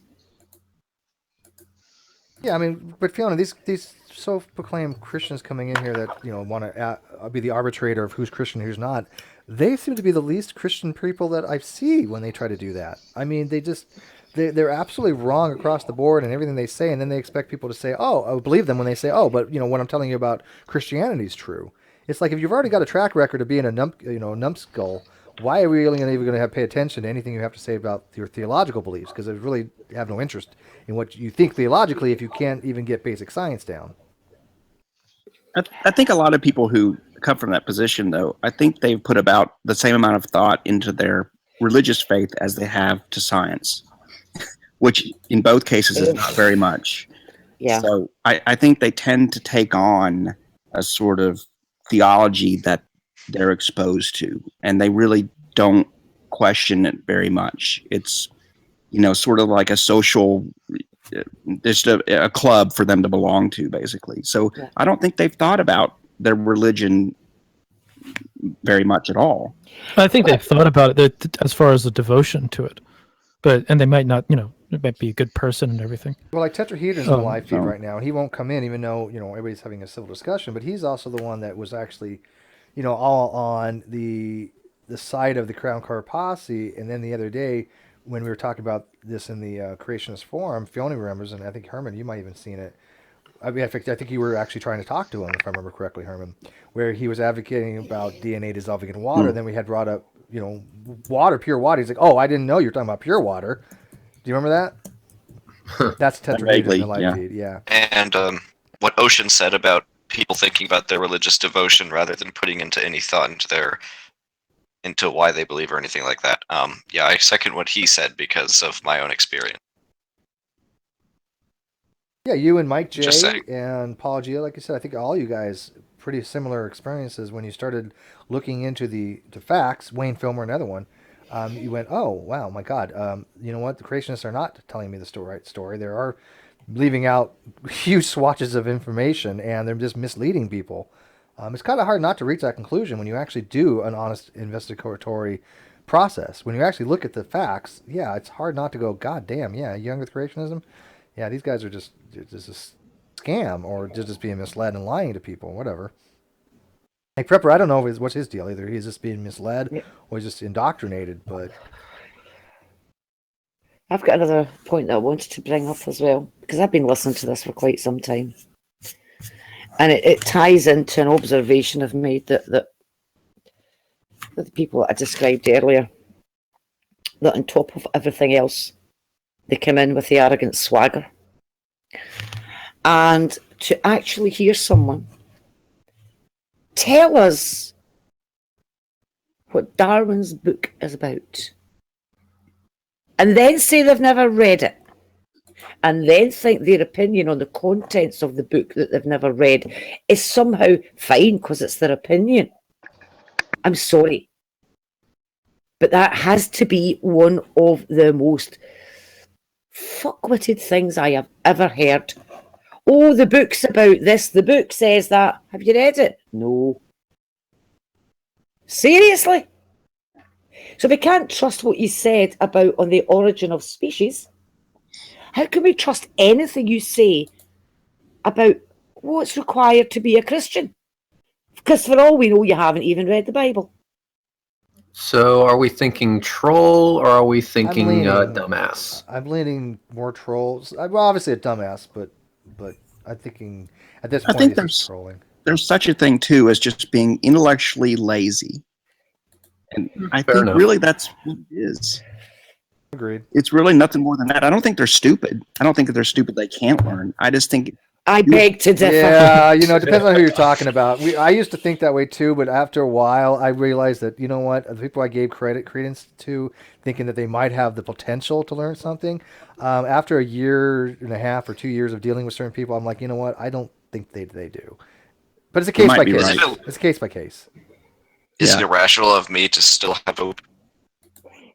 All I heard is it irrational of me to have a poop? I think that's what I think is it irrational for me to still have hope? That's what I said, Steve. Thank you. But I would like to know why Prepper won't even bother to answer my question. He's just sitting there. He's afraid of you. It's the same reason I don't play one-on-one basketball with Michael Jordan. Get your ass kicked. Well, I mean, but this is something that really does annoy me. That when you start, you're all lost. I'm not giving you gold because you won't accept the honey.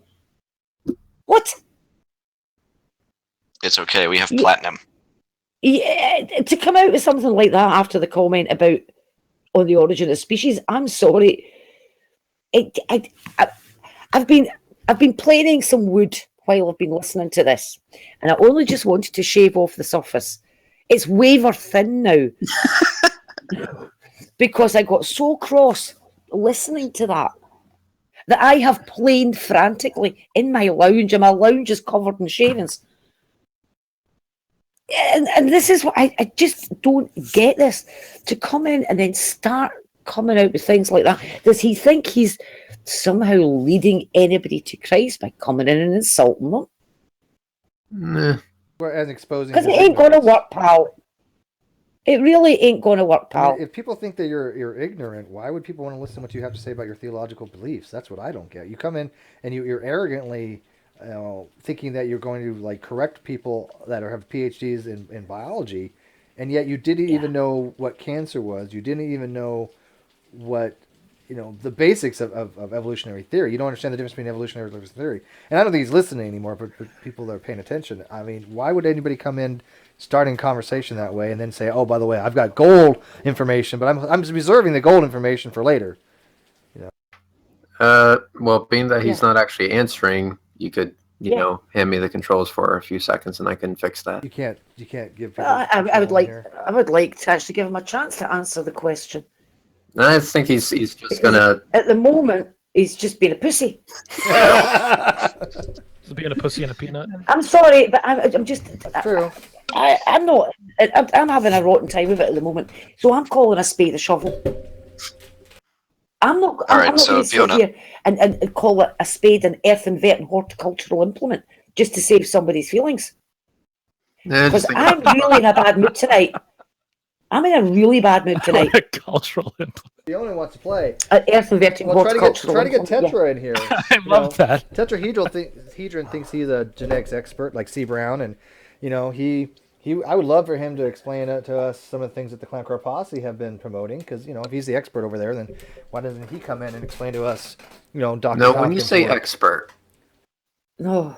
Did you hear the phlegm in my voice, the little coughing, the little choking of my words at that? The little double cough so we can tell you're telling porkies. That's Truth's thing. Yep, that's his tell. Like, including expert. This is the thing that was said that one time by that one guy. The electron the oxidation, because I'm a genius. Okay. Mm-hmm. Don't forget about adding guanine, cytosine, and thymine. Here's a question for you all, right? You know how Ronnie's the great science go-to and all the rest of it, right? This is my question. We've asked quite often, we've asked people, when Tommy is in agreement with Ronnie and all the rest of it, okay, so what was Ronnie's argument, or what is it Ronnie explained to you? And you just get this deafening silence. Now, we also mentioned earlier in this hangout that Ronnie goes on and on and on, and he always has to name the 4 bases, okay? Every time He can't just say A, C, T, and G like anybody else would do. He's got to name them in full. Why then, when G-Man made his video, could he not pronounce the 4 bases? G-Man couldn't? Gee, I wonder. Adenine, cytosine, guanine, Was this thymine. Was it? Wait, yeah. This is G-Man? No. Yeah. So, given that Ronnie is such a great teacher, and given that we all know that Ronnie says the words over and over and over, then why can't G-Man pronounce them? Because even he doesn't listen to Ronnie. Well, I wonder if you even ask him what goes with what. You know. Yeah, don't worry. It's ever since Ronnie's won the coveted Dumbfuck of the Year award, the Clown Car Posse as a whole has been going further down than I thought was possible. So, yeah. They've been so quiet, and then the only video Ronnie has had, I didn't even bother with, but the people that did just tore it to shreds. I mean, he was just. I mean, the content that they have been producing has been so cringy. It kind of reminds me of like one of those feminist wrecked videos. It's that level of cringe. Yeah, ouch. Normally, I don't get cringy when I watch their videos. I usually just get very bittered and pissed off that people can be this retarded. But apparently, as of right now, they have managed to turn up the cringe factor to like 11, and now I can't even stomach it right now. Do you think that's the direction they're going in 2017? That they're just, they're just taking extreme. They're just you know what? We've already got people irritated by the magnitude of our dumb fuckness. Let's go ahead and turn on the cringe. Let's see if that helps. It's their New Year's resolution.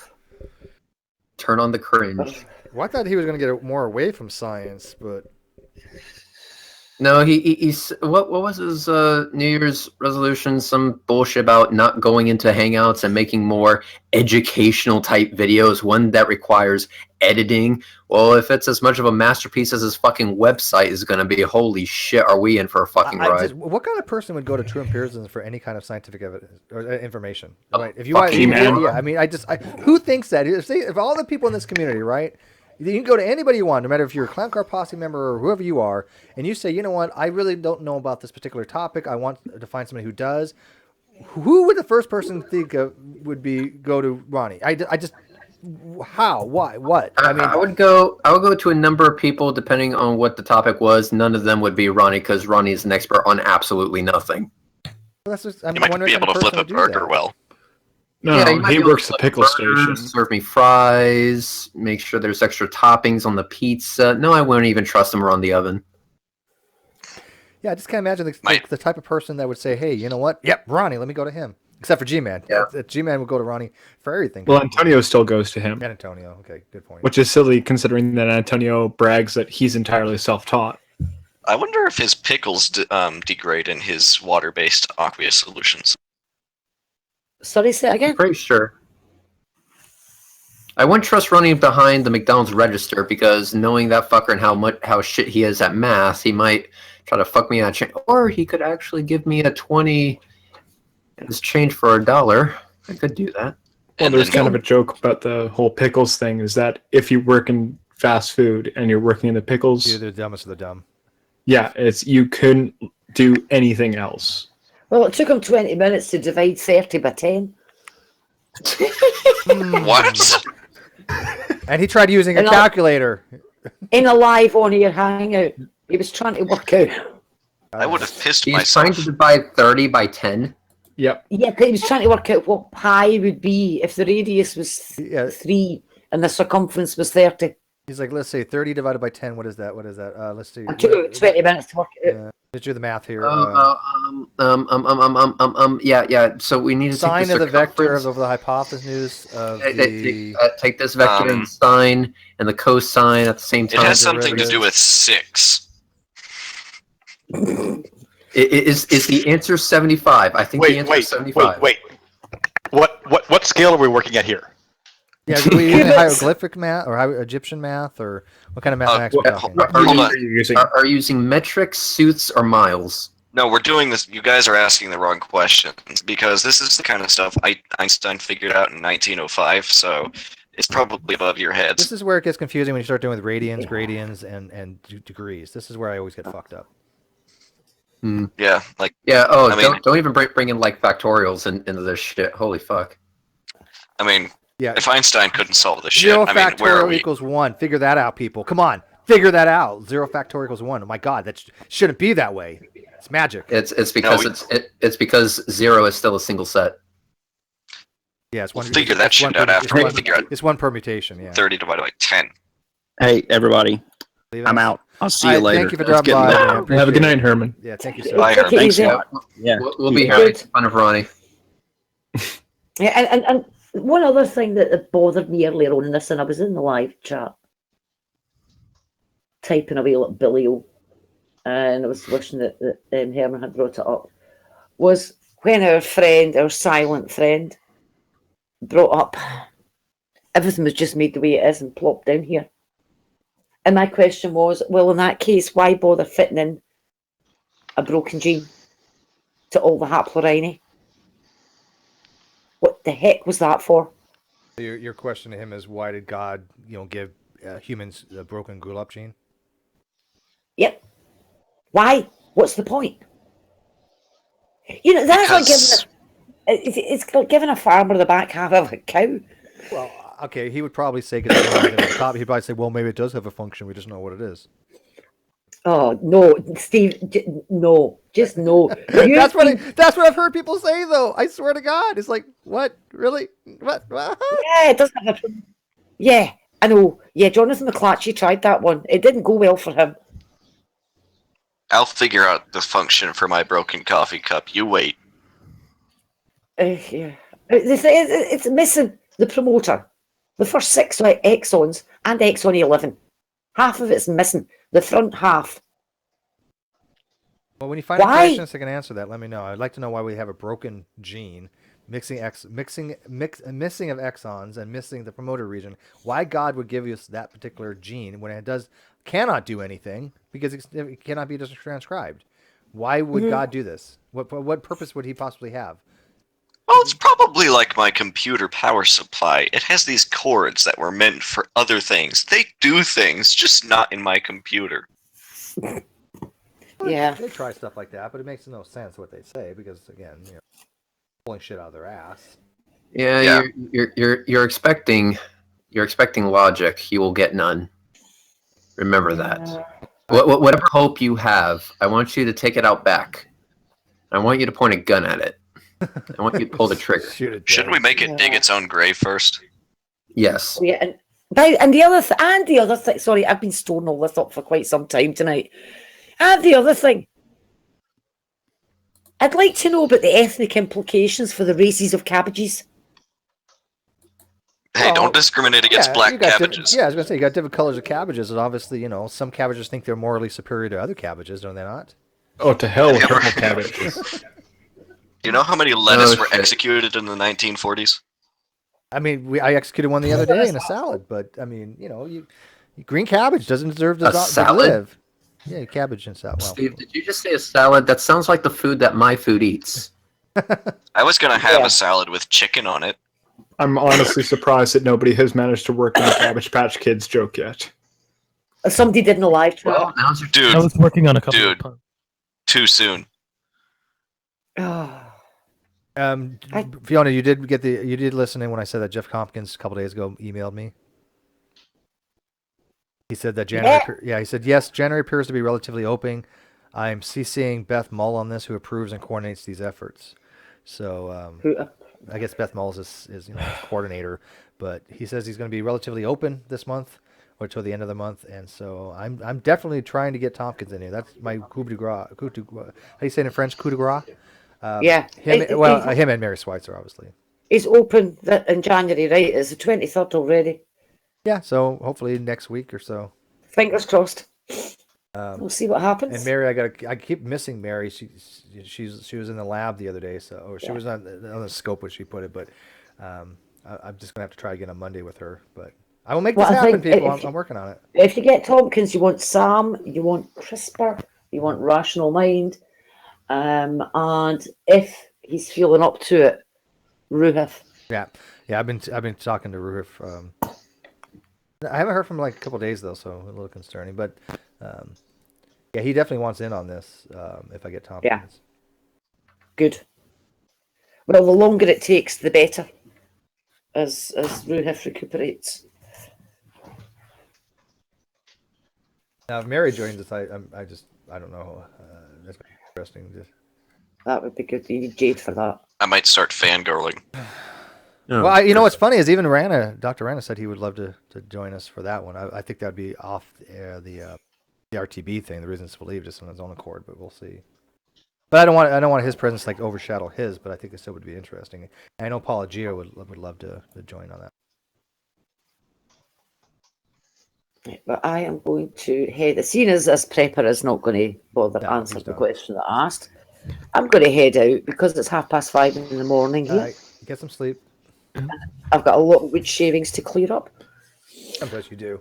Good night. So, Yeah. who wants to bet money towards Steve's Patreon that when Fiona leaves, Prepper's going to start talking? That's what I was thinking is going to happen. Oh, that's Actually, you probably have to well. wait for me to leave too, because I was pointedly asking you questions as well. You just come in and people shut up and they don't want to talk to you. I see how it is. Well, Ocean does kind of like screw up people's perception because nobody really knows how to handle a polytheist. Or a cat. Well, Yeah, and this cat is adorable. well, it's just a shame that he felt he could throw out all of that garbage and then hide. Until the real bull moose came in the room. I just think that's pathetic. It is pathetic. Well, anyway, Fiona, before you actually leave, though, Yes, before you dear? actually leave, though, Fiona, are you going to be available tomorrow? Too late. Ah, shit. And by the way, just point this out, if I do get, well, I should say when, because it's all not a certainty, but it's high up there. But if Mary Schweitzer joins us, people that are Patreons obviously will be able to join the Hangout. So if you're a Patreon, you definitely. It may you have to. I mean, you don't have to be, obviously, but I mean, if you are, you definitely can join. If you're not, I still try to get you in too, obviously. You have to invite Tommy to that one. Well, I will at some point. All right, I don't want him to start off the bat. I want to be able to talk to her, maybe like the first 40 minutes or so, and then maybe. Hey, Redline, Fiona's back. Oh, really? Yeah. Yeah. Sorry about that. I brushed a crumb off my mouse pad. And You got trolled by a crumb. All right, Yeah. Fiona, besides that crumb totally ruining your ability to answer my question, are you going to be free tomorrow? what is it? What day is it? It's going to be Monday tomorrow. Yeah, it is Sunday. Well, it's Monday for her, isn't it? Yeah, it's Monday for her. Sorry, I thought it was Wednesday you were doing this. Yeah. No. I meant for a fucking private one-on-one. God damn. It's tomorrow for him, Wednesday for you. What? No. Are Redline's talking about something else. Let Redline make his communication. Are you going to be free in about, 11 hours? Oh, God, what's 5 plus 11? God, 4 o'clock in the 11 afternoon. hours from Yeah. now. 5 plus 11 is 4. Yes, I am. Well, we can ask Ronnie. Ronnie, what's 5 plus 11? Obviously 4. Well, Yes, wait, hold on. What scale are you using? I've no idea. It's a clock, apparently. Just measuring it in pies. I just use digital, man. Maybe I should have never have asked this question to begin with. I should just ring you up and say, "Hey, are you free?" Yeah, well, I mean, I should be. Okay, Should cool. be, Well, that's all I needed. Yeah, I'll send you a message. fucking Ronnie jokes I'm needed just- here. I'm just. Yesterday, I had a bit of a hard time. It wasn't very pleasant because I went down to the vet. I got the phone call that everything was back, and I got there, and first they were looking for the remains of a small animal, and they were asking me what the wee one's name was, and I said the wee one was a great big stinking horse. Yeah, not we. No, so they finally fit. The box is enormous. It takes 2 people to carry it, but they couldn't find her shoes, her mane, her rug. They couldn't find anything else. No, so they And I fucked was- up. And I was in there for 40 minutes helping them tear the place apart. and eventually I found it. But by the time I found it, I was in bits. I was in floods of tears because I thought they'd lost the mane and the shoes. You know, the last shoes she ever wore. And so Yeah. I was in a terrible state. And I've been a bit better today, but I don't know how I'm going to be tomorrow because I'll be in the house on my own. Husband will be away to work again. Son will be away to school. Hence the convo tomorrow. So I was saying if you were free. I don't know what I'm going to be like. I really don't. Let me worry about that. You end up with a weeping female in your hands. You won't be a happy bunny. Oh no! Again, It's not been let me worry about that. I'll be like, it's okay. Hold my beer. I got this. Yeah, hold my beer means something different around here. Yeah. Hold my beer is 100%. okay. Yeah. But yeah, so hopefully I will be. But I only came in because I Yeah, I know. because Some fuckhead on the internet pissed you off. What happens to the rest of us? Oh no! I mean, come on! Somebody was wrong on the internet. Yeah, I know. Somebody was wrong on the internet. I'm gonna make that a shirt. I need a mug with that written on it. All But right. anyway, I'll head out. But it just means everybody be warned for at least the next week. I'm going to be in this sort of mood or worse. So I got some Stay woke. I got some for be you tomorrow. afraid. Yeah. I got And some. by the way, do you like the picture I sent to put you off buying that thing? Oh yeah. The Jaws. Yeah. I have that Yeah, plus. I have that plus another picture that helped me not buy stupid shit on the internet. Yeah, I watched Jaws last night. I shouldn't have done it. Because I just get all. Well, I will be talking to you in about 11 hours. Sound good? Right, you take it easy, mister. Sorry about derailing your hangout there, Steve. Right, ta-ta, night-night, kissy-kissy, huggy-huggy. Good night. Thanks, Fiona. Okay. So what Jurassic Park stupid is shit better are than you Jaws. buying online, Reds? I would think that your reflection in your computer screen would just cause your screen to shatter. Oh no. There's it's one of those non-reflective surfaces. Hey, haven't you heard? That meme is dead. Anyway, yeah, until you fucking brought it back up, you asshole. Hey. So anyway, right there is an Amazon link to the stupid shit I want to buy, but it's the stupid shit I can't buy because I realize it's stupid shit. Jaren is stupid shit. That is incredibly stupid. That's some really stupid shit. Yeah, no shit. That being said, I want to buy it as well. God damn it. You're not helping. I'm just gonna buy it for myself and not use it, just so that you two fucks can be pissed at me. But we can already be pissed at you. I guess that's true. I But don't if you even want know to what this spend, is really used for. $800+ of your own money to piss us off, by all means, that might actually make me happy. Or, I'm sorry, mad. That will totally make me mad. Do it. MAD. So Jaren lost his house. Good. Fuck him. No, I'm asking. Who's Jaren? Jarenism. Some fuckhead on the internet that thinks the earth is flat that has, 50,000, 60,000 subscribers. Wow. Yeah, he's one of the first flat earthers that developed a massive hate boner for me. And so basically what happened was that he has yet to ever get a real job, and YouTube was his only form of income. But even that's not enough, because I guess more and more people are not watching his shit because they realize that, well, it's kind of shit. And as a result, he's kind of without a house. And I think he's either living in his car or under a bridge. I'm hoping under a bridge. I feel bad for his kid. His kid's probably staying with his grandparents. That would be most fitting for a troll to be living under a bridge. Yeah.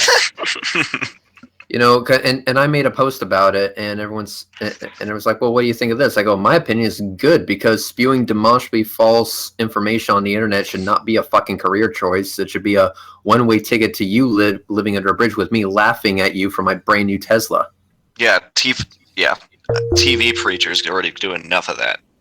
Yeah, you know, Yeah, because you can't really say spewing bullshit isn't a good career choice when you just bring up TV preachers and Trump was just inaugurated. all right, okay, different type of bullshit. At least Trump knows the shape of the earth. This is true. Does Trump at he? least has that going. Has for he him. ever gone on the record to say that it's round? No, he has not. All right then. But you know it. I know it. Everybody knows it. Well, except for Jism, and now he doesn't even know where his house is. Oh wait, He probably lost it using the flat Earth map. using the flat Earth map. Oh, Kara, that is one savage meme. Yep, that was a savage meme, and so I have to resist the urge of spending my money to buy the stupid shit because it's stupid shit. So yeah, I what is the stupid shit, please? I can't see it. I linked it in the side, jackass. You know I can't see the side chat. Why? Phone? Oh, you're on the. Oh, you're doing this the peasant way. Okay. It's an inflatable paddleboard. Have you ever seen those surfboards that are not really surfboards? They're like oversized, and you stand on them, and then you fucking paddle and shit. Yeah. Yeah, that, but an inflatable one. Well, you are Floridian. Yeah, I know. I am a Floridian. That's the only reason I'm considering this shit. But I live in the mountains, so I'd get a glider. You need to get the fuck out of the mountains. Is what you need to do. Why? Suit yourself. Oh, actually, he has a point, because where I live is like a fucking bowl, and the sky's almost never clear, so I can't see the night sky. There you go. Now you're learning. It really sucks. I can't see Messier M30. I can't see Messier 32 and Messier 110. Look, just keep telling me how miserable you are. I'm totally not jacking it right now. Okay. My job isn't paying enough, and I have to get a second one. Keep going. I found out that it's most likely that I have attention deficit disorder. There you go. Keep going. And I am pretty much emotionally crippled. Say that last part again, but slower. I am probably I'm most likely emotionally crippled as well. Okay. Sweet. And it's everywhere.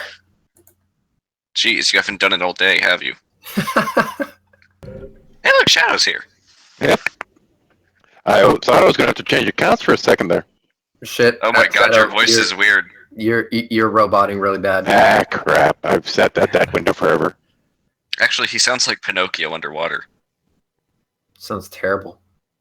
Yeah. Disney doesn't know what underwater sounds like. Oh, Shadow's here. It's a rather surprising coincidence because Shadow was saying in the live feed he wasn't too happy. And then that happened. Shadow? We can't hear you. Okay. If you're talking, we cannot hear a damn thing. But he gave us the finger to say one moment. Are you sure that's what that finger meant? Yes, it was his index finger, not the middle one. It'll be the middle one later. Probably. Stop agreeing, Shadow. Anyway, have you guys heard Shadow has agreed to buy me this stand-up paddleboard? But you have to come to Texas to use it. Oh, and you know everything's bigger in Texas. You can fit Olympus Mons in Texas. That's just because Texas is freaking huge. You can fit America in Texas.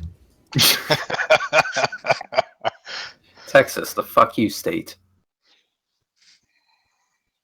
Shadow, you look very disappointed. See if I can read your lips. Tell me what's wrong.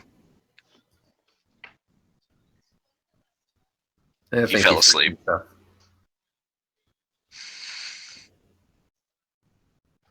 Anyway, Max, let me ask you a question. Are you trying to get me fucking killed? No, not really. I mean, if it did, maybe a pleasant side effect. Well, fuck you then. There we go. No. Working now? Yes. And you don't sound terrible. Well, I was going to ask you all a question because I was hearing I was out there listening to what you all were saying about Uranism. Do I have this right? His house went over the horizon and ceased to exist? Yes. Oh, Yes. Yep. He done did a fuck up, and more massive fuck up than what he's usually fucking up. Speaking of fucking, I don't really think that Hannah's gonna kill you. What? Wow, that's what brought it up. I'll mute myself for a bit. Yeah, you better. Fucker. So I'm curious, is Prepper, are you still here and being silent? That's a yes. Yeah. He's preparing for the apocalypse. You unmuted. I don't know. I'm glad I didn't take money on that bet that I had put. What bet? Oh, the Fiona thing. Yeah. Yeah, once Fiona leaves, once the Christian who accepts evolution leaves, he's going to start talking again. Yeah, whatever. He's an idiot. Anyway, so moving on. Yeah, Jism is now officially homeless. And it sucks. I don't wish that on anybody. But in other news, I'll be having a party at my channel on Wednesday. Everyone's invited. Did he not pay his mortgage or what? I'm sure that's part of it. Yeah, he's either renting the house or mortgage or whatever. No, And- NASA kicked him out, clearly. Yep, somebody kicked him out, so that's basically what happened. It's like, oh, I'm losing my house over this, and I don't want to blame the flat Earth. And Morgan's like, I'm blaming the flat Earth. I'm like, yeah, so am I, because you've spent all of your time spewing this stupid shit on the internet, and this was your only form of income. And instead of getting a real job, actually contributing something useful to society. I mean, we need somebody to make that Big Mac. Well, we found a conspiracy theory that even Trump doesn't follow. Yeah. We were just talking about that. That we know of. No. Everything he said indicates that he at least accepts the shape of the planet. Well, this week. This week. This week on Donald Trump. We'll see what happens. There's a silly meme that's been going around like my Facebook feed lately where it says, "Oh, I can't wait for the season premiere of America." Hey, I'm back. I'm eating though, so I'm gonna be AFK for a few minutes. But did Tetra really in the live feed just say he studied Tompkins' work? Did you guys read that? Is that what it says there? Yes. I'm not paying attention to live, honestly. I should probably do that. So He I studied Tompkins' work. In general, I don't do creationist sites. So I would love for Tetra to explain to us Tompkins' argument, because so far no younger creationist has ever been able to do so, and we'll have Tompkins on hopefully by the end of the month. By the way, has anybody gotten an answer for what creationists mean by information? No. Yes. Vaguely. They are referring to what they call the universal definition of information, which basically means it was put there by a mind. Well, that doesn't necessarily mean DNA, because DNA is a bunch of chemicals. It's not information Nice try, in a guys. meaningful way, but yeah. It's a word game. That's all it is. Oh, look, biological information. Oh, you God. Yeah, that's all it is. But I really know. I'd love for Tetra to explain, anybody, even in the live feed, he doesn't even have to come in, to explain Tompkins' argument. Since he's quote studied Tompkins, so what is Tompkins arguing and why is he correct? He's probably arguing potato, and potatoes are real. Ian V is Evolution News and Views, by the way, Tetra.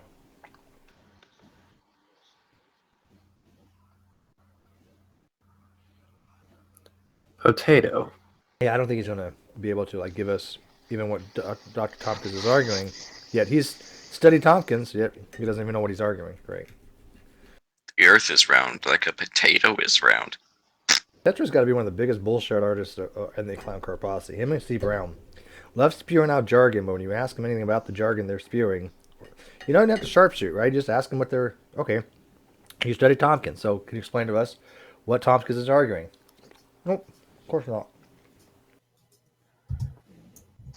I don't know. Lately, my opinion of Sean is that he's the worst of the worst. He has gotten pretty bad lately. I mean, he's gone from like professor of physics to professor of biology to retired scientist. Oh, he's gone further than that. The other day in the live chat, he was like, "Well, as a teacher who taught biology, I'm going to ignore your thing," and now he's a retired scientist. I saw. Yep. Mm-hmm. It's amazing. Yeah, Since nobody uses clowns anymore, does that mean the clown car posse nobody listens to anymore? Oh, people still listen to him, but for different reasons. Right. By the way, I made the best yucks. bacon steak ever. I don't know. I'm a little bit confused by, well, Texas schools in general. My son's in middle school and has never heard of the Black Death. Really? Yeah. Huh? I had to explain immunology to him. And, you know, Louis Pasteur, and I'm going through this whole thing on the drive, and I'm like, you didn't learn any of this in school. It's like, no. What is he learning? What grade? That's what I'm trying to figure out. He just entered, he's in middle school this year. He just went into middle school. Well, yeah, I mean, I don't remember very much about the bubonic plague and things like that in middle school, but whatever. I mean, at some point along the lines it's taught, but I'm worried about the live feed. I'm trying to read the live feed here. The weird thing, though, is that last year or the year before, one of his teachers in grade school played him this movie that was this conspiracy theorist bullshit. What was it about? I don't even remember at this point, but he came over here for the weekend. And he's like, "Oh, we watched a movie in class. It was talking about this and that," and I'm like, "What?" Like you're going to have to forget everything you just watched. Pretty much, yeah. You'd have to explain to him who the real monsters in the world are. Yeah, they're called people. It was so terrible that you set out on a mission to forget all about it, and you succeeded. It wasn't even all that significant. It was just kind of standard bullshit Republican crap. Even though there's more technology nowadays, do you think that kids are becoming more susceptible to bullshit or less susceptible? I mean, do you think they're able to actually, because of the internet, find out why this is bullshit, or because of the internet they're actually succumbing to the bullshit? I think the internet has allowed all the echo chambers to just get bigger. Yeah, I agree with him. I think it makes people succumb to bullshit because even in my news feed, I'm seeing stupid things like quantum physicist proves that when you die, your consciousness moves to another universe. Oh God. What? There is something called quantum suicide, but again, they take these things and they run with it to the level that they're not. Basically, they distort shit, right? Yeah, the physicists publish things in scientific journals and like, hey guys, look at this. Guys, stop. Guys, slow down. What? Yeah. And then everybody believes that magic is possible. Yeah. Yeah. Whenever you read something that says scientists prove, you automatically got to really kind of wonder what source you're reading, right? Yeah, I always do because we don't use the word proven. Well, not like what they mean. No, proof is just a mathematical formula. Yeah. So, I don't like it when people say science has proven this mystical stupid thing because it really pisses me off. The thing that kind of gets me about this, especially with all the weird mystical mumbo-jumbo magic claims and this kind of crap, is that the only way to be intellectually honest when even discussing these kind of things is to say, there's something that happened, I don't understand what happened. And until I have a proper explanation, I'm just going to say, okay, it's in my unknown bin and leave it there. Yeah. It's funny that every time the explanation does pop up, it's something that's not magic. Okay, I'm going to give you a case in point, if you guys don't mind a little bit of story time. Story time. Yay! Okay, years and years ago, back when I was into the whole mysticky mumbo jumbo horse shit, this was back when I was like 20-ish, something like that. I'm sitting there driving down the street with a friend of mine, and we're speeding pretty thoroughly. And I'm sitting there doing my weird mumbo jumbo crap, and we started getting blue flashes around the car, and it seemed like it was coming from right above where it was. It was really fucking trippy.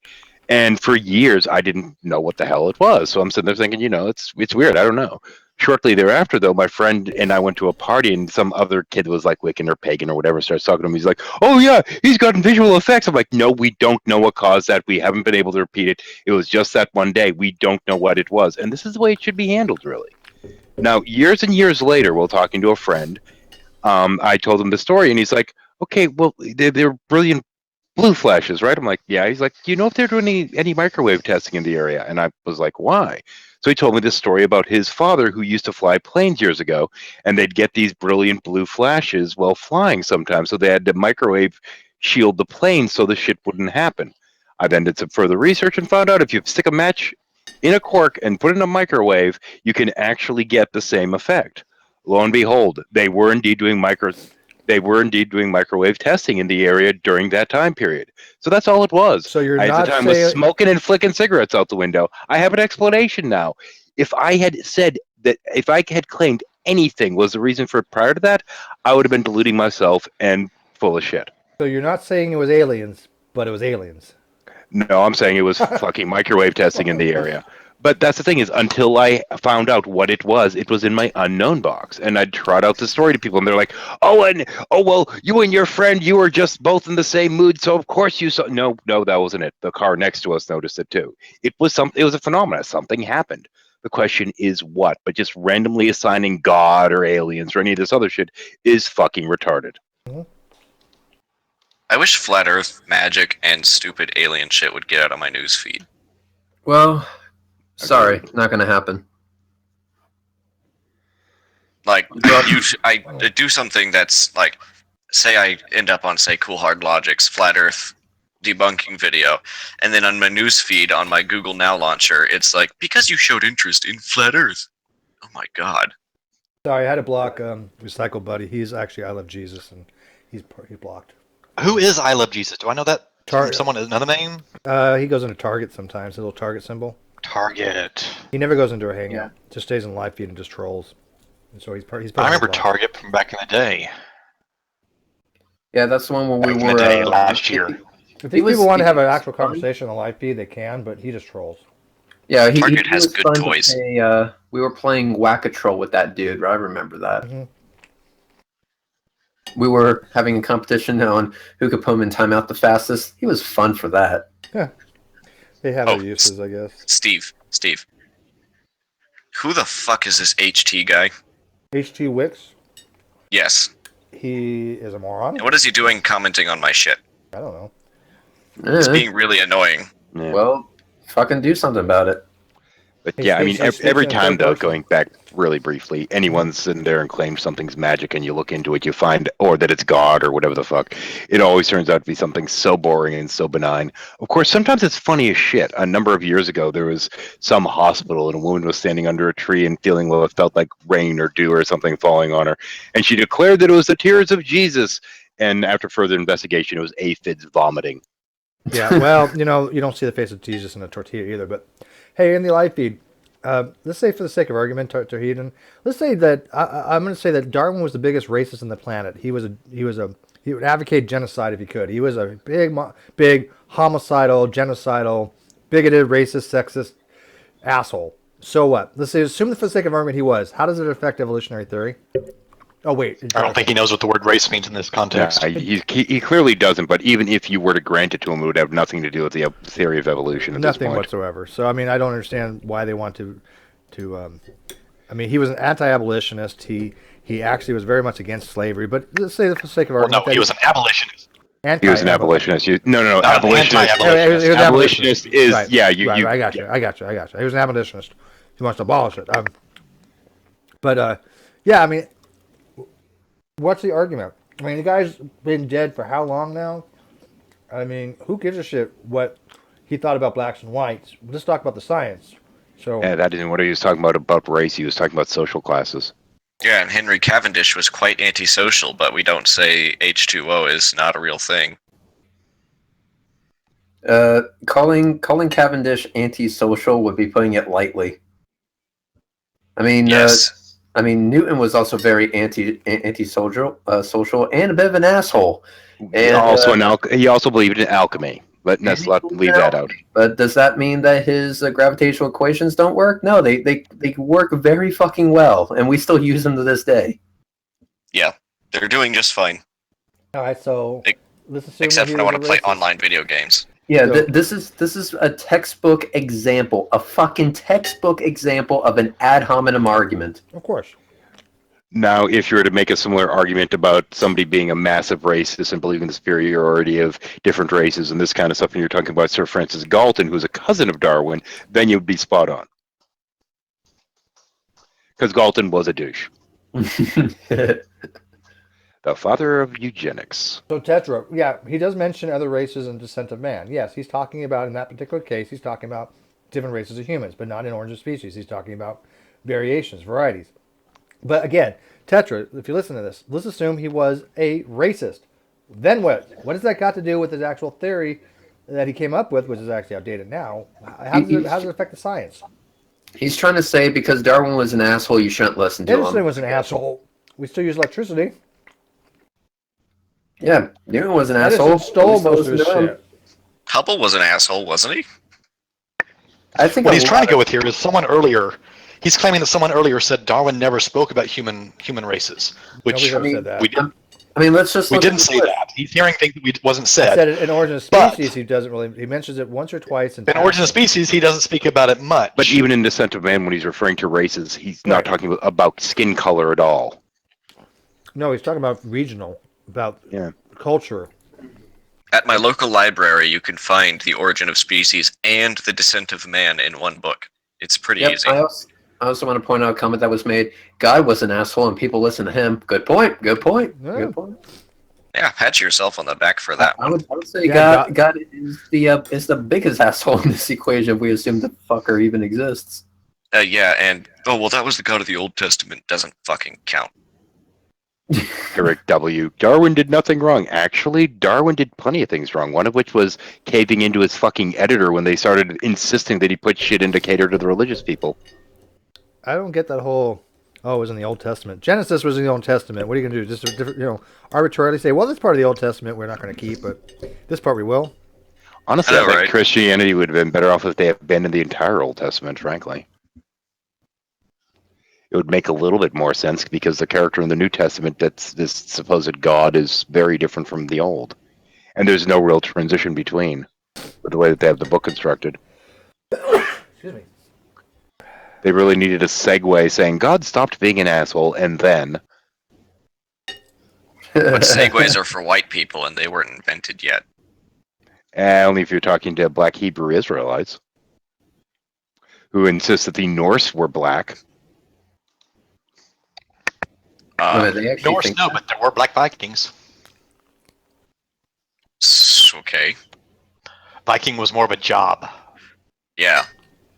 Pillaging. It was a 9-to-5 job. Actually, there was It's not just a job; it's an adventure. There was a lot less raping and pillaging than you actually think, though, Well, that because was a job from what for they've discovered, it was mostly they'd show up at the town and say, "Hi, we're going to sack your town unless you give us 3 virgins, 8 heads of cattle, and 5 chickens." Hey, I was promised there'd be raping and pillages when I signed up to be a Viking. There's people with this fucking battle axe going, this is bullshit. Yeah, this is bullshit. Where's the raping? The guy in the back's like, "Please say no, please say no." But then you devote your life to music, and you turn your battle axe into a guitar, and you start this epic rock band, and you just win the band contest. Okay. Why are we talking about Man of War? The Monomarth reference. In that case, fuck you. I was just being creative. I don't know what you're talking about. You had never heard of a Monomarth? No. Viking metal. Oh. TYR. There's a whole bunch of groups from that region of Norse metal. I think they're actually aliens. I mean, they're the Nordic aliens. This formed decided instead of having them come down and like anal probe people, they decided better to form a rock band. Yay for anal probing! Is that where we got? Red, you know you like it. There's a rock band in the Northeast called Anal Cunt. You think that might be involved in that, or? No, I know Pussy Riot. No, they're just immature people wanting to do shock value or whatever. Oh, okay. Oh, they do bust all their instruments at the end of the performance, so probably pride. I'd hate to have their bill. Good grief. Which they've had it gets expensive, and now they can't play. Probably shit guitars. Guys, we can't pay this anymore. We keep smashing our instruments. And then everyone's going to think you're a sellout when you don't smash your instruments. Hit the Who. I'll be right back. Yeah, they can think they're the Who. They can crash their fucking cars into the swimming pool, whoever the fuck they think they are, but they're not. They suck.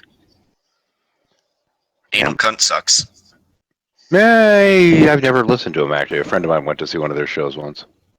They suck. They're like Autopsy. Oh, okay.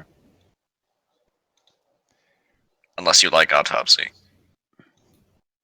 I've never heard of Autopsy, honestly. Then again, years and years ago, I was going clubbing with a couple of friends, one of which was the head editor of the Pitch Report, which is the underground music magazine up there, up in Massachusetts. And me and her and another friend went and we listened to this one band, and I couldn't fucking stand them. My friend liked them, and editor liked them, and I'm like, whatever. So one of the guys comes up to me trying to push one of their fucking bullshit CDs on me, and I'm like, nope, sorry, not interested. We're gonna be big someday. Everyone will know who we are. And da-da-da. I'm like, I don't give a fuck. I don't like your music. Well, you'll think differently when we're huge. I'm like, no, I still won't like your fucking music. And to this day, I do not like Everclear. So, yeah, the best you're going to get out of genres like that are probably like Cannibal Corpse and Deicide, because, well, they're kind of the original ones. Everything after that was downhill. And I still don't even like them. But this whole weird thing when they're popular, you like them. I'm like, what the fuck? No, if I don't like your music, I don't like your fucking music. I can get behind the fact of, like you get an earwig or one of those songs that's just really, really popular for a while, and then you're like, oh God, I hate that song now. God, go away. I can get that. Like everything that ever came out in the 70s or early 80s. Hey now. Oh, come on. Let's be real. There's usually some music from every era that I like. Yeah. I said most everything, right?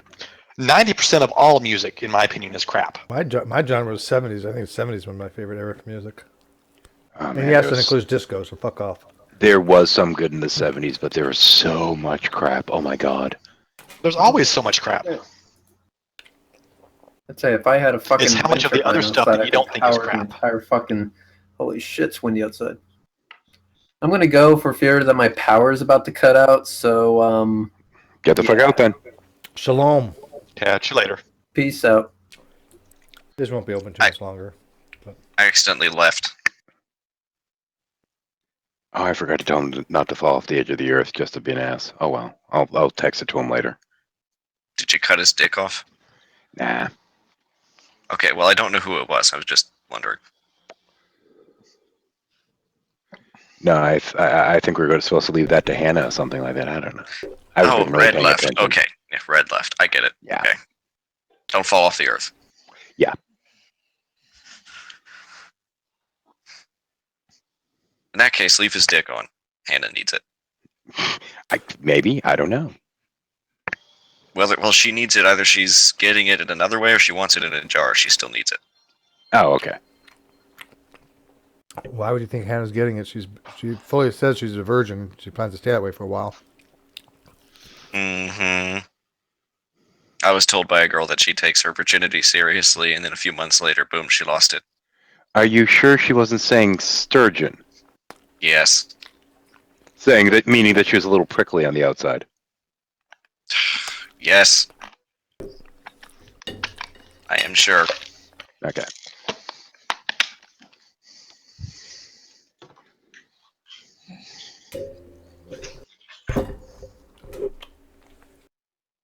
I don't understand these people.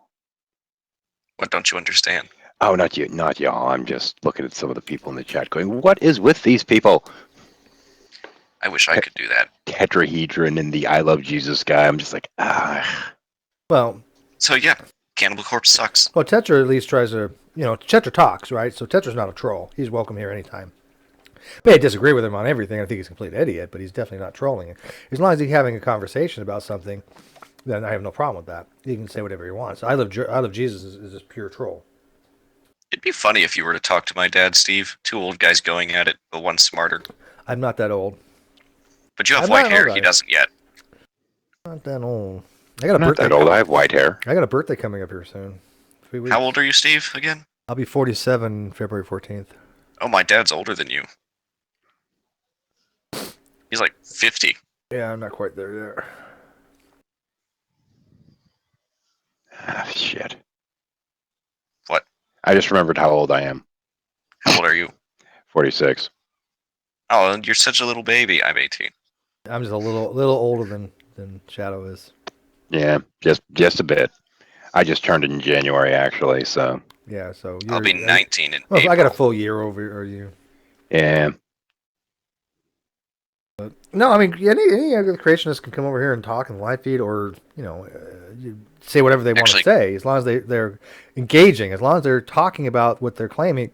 I don't have a problem with that. They can say what the hell they want. It's just, when they come in, they basically throw shit out there and then shut the fuck up like Prepper did. It's like, okay, well, that's not of interest. Shadow, what music do you like?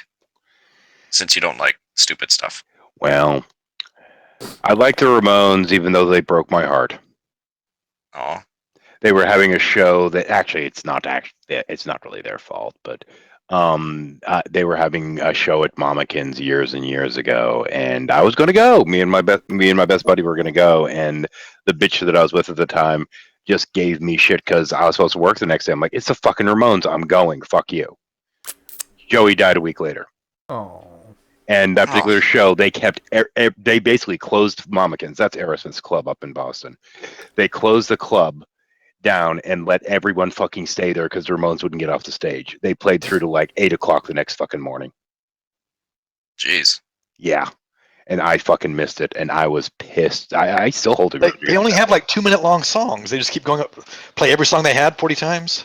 They spent a lot of time mulling around, drinking with folks, just chilling out. Fair enough. That's pretty sad. Yeah. I mean, I actually missed an occasion that I could have just sat around bullshitting with the Ramones for several hours between sets. That would have been great. But yeah, I like Made of War. I like Rammstein. There's a number of different groups that I like. Rammstein.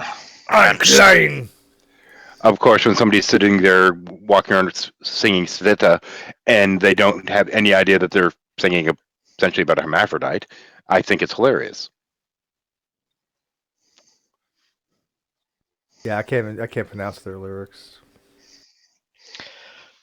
Whose lyrics? I go across the gamut. I go from country to rock to metal.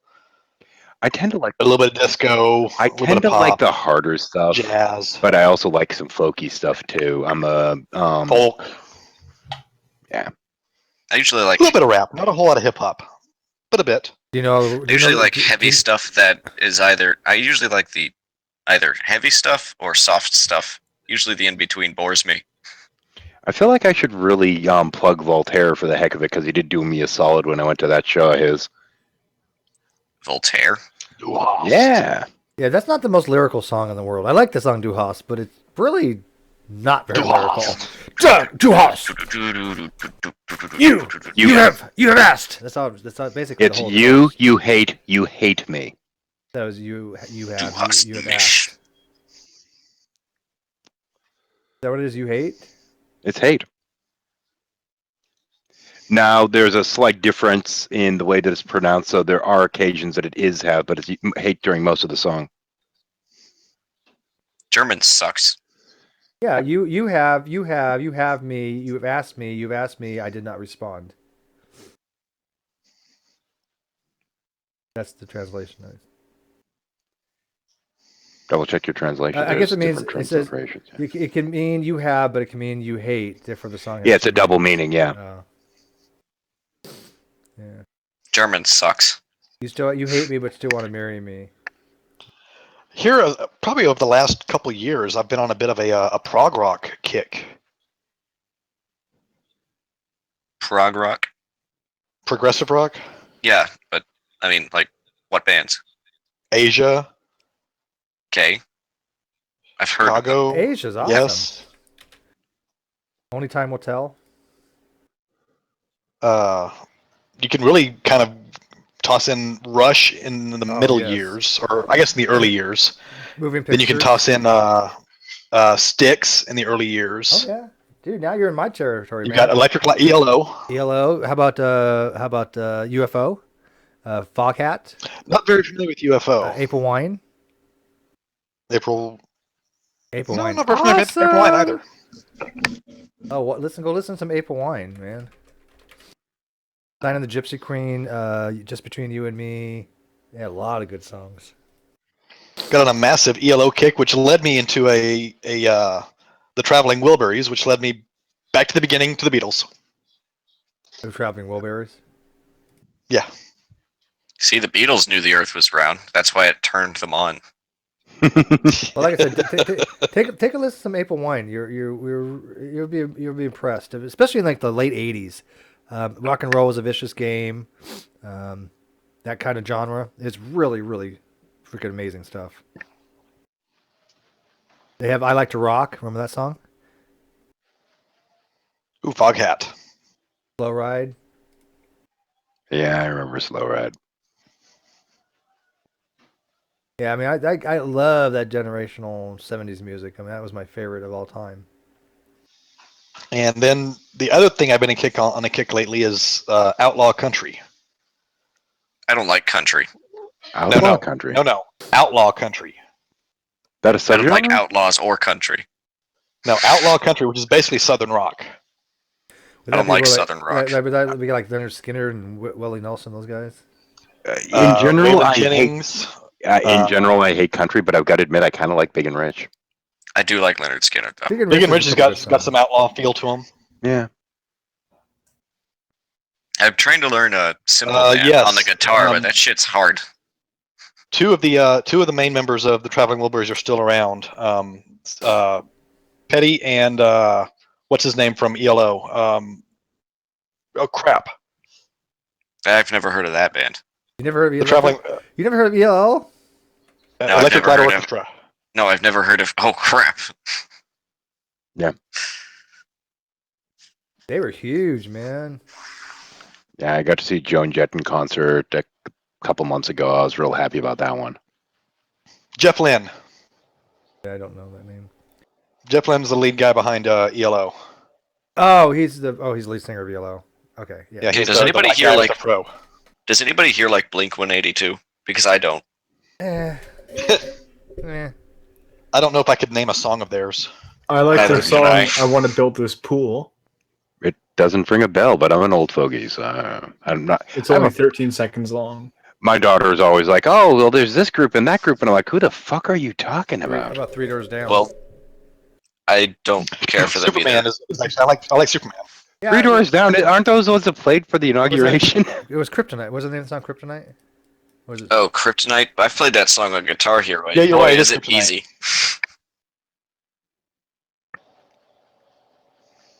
Actually, I don't like that song. I don't like My Family. Hold on, I gotta mute for a I caught second. myself going, oh, Hank 3. Anyone here ever listen to Hank 3? No, Hank Williams the third? no. Look him up sometime because he's out there. Whenever he does a concert, he does half a concert of like country standards and a little bit of his own new country, and then he goes into like acid rock and speed metal for the other half. What's the difference between speed metal and thrash metal? Not much. All right then. I mean, there's a lot of crossover. Speed, thrash, and death. There's a lot of crossover in there. Death metal kind of sucks. I do like thrash metal though. Well, at least like Metallica and everyone I was after a big that. fan of Typo Negative. Any Metallica only counts if it's before Black. Well, yeah, in the thrash metal, yeah, they changed at that time, and I do kind of like stuff in the Black album. I never fucking liked Iron Maiden in all those groups. It's like, come on, man. Hey, fuck you. I like Iron Maiden. Could never fucking stand Iron Maiden. I bought part of their latest album, or the one that I remember being the latest is The Final Frontier, probably because it has to do with space. But I also really like the song Coming Home. I'd rather listen to Kiss. I wouldn't. I think Kiss is boring. I'm not a huge fan of Kiss, but I've got friends of mine that scream every time they get an opportunity to go and see them. Wait, is Kiss still doing things? I don't know, but Probably. they did as of a few years ago. When I had just graduated, or just before, right when I graduated high school back in '92, they started a world tour in '92, and that they actually started it in my hometown. A lot of the older groups are going on tours now because they're finally running out of money. Oh yeah, Well, Judas the cool Priest thing did about this that. was I was working on local crew at the time. Oh. So we got to spend 3 weeks just setting up and tearing down the stages, and then doing sound checks, and then set up a stage. They do a sound check and do a run through, and then tear it down. And then the next day do it again, and do it like 3 times in one day to try and get everything worked, all the kinks worked out. I mean, the I've thing never is, been there's to this a live show. There's this weird notion that somehow good music requires talent, and I think the Ramones is proof that that's not necessarily the case. They only played like 3 fucking chords, but their music was fun. Well, for that matter, the Ramones never played much more than that either. Well, that's what I'm saying. That's what he just said. I'm picking on the Ramones. They okay. Play 3 fucking chords, but their music's fun. So who gives a shit? Yeah. Hey, do you like Judas Priest? Yeah. I have a story for that. Me too. What? I went to a Judas Priest concert several years back, and opening for them was Queensryche. Hey, that's cool. I like Queensryche too. Well, I had been superficially familiar with them before I saw them in concert, and after seeing them in concert, I became a fan. Oh my God! Wait, my dad is friends with the bassist of a band that was going to be named Prodigy, but they only released an EP under the name Oracle because there was already another band with the name Prodigy. Yes. You know them? I'm familiar with Prodigy. They've got some funky. There's one particular video that's stuck in my head. I'm blanking on the name of it, but it's really in your face. The video is. I've seen it. Yeah, my dad is best friends with the bassist of that band. His name's Kevin Reed. He's a flat earther too. Oh my gosh! How many flat earthers do you know? What the fuck?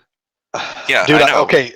Oh, have I shown you all the pictures? I've come across a flat earther in real life recently. Is that the guy who advertises it all across his van and his property? Yes. Dude, nice try. My dad is a flat earther. I'm sorry. I've mentioned to people that there are flat earthers out there. That there's this weird growing flat earther movement, and they all look at me like I've lost my fucking mind. They're like, "Nah, that's stupid. Nobody believe that." I know. My great grandpa was a flat earther, but he also didn't believe that airplanes existed. So. Oh well, that's a kind of That's called dementia. No, it was just willful ignorance. Where if he heard an airplane flying overhead, he would just look at the ground, and he refused to look up. He knew they existed, but he refused to acknowledge them. That's like being terrified of your own that shadow. If God and wanted saying, men to fly, he would give us wings. Wow. Or the technology to build airplanes. Yeah, never mind. Yeah. Believe me, I had a few talks about him with that. Like you'd always say, like, "Oh no, it's round but flat like plate." If God didn't want us to die, He would have given us penicillin. Wait a minute. But yeah, Oracle. They're not bad. It's just now they're tainted with the fact that I know the bassist. Mm. This guy's actually active. And he was a funny guy. What? This guy right here that I'm screen sharing. He's changed his window writing. Now it says sea level is level instead of sea level, not sea curve. Okay, so somebody that randomly writes shit on their windows, we're going to consider has 2 saying. cars. This one has a telescope pointing at a globe on top of his truck, and he also has Earth is flat back there. And then he also has this car. He's one of those. Good thing he's not a clearly crazy person, right? Hey, FYI, before I get to end this here soon, I'm looking for people that play EverQuest 2 and or All Points Bulletin. If you're an EverQuest player and you want to do a low level stuff, like really low level, like level 10, let me know. I have a cleric and I have a rogue that I'm working on. But I play. Steve, are you a gamer? I've been playing games for 10 years. But Steve, just get back into World of Warcraft. I can't get back into World of Warcraft. I invested too much time in that game. I don't have the time for it. I can't. Nobody likes World of Warcraft anymore. Yeah, I play Path of Exile. It's free. Well, yeah, I mean, I'll play Spoilton and EverQuest 2 are free as well. I have a PS4. You should get one so we can play together. You gonna send me one? I think so. You motherfucker. But I'll play Spoilton is fun. These are free games. EverQuest 2, I mean, yes, everything is free. Nothing you can buy that you can't get in game. It just takes forever. I don't have. I'm not playing it that long. I just want to like play some low level shit, just get a feel for the game. But I can't get back into WoW. I would just. On a side note, Steve, I can play for 10 hours a month and play WoW for free. How do you play WoW for free? Buy a game token in game. Yeah. Oh, I know. I could do that as well. And it takes me about 10 hours of just dicking around to make up enough money to buy one. Oh, I could farm. I have that much gold sitting up. It's like 60,000 for a gold token. It fluctuates. Yeah. Right now, the last time I looked, it was about 55. 60,000? Are you kidding me? Yeah. On my realm, it's 12,000. That's it. It's all market based. Yeah. Okay. Well, on mine, I bought one in December, and it was about 55. Yeah. Well, I mean, I've got 250,000 on my one character alone, probably. All right, Steve. I just got to get my PC fixed, and then I'll be back to being a better gamer, a PC gamer. Yeah, let me know. I want to play some Allpoints Bulletin. It's pretty fun. But then I'll find a game that we can both play that'll kick your ass in. I have over 400 hours invested into Team Fortress 2. I want teammates. Oh. But here's how do you, hey Van, if hypothetically, which I don't, but if I did want to activate my WoW again, how do you activate the WoW in order to use the game credits in game before activating it? You couldn't. How does that work? Through the auction house. Right. No. Well, if you want now, if your account is down and you have nothing in there, you actually have to activate it. You have to activate it first, because it used to be not anymore. Actually, and then it costs nothing. But it used to be if you were gone for over a period of time, they would let you play for like 10 days free again, and then in that. Oh, you can play for free. You can play for free at any time up to level 20. Right, but I mean on my existing character. No. It used to be they'll let you would log have to go out and buy a game card for you that. have to buy a game card, right? Because it used to be, like I said, they'll let you log in at some point. Either that, if you haven't been away, or they you send would you a have little to have thing a that says they like friend. you back. Yeah, either that, or you would have to have a friend send a scroll of resurrection to give you a couple days free. That's true too. They have scrolls of resurrection. Yeah. Yep. Yeah, they don't. Oh, scroll! I thought you said squirrel. Never They mind. don't. They don't have the refer a friend any longer. They took that out from Legion. The recruiter friend thing? No, the scroll. They took out the recruiter friend. Yeah, you don't get any. No, No. still I'm get sorry. benefits from No. the I'm recruiter sorry. friend. They took out the scroll resurrection in 2017. They've reintroduced it with the new one because they lost a shit ton of subscribers with the Warlords of I thought Draenor. they took it out because they actually got him back with Legion. Did they have the scroll resurrection now? They did briefly. I should check because I used one on my account a couple months ago.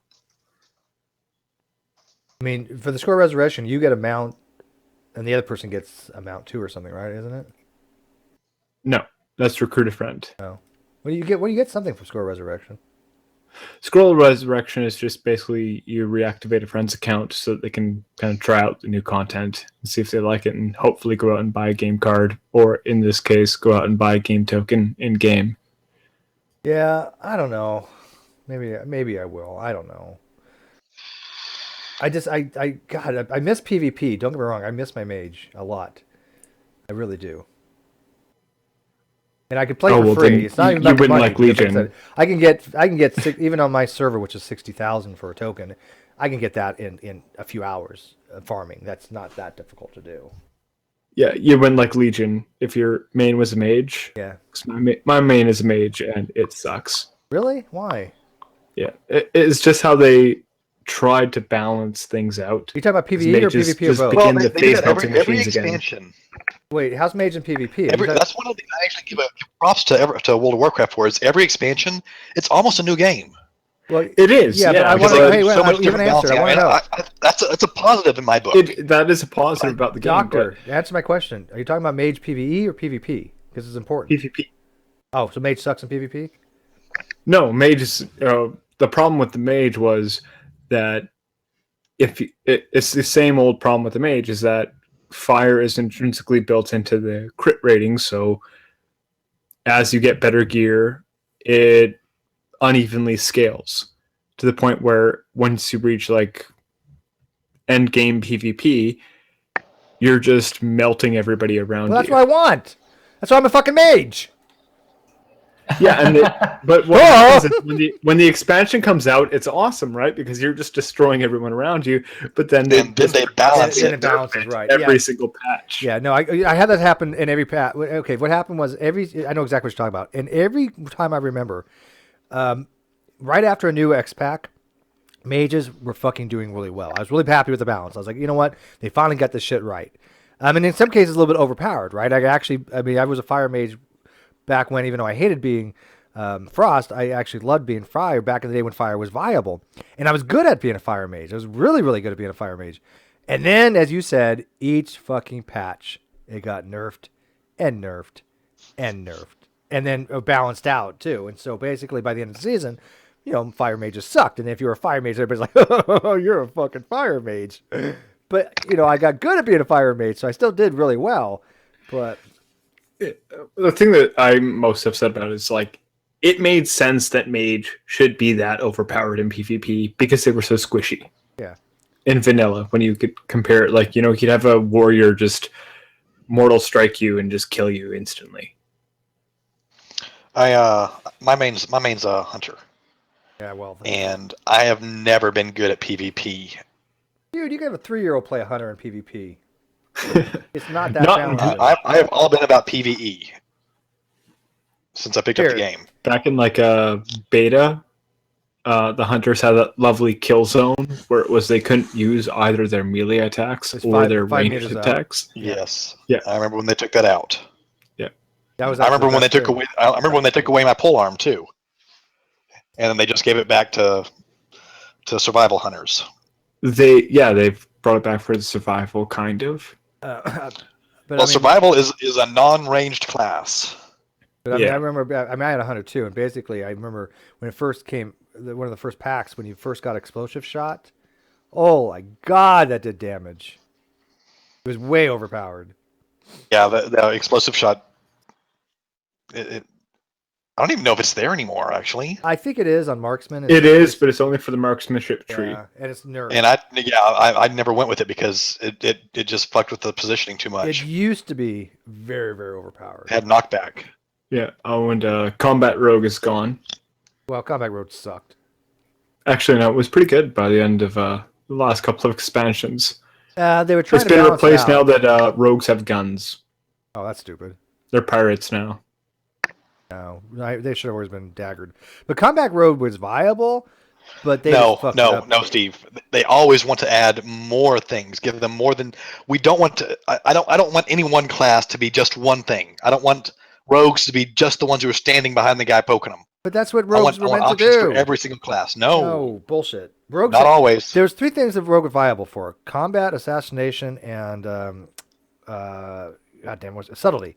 And there's advantages of being each one. I happen to like subtlety rogue, okay, but with the poisons for assassination were pretty amazing. Combat was basically a rogue that could really sit there and soak up some damage, and you had to whittle that fucker down as he just fucking tick tick tick tick tick tick tick, it just ticked away at you, man. They didn't hit very hard, but it was fast and furious. The biggest. Are you kidding? After I like initially. What I'm saying is I like having an option for a massively different playstyle within the same class. Combat Rogue was completely broken in Wrath of the Lich King because when they introduced armor penetration, people learned that you could get bonus armor penetration for going above cap. And you use that every single time you parried, you counterattacked. So you just would damage. Be one-shotting everyone, basically. Well, I mean, what do you want next? Do you want rogues to be able to heal too? They already can themselves. Yeah. No. Play their class, do their role, but do it in different ways. Yeah, I have rogues too. I had a max rogue. I have max everything. The only thing I never played past 30 was a shaman. And now a demon. I played a maxed everything else. Paladin, hunter, rogues. I have a lot of crap. rogues. It's been so long since I played my shaman. Obviously not the new demon hunters, though. No, I said I got a demon hunter. And I got it up to 95. I don't know. I don't Maybe like the new maybe I'll start designers. WoW back up if I. But I'm really enjoying this other game. I can't. I never played WoW. Never had any interest. I couldn't stand the character designs. As long as it's free, because like I said, I mean, I can make the gold It's pretty too easily. cartoonish and like childish. The design. You know, I honestly don't have a problem with that. I understand where you're coming from there, the Shadow, but I honestly don't have a problem with that. Well, I didn't say you had to. Do you really? Is your goal? Is it really fantasy in general? Well, yeah. Is it really only 12,000 on your server? That's incredible. It's actually twice as high on the EU servers. The EU is 116,000 gold. I know, US is 60. like my server is a very odd one. Korea is it's a 230 it's a PVE server, mainly. Yeah, same here.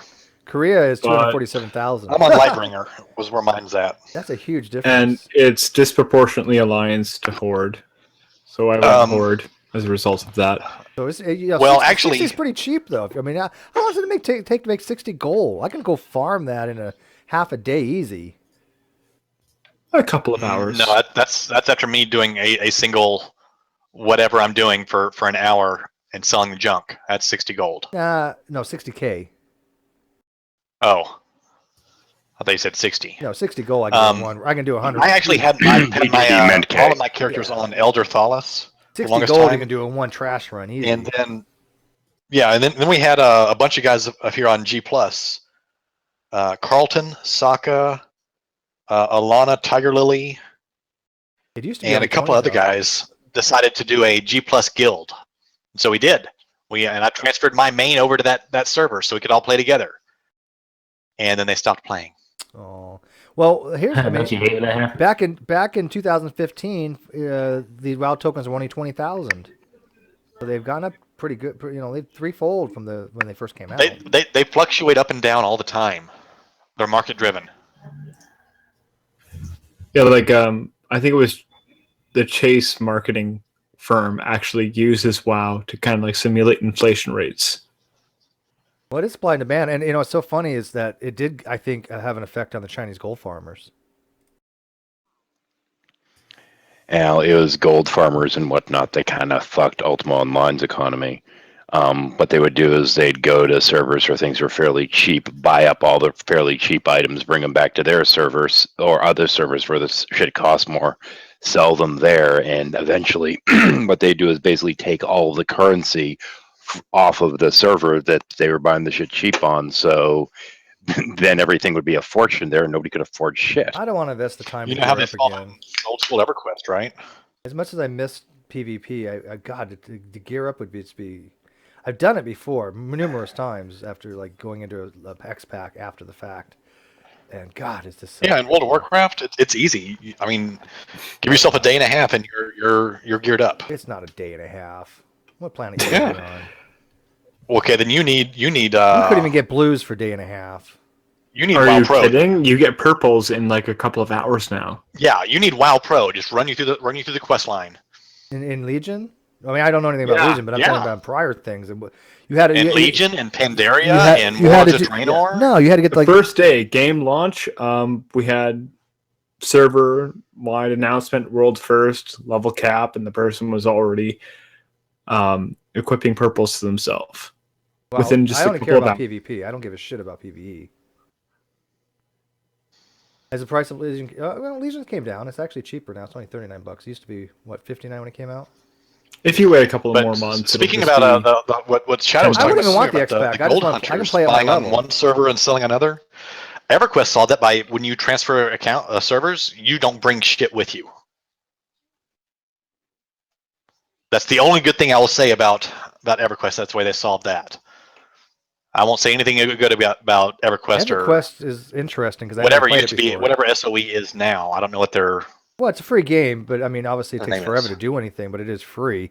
And I find it to be interesting. I mean, because I played WoW for so long, I want something different. So EverQuest 2 is a little bit more. It's very, very similar. I mean, it's just completely the same thing. After my experience with EverQuest, I'll never play another SOE game. Why? And then with the new game experience out of Star Wars Galaxies, with EverQuest 2, it was the Frog Lock You don't like SOE? experience You that don't they like- did there. They screwed the players on that one too, then lied to them. Well, I don't know. I never played any SOE's games. I mean, I played. I think a long time ago I tried EverQuest 1 and I think Star Wars Galaxies or something. But other than that, I don't really get into their games that much. Look up the new player experience, and then look up the Jedi Quest for Star Wars Galaxies. Two major lies, or one was a major lie, and the other one was just a massive screwing of their player base. And then look up the Froglock in EverQuest 2. And then there's the Old Republic. I remember playing that a little bit, but you need people with you, otherwise it gets boring. Well, that's what I'm saying. After those two experiences, I'll never play another SOE game. And I know SOE isn't anymore. They've been sold off and they have a new name now, but it's still the same. Well, that's what I'm saying. If I play an EverQuest, I mean, I haven't gotten to the part where you need 3 players or more, but eventually I will. So I was kind of like, if I wanted to see what that content's like. I mean, some games they make it so you can't like even pass like certain quests or whatever unless you have more people with you, because it's like that much of a difficulty cap. Like that's what the Old Republic did. I kind of threw that on. It's like, oh, okay, I guess I actually need somebody else. I mean, if I can't find anybody, then what I'll do is I'll get back into WoW maybe, and just like I said, I'll pay for tokens using gold. That way it's cheap and can't afford it much. But I'm just trying to think how long it would take me to actually farm 60 gold. Let me do the math here. If I could usually get about. Let me see. What do you get on a good trash run? Maybe. Well, given the inflation now, it'd probably be about 5 hours of farming at level cap. Let's see. That would be. Get yourself WoW Pro. If you quest your way all the way up to level cap, you'll have that by the time you get it. 12,000 gold an hour. That's a lot of gold. And I can going from level 90 to level cap. I can do that in about like your average 9 mob hours. is going to drop about 12 gold now. No, that's not too bad. Yeah, no, I mean, it wouldn't take that long. I mean, I could do it easily in a day. I mean, I farm all the time just for myself, and I've got 250,000 on one tune.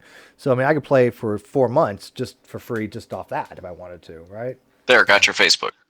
And I don't spend gold on for shit. Wow, I don't buy anything. I've never played WoW. Oh, it's the best game ever, but it's it's so time consuming. It was best game ever. And I then, don't think so. And then Legion ended. I would. I thought so. Legion, you didn't like? I didn't like Legion. Well, I don't care about the Legion content. I really enjoyed Legion for about a month and a half. I just want to know how's PvP because I miss my Warsong Gulch. Oh, PvP is good. Like that's the only thing that's keeping me. That's the only thing I care about is PvP. Best game ever, still quite acclaimed. Is this what? Like nothing really stacks up to like the Burning Crusade. Oh, that was the best expansion. Nothing ever. really stacks up beside the Burning Crusade. Yeah, that was that. See, I think the Wrath of the Lich King that was like I had a lot of fun with that one. I did too, but once you go back and play. Okay, do you remember though when the first? Broken. Do you remember then the first blue drop that had 3 gem slots? And it was already 3 times more powerful than any fucking level 60. And you're like, I just creamed myself.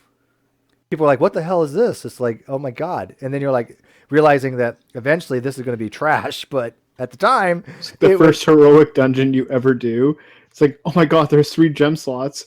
Oh my God, its stats are 50 higher than everything that I have. That one piece was better than all your other equipment combined. Well, it wasn't even just the equipment. It was, I don't know if you know this guy on YouTube named Preach Gaming. He does a video about how the Burning Crusade went and just the amount of content and what you had to do to actually complete that expansion, what you had to go through. And it was intense. Looking back on it, it was amazing that I invested so much time into doing that.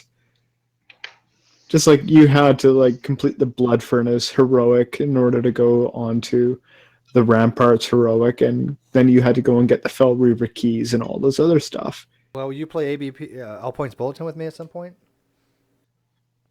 I might. So do you play any good games? Clearly not. Define good. Games that are fun. I like Street Fighter. I've never played Street Fighter. The only fighter game I really play. Yes. The only fighter game I really played was Mortal Kombat. That's a fun one. Get over here. Yeah. Been playing Mortal Kombat 10 recently, and that it's fun to beat up my roommate. He's not as good as I am. I put a lot of quarters into Mortal Kombat 2. A lot. I put a lot of trips to Pizza Hut and watching someone else play Mortal Kombat. Well, back in the day when I was playing Asteroids, fuck you all. 1978, baby, I was pro. The first game I ever played officially was Halo. When I was young. Then the first game that... I mean, when you were young, game. if that was the first game you ever played, you're already young. Yeah, wait a minute. You're 18. What is this, like last year for you? Oh my god, you're like a fetus in my eyes then. Oh. So which one are you? Are you the dog? Yeah, we were playing games before you were born, man. Yep. But the actual game that my family ever owned that I first played was the Lego Star Wars. Hey, Steve, you remember Jumpman? Oh yeah, I remember that back in the day. What game? You remember Jumpman? Junkman? Jumpman. Jumpman. Jumpman. Yeah. Maybe the man jumps. What about Dig Dug? Oh, Dig Dug, yeah. I played Dig Dug. Yeah, of course, Dig Dug. Dig Dug, it was my Jumpman favorite. was long before, back when you had to boot off the disc to run the games. Back in the old days of things like Rogue and what have you. Oh, Rogue. Pre-NetHack. Dungeon Crawler. Speaking of First console experience I ever had was like N64. That seems pretty old. I had an Atari 2600. Oh, hang on. Game For the sake Station of 2. Christina, they actually came out with a new version of Gauntlet recently. They've updated it. So, this might sound blasphemous, but I enjoyed the campaign of the newest Call of Duty. Doesn't sound like that to me. Okay, Maybe well, these probably, guys, probably because it involved space and the solar system, but that's just me. See, that doesn't bug me because I actually like space stuff a lot. I mean, maybe that's one of the I reasons know, why like I'm in interested the the first fire stuff mission, so much. in the first mission of the first Call of Duty, you're skydiving off of a spacecraft onto Europa. It's nice. It That almost sounds cool. sounds like they're trying to rip off Halo. Maybe, but I still know. liked it. I mean, I think it's kind of cool. Some people kind of dumped on it because it's taking place in space. But it's like, space is cool. That's a cool idea. Yeah, Who cares maybe I if it kind liked of it. feels a little bit like Advanced Warfare? Advanced Warfare is kind of cool too. Advanced Warfare, I don't really like all that much, even though I did play through all of the campaign and it had Kevin Spacey in it. It was okay. And me being more of like a, I guess, story kind of. I like the theming of it. I guess. It felt I generic. like to me. stuff to do with sci-fi and mechs and that. So. Yeah. But it was like like all the feel. closed and too cinematic, like you weren't in control of anything. I remember when you went out to buy a game and it was fucking text-based. You were Isn't lucky that to get like- pictures. The Isn't that original Hobbit game, for example, the thing was fucking miserable. They also did a Hitchhiker's Guide to the Galaxy one that I swear to God, unless you knew the right fucking the right number combination of words to fucking enter in, you were going to get plowed every time. I played it. That game was a Those pain good old in the ass. what were the infogrames. Yeah. I wasn't alive for the. Infocom. People complaining I about wasn't alive graphics. Back in the day, they didn't even have graphics. So. Oh, I got to play the worst game in history. E.T. You got it. Oh. Played it. Okay. The game's so bad that they actually buried thousands. They of- literally buried the evidence. Yeah. Wow. I didn't get to witness the entire evolution of games, but I started back when the first Xbox came out. I can't control when I was born, so I didn't grow up with stuff like the Atari. So. My There mom was a did. lovely period where video games just kind of took a horrible nosedive. And it was just any whimsical idea that came to someone's mind became a video game. From seeing stuff like the angry video game nerd review stuff like that, it sure does seem that way. I know, it's like they didn't have ridiculous, too much quality especially control. especially how mostly many the games angry there Nintendo are. nerd, if you watch his shit, that's after that horrible time for video games. Oh, Well, okay. shoot. I guess the quality control is even worse than that. In the earliest games of video games, back when you had the floppy disks and all this fun stuff, one of the copy protection methods was to actually deliberately put a bad sector on the disk, have it check that bad sector to make sure it's bad, and then it would let you run the game. The problem with this is that some of the companies didn't do proper quality control, and I think it was like Hunt for Red October or something like that, and a couple others, that you put the disk in, you play it for a little while, and then it tries to read off that bad sector because the game's there too. Okay. They didn't block out that sector before setting it up, so what would happen is the game would just crash. Oh. Well, doesn't that sound very disappointing? Here we are in 2000. They put a deliberate flaw in the fucking disk, and then they write the game to it. Good job. Well, welcome to 2017, where corporate is now forcing to release incomplete games. Yeah, it's nothing new. Granted, I It's mean, the nothing whole new, thing. but I think it's on a different level than it used to be. The thing that bothers me, though, is that there are somebody that's like, well, it's really all about the PvP, so what they do is they pay no fucking attention to the regular game. Yeah, exactly. Yeah, They're not going to play that anyway. They want the PvP, so we're just going to give them a shit fucking game that's... What if someone wants to actually a story? Yeah, I kind of like that. I'm not going to buy Uncharted 4. I'm not going to buy Uncharted 4 for the fucking PvP. Well, that almost sounded like a shot at Steve. What? What?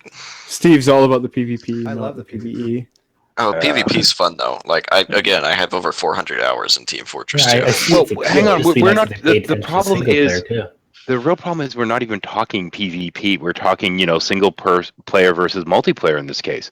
And what it is now is like, okay, you have the single player, you play that for like the 1 hour worth of gameplay that they fucking give you in that, and none of that's transferable to the main game.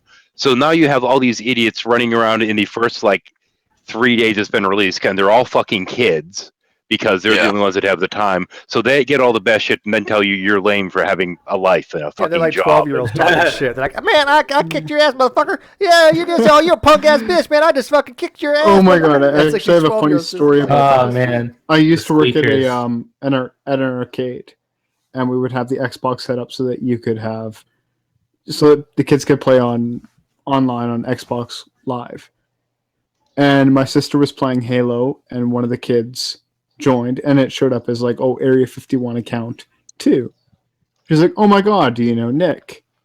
And this kid just starts swearing at my sister, and my sister phones the place where I'm working at, and we had a rule that if you use any swear words, you get time deducted from it. My boss talked to my sister, went into the room, saw that the kids were swearing at them, that it was the same account that they were playing against, and just switched the game off on them. Poor babies. Ouch. Wow. Yeah. I was going to say that even though I guess my little brother would, I guess, technically qualify as a squeaker because his voice is still very... Thing is, he doesn't have a microphone or anything, so all he does is he'll just enter like a Call of Duty match, like pwn everybody, and then people get mad at him because they think he's hacking or anything. Meanwhile, he's not even really talking much because he doesn't have a microphone or anything anyhow. He's just that good.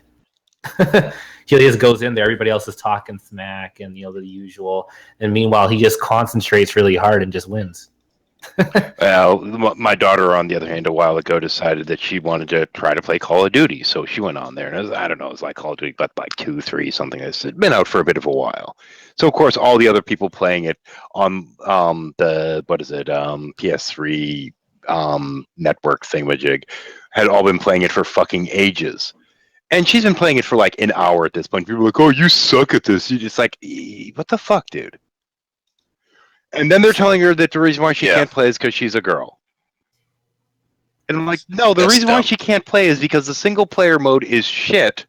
And this game is all fucking multiplayer. There's no way for her to learn other than playing against you assholes that have been playing this for fucking years. Yeah, but with what I've been told by my little brother on the flip side of that, if you are really good, the other people don't like it, so then they try to hack you and then take your weapons. That's what happened to my little brother because he was really good. I guess people were upset that he kept winning all the different matches, so they must have.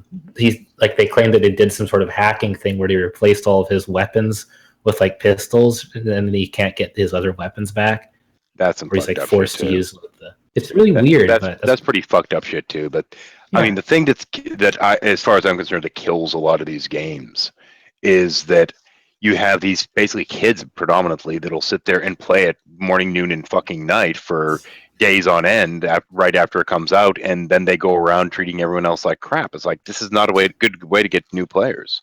Well, I just find it's kind of funny because it kind of makes me think, well, how good are they actually? Because my little brother can beat all of them, and he doesn't even play it like for super long either. Like, my parents won't even allow like people to be on the screens for hours and hours and hours. Especially, well, that's just it.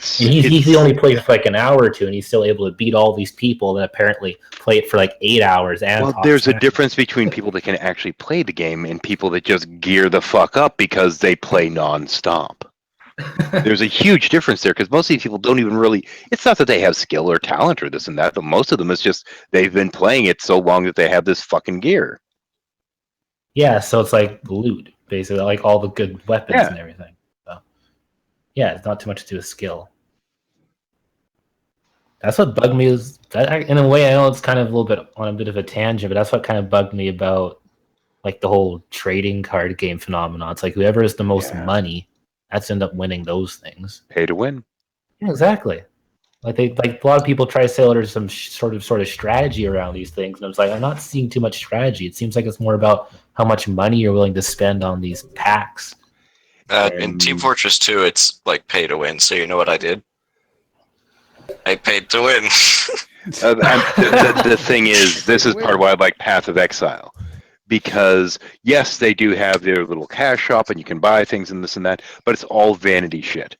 You can't buy anything that'll actually legitimately help your character in the game other than like more inventory slots or shit like that. Yeah, that's pretty smart. Yeah, I don't think they have the Score Resurrection anymore, by the way. I'm looking for it, and I don't seem to find it anywhere.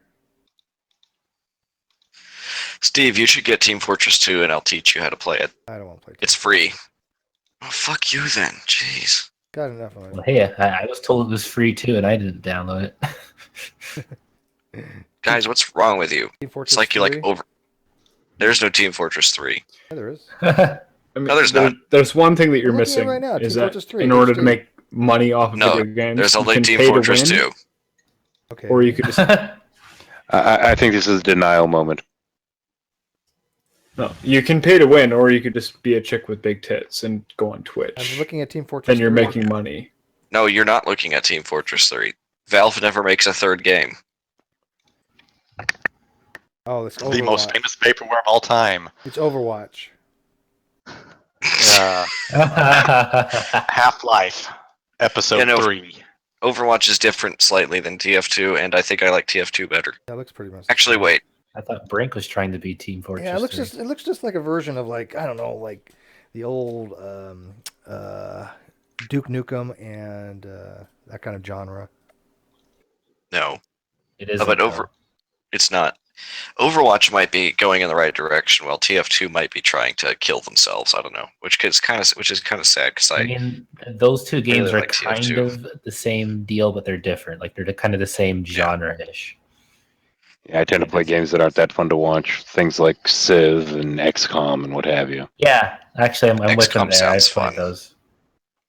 I haven't gotten to play I don't know, XCOM I yet, found but it sounds real kind of fun good. to watch depending on who XCOM and you're XCOM watching. 2 are actually really good.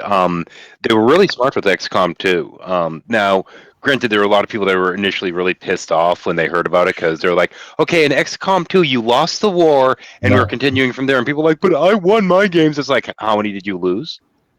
Everyone's lost at least one game, so we're going with that.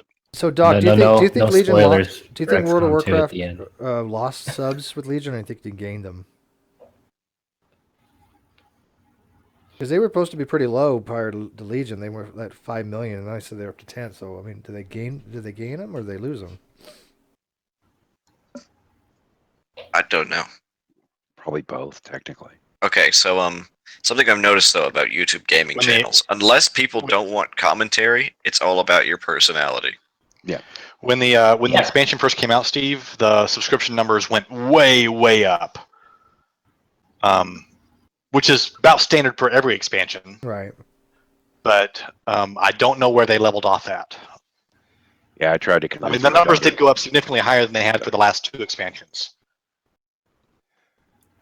In I fact, tried to it's get actually my daughter to start a YouTube gaming channel because she's funny as shit. And You she's might think so. No, she is. She plays. She used to play most of the horror games, and her reactions are fucking hilarious. But I don't think they have Because anyone she'd get for- all into it and start freaking out and like playing the Slender Man game. You know, this whole kind of thing. It was fucking great. I just curse a lot. Second. Well, the funny thing is, I think a lot of that is I can't speak for every YouTuber, but I've seen people play horror games. I think a lot of that feels like exaggerated because I actually went and played on one of the horror games that's like, you know, I played Amnesia myself, right? And the thing is, when you play it by yourself and you're not filming yourself, like, don't get me wrong, sure you can still have that reaction, but it's not quite the same as if you're commentating and all that. It's it feels like I would probably put on bigger of a show if I were like filming myself. Like that's not that genuine. Back in the day when we used to have LAN parties, my roommates could tell what my kill death ratio was going to be based upon the sound effects coming from me.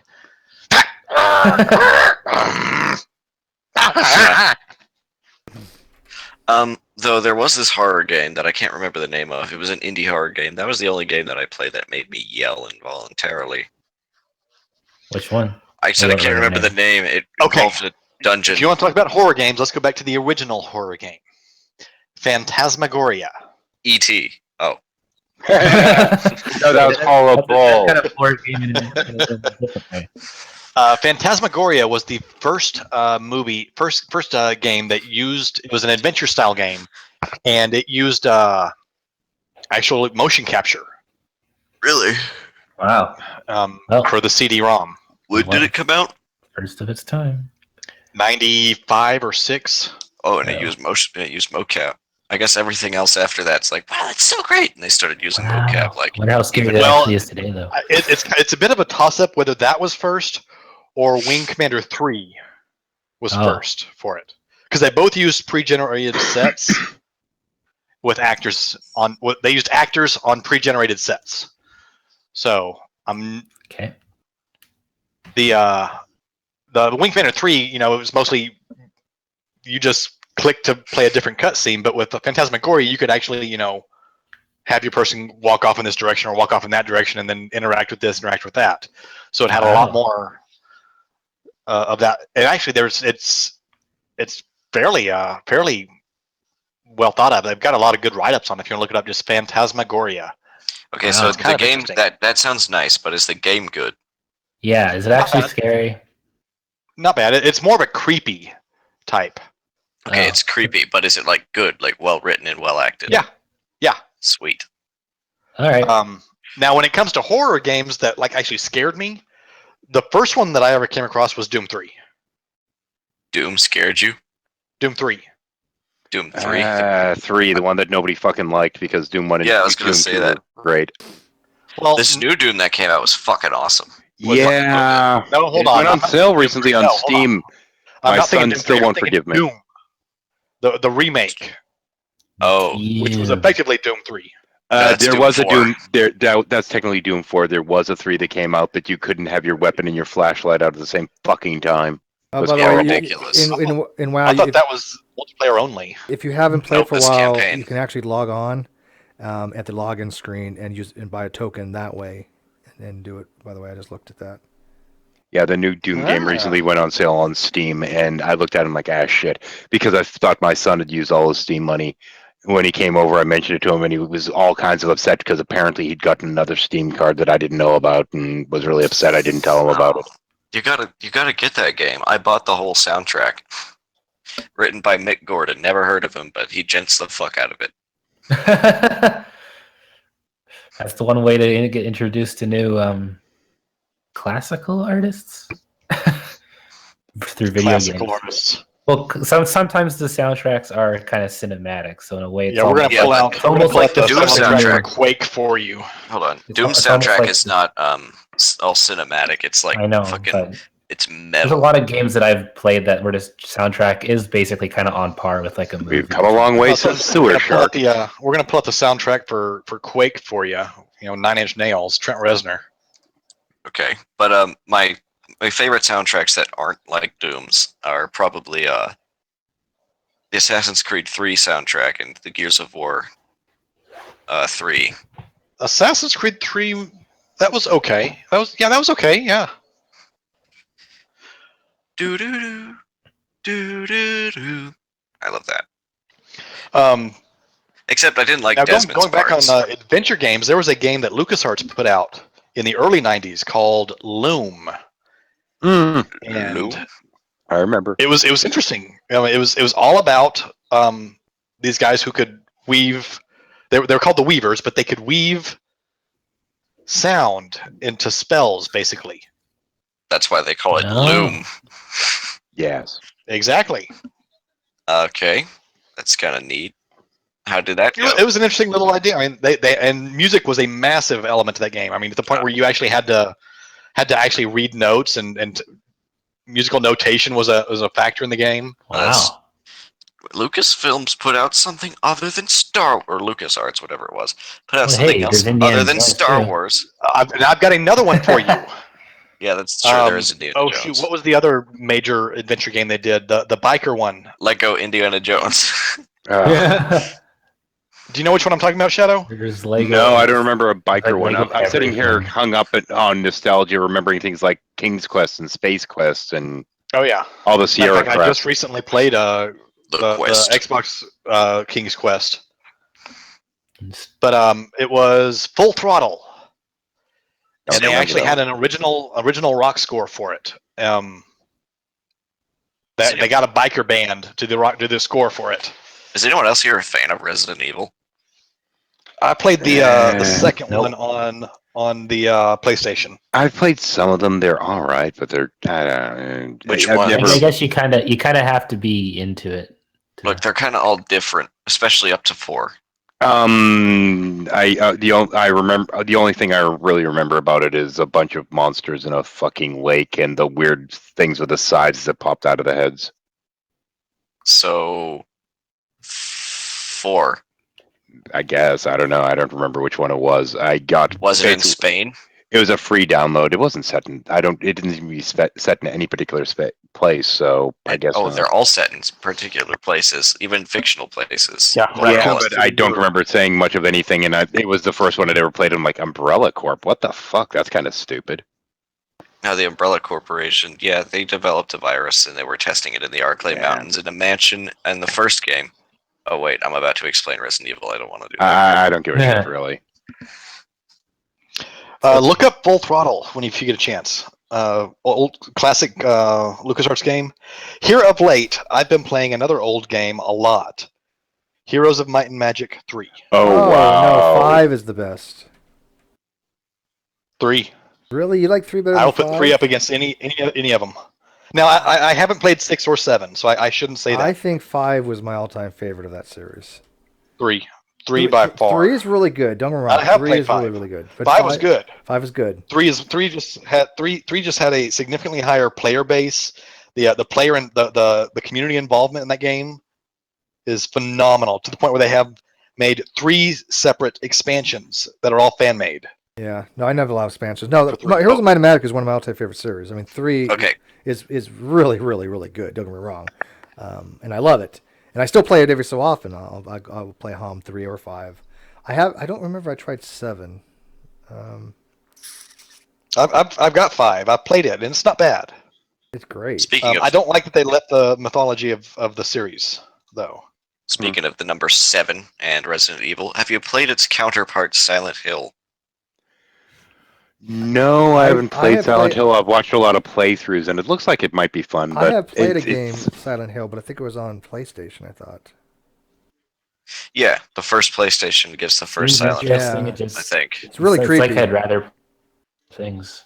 Yeah, anything after Silent Hill Homecoming, even though people say that one's bad, like Downpour, it probably sucks too.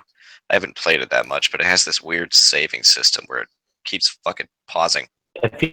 Kind of country games. Some of the indie titles are becoming pretty good now. So Silent not all of them. For some reason, it won't let me screen share in game, but I'm actually playing Heroes of Might and Magic 3 right now, HD. Yeah, indie games. Oh, that's cool. But indie games, They should become really popular and really good because corporate's kind of fucking up. Well, I think that some of them might have more focus too. Like some of them, since they don't have that much of a budget to begin with, they just able to do like one thing very well. Like for instance, when Amnesia came out, it's like its trailer. They didn't even have like any sort of weird, flashy cinematic thing. I don't know if they had enough money to even put something towards that. However, they just poured all of what they could into the actual game itself. Yeah, so it's like they were really good at making physics for opening doors. Speaking of fancy cinematics, I saw a cinematic trailer for Star Wars: Old Republic, Knights of the something. Mm-hmm. I can't. I love those cinematics, but when you play the game, it's not like that. Knights of the Rabid. Wait a minute, is it Knights of the Rabid Turd? No, I haven't heard of it then. Okay. But yeah, it has one of my favorite lightsaber fights in it. It's a fucking woman Jedi taking. Awesome. The one I saw, I had a woman taking on 6 Jedi with yellow lightsabers, and holy fucking shit! Why does the game look like shit? Why isn't the game like that? I wanted the game to be like that. I mean, that's what they get you, man. You get what you pay for, baby. Yeah. Except when you're playing Assassin's Creed Unity, you're paying for a big pile of shit. The old standard was that you had your choice. You could either have a game that was actually fun to play and replayable, or you could have something that had pretty graphics. It used to always be just one or the other. And we're starting to see a breakdown of that they're starting to get games that have really good graphics and are playable and worth the bother, but so The Last of Us, they're few and far between. Yeah, The Last of Us being a good one. Last of Us fucking kicks ass. Last of Us is a 10 out of 10. Fuck you. If you play it once. I still play it. It's 10 out of 10. I love it. I'm just satisfied by it. It's great. So what? It's still a 10 out of 10. Solid game. No, I know. Even though I'm not very. There's games like that too that have like a story, but it's like I still want to play it again. Yeah. All right. So well, like, guys, I kind of feel that. Oh, okay, Steve's calling it because he's a puss. Go ahead. Yeah, pretty much. Yeah. Right. Well, I want to go play some APP and before I go to bed, and I can't while I'm running a Hangout because it would just be dog ass slow. This is like 7 hours into this Hangout, guys. Yeah, plus, that's what you get for not using the regular Hangouts. You could have just taken this thing off air and let us have it. Oh, I can take it off. Well, you can if I go off. Yeah, actually, that still could theoretically be done, but I don't feel like switching over to mine.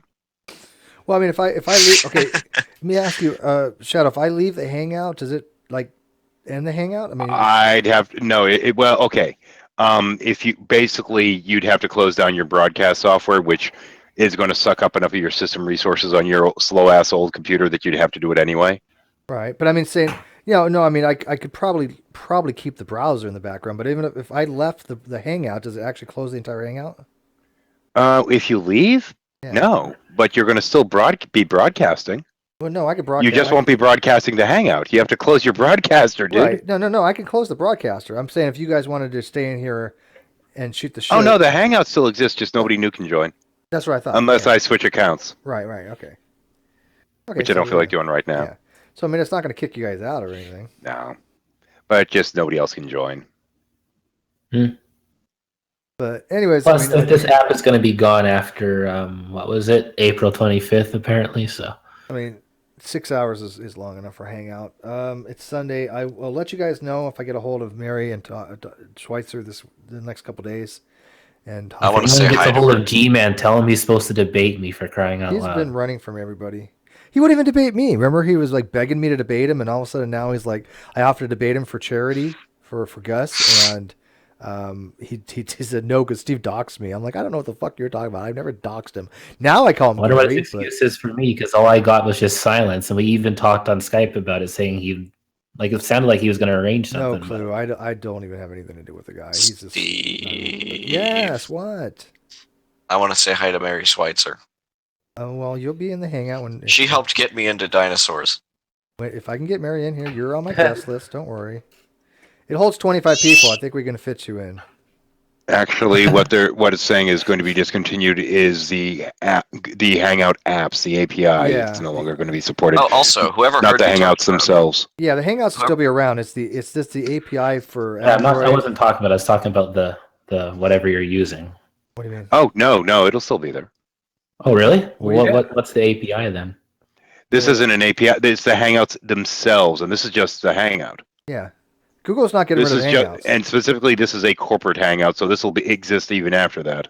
Yeah, they want the people to get to corporate Hangouts. That's their money I pay maker. for this shit, Yeah, that's their motherfucker. money maker. They're getting rid of the API, right? That's the programming thing where you can do things for Android. Like the effects would be an API call. They're just that's okay. it. So yeah, I mean, I don't Okay, care so- about that. Who was the person in here that had heard of the band Oracle? Okay, they might have left already. All right. Band's playing. Darn it. That was me. I heard of Prodigy, not Oracle. Yeah, Prodigy. Are you playing? But Are there's you playing Hom 3? Yep. Here we you heard of Prodigy, but they changed their name to Oracle. I mean, because there was already a band named Prodigy. So I don't know if you're thinking of the same Prodigy, but they have a song called Prodigy where it's got a weird video. Hey, I hate that when somebody else uses your musician name, so you have to change that. I had to do a slight modification of mine. Incidentally, and I quote, there are a few apps which will continue to run past April 25th date. These include the ability to dial into a call, served by Dial Pad and Ring Central apps, integrations with other enterprise communications tools, e.g. Slack, and our Hangouts and on-air broadcasting tools, Toolbox, Control Room, and Cameraman. Yeah. There we go. Cameraman, I like Cameraman. I hope I wish that we could use it in the corp, but we can't. Yeah, but are they getting rid of that in the private too?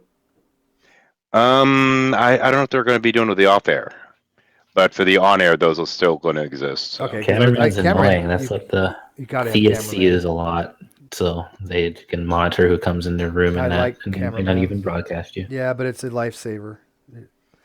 Well, it is now with the sniping and everything. Well, this one is snipe free. We don't have to worry about that with doing it through the corporate one and broadcasting through But they can other still, part. they can still broadcast porn. That's the problem. That's why you want to have Cameraman. Yeah, that is indeed People kind like of an that issue. out there ruin it for the rest of us. In here, you have to accept or reject them, and if they don't have a fucking icon, then fuck them. Yeah, but the icon But does even come up when they try to join. But anyways, I'm going to call it. So thank you guys very much. Like I said, I'll probably have another one after Tuesday, or Tuesday after show, Talks to Tuesday.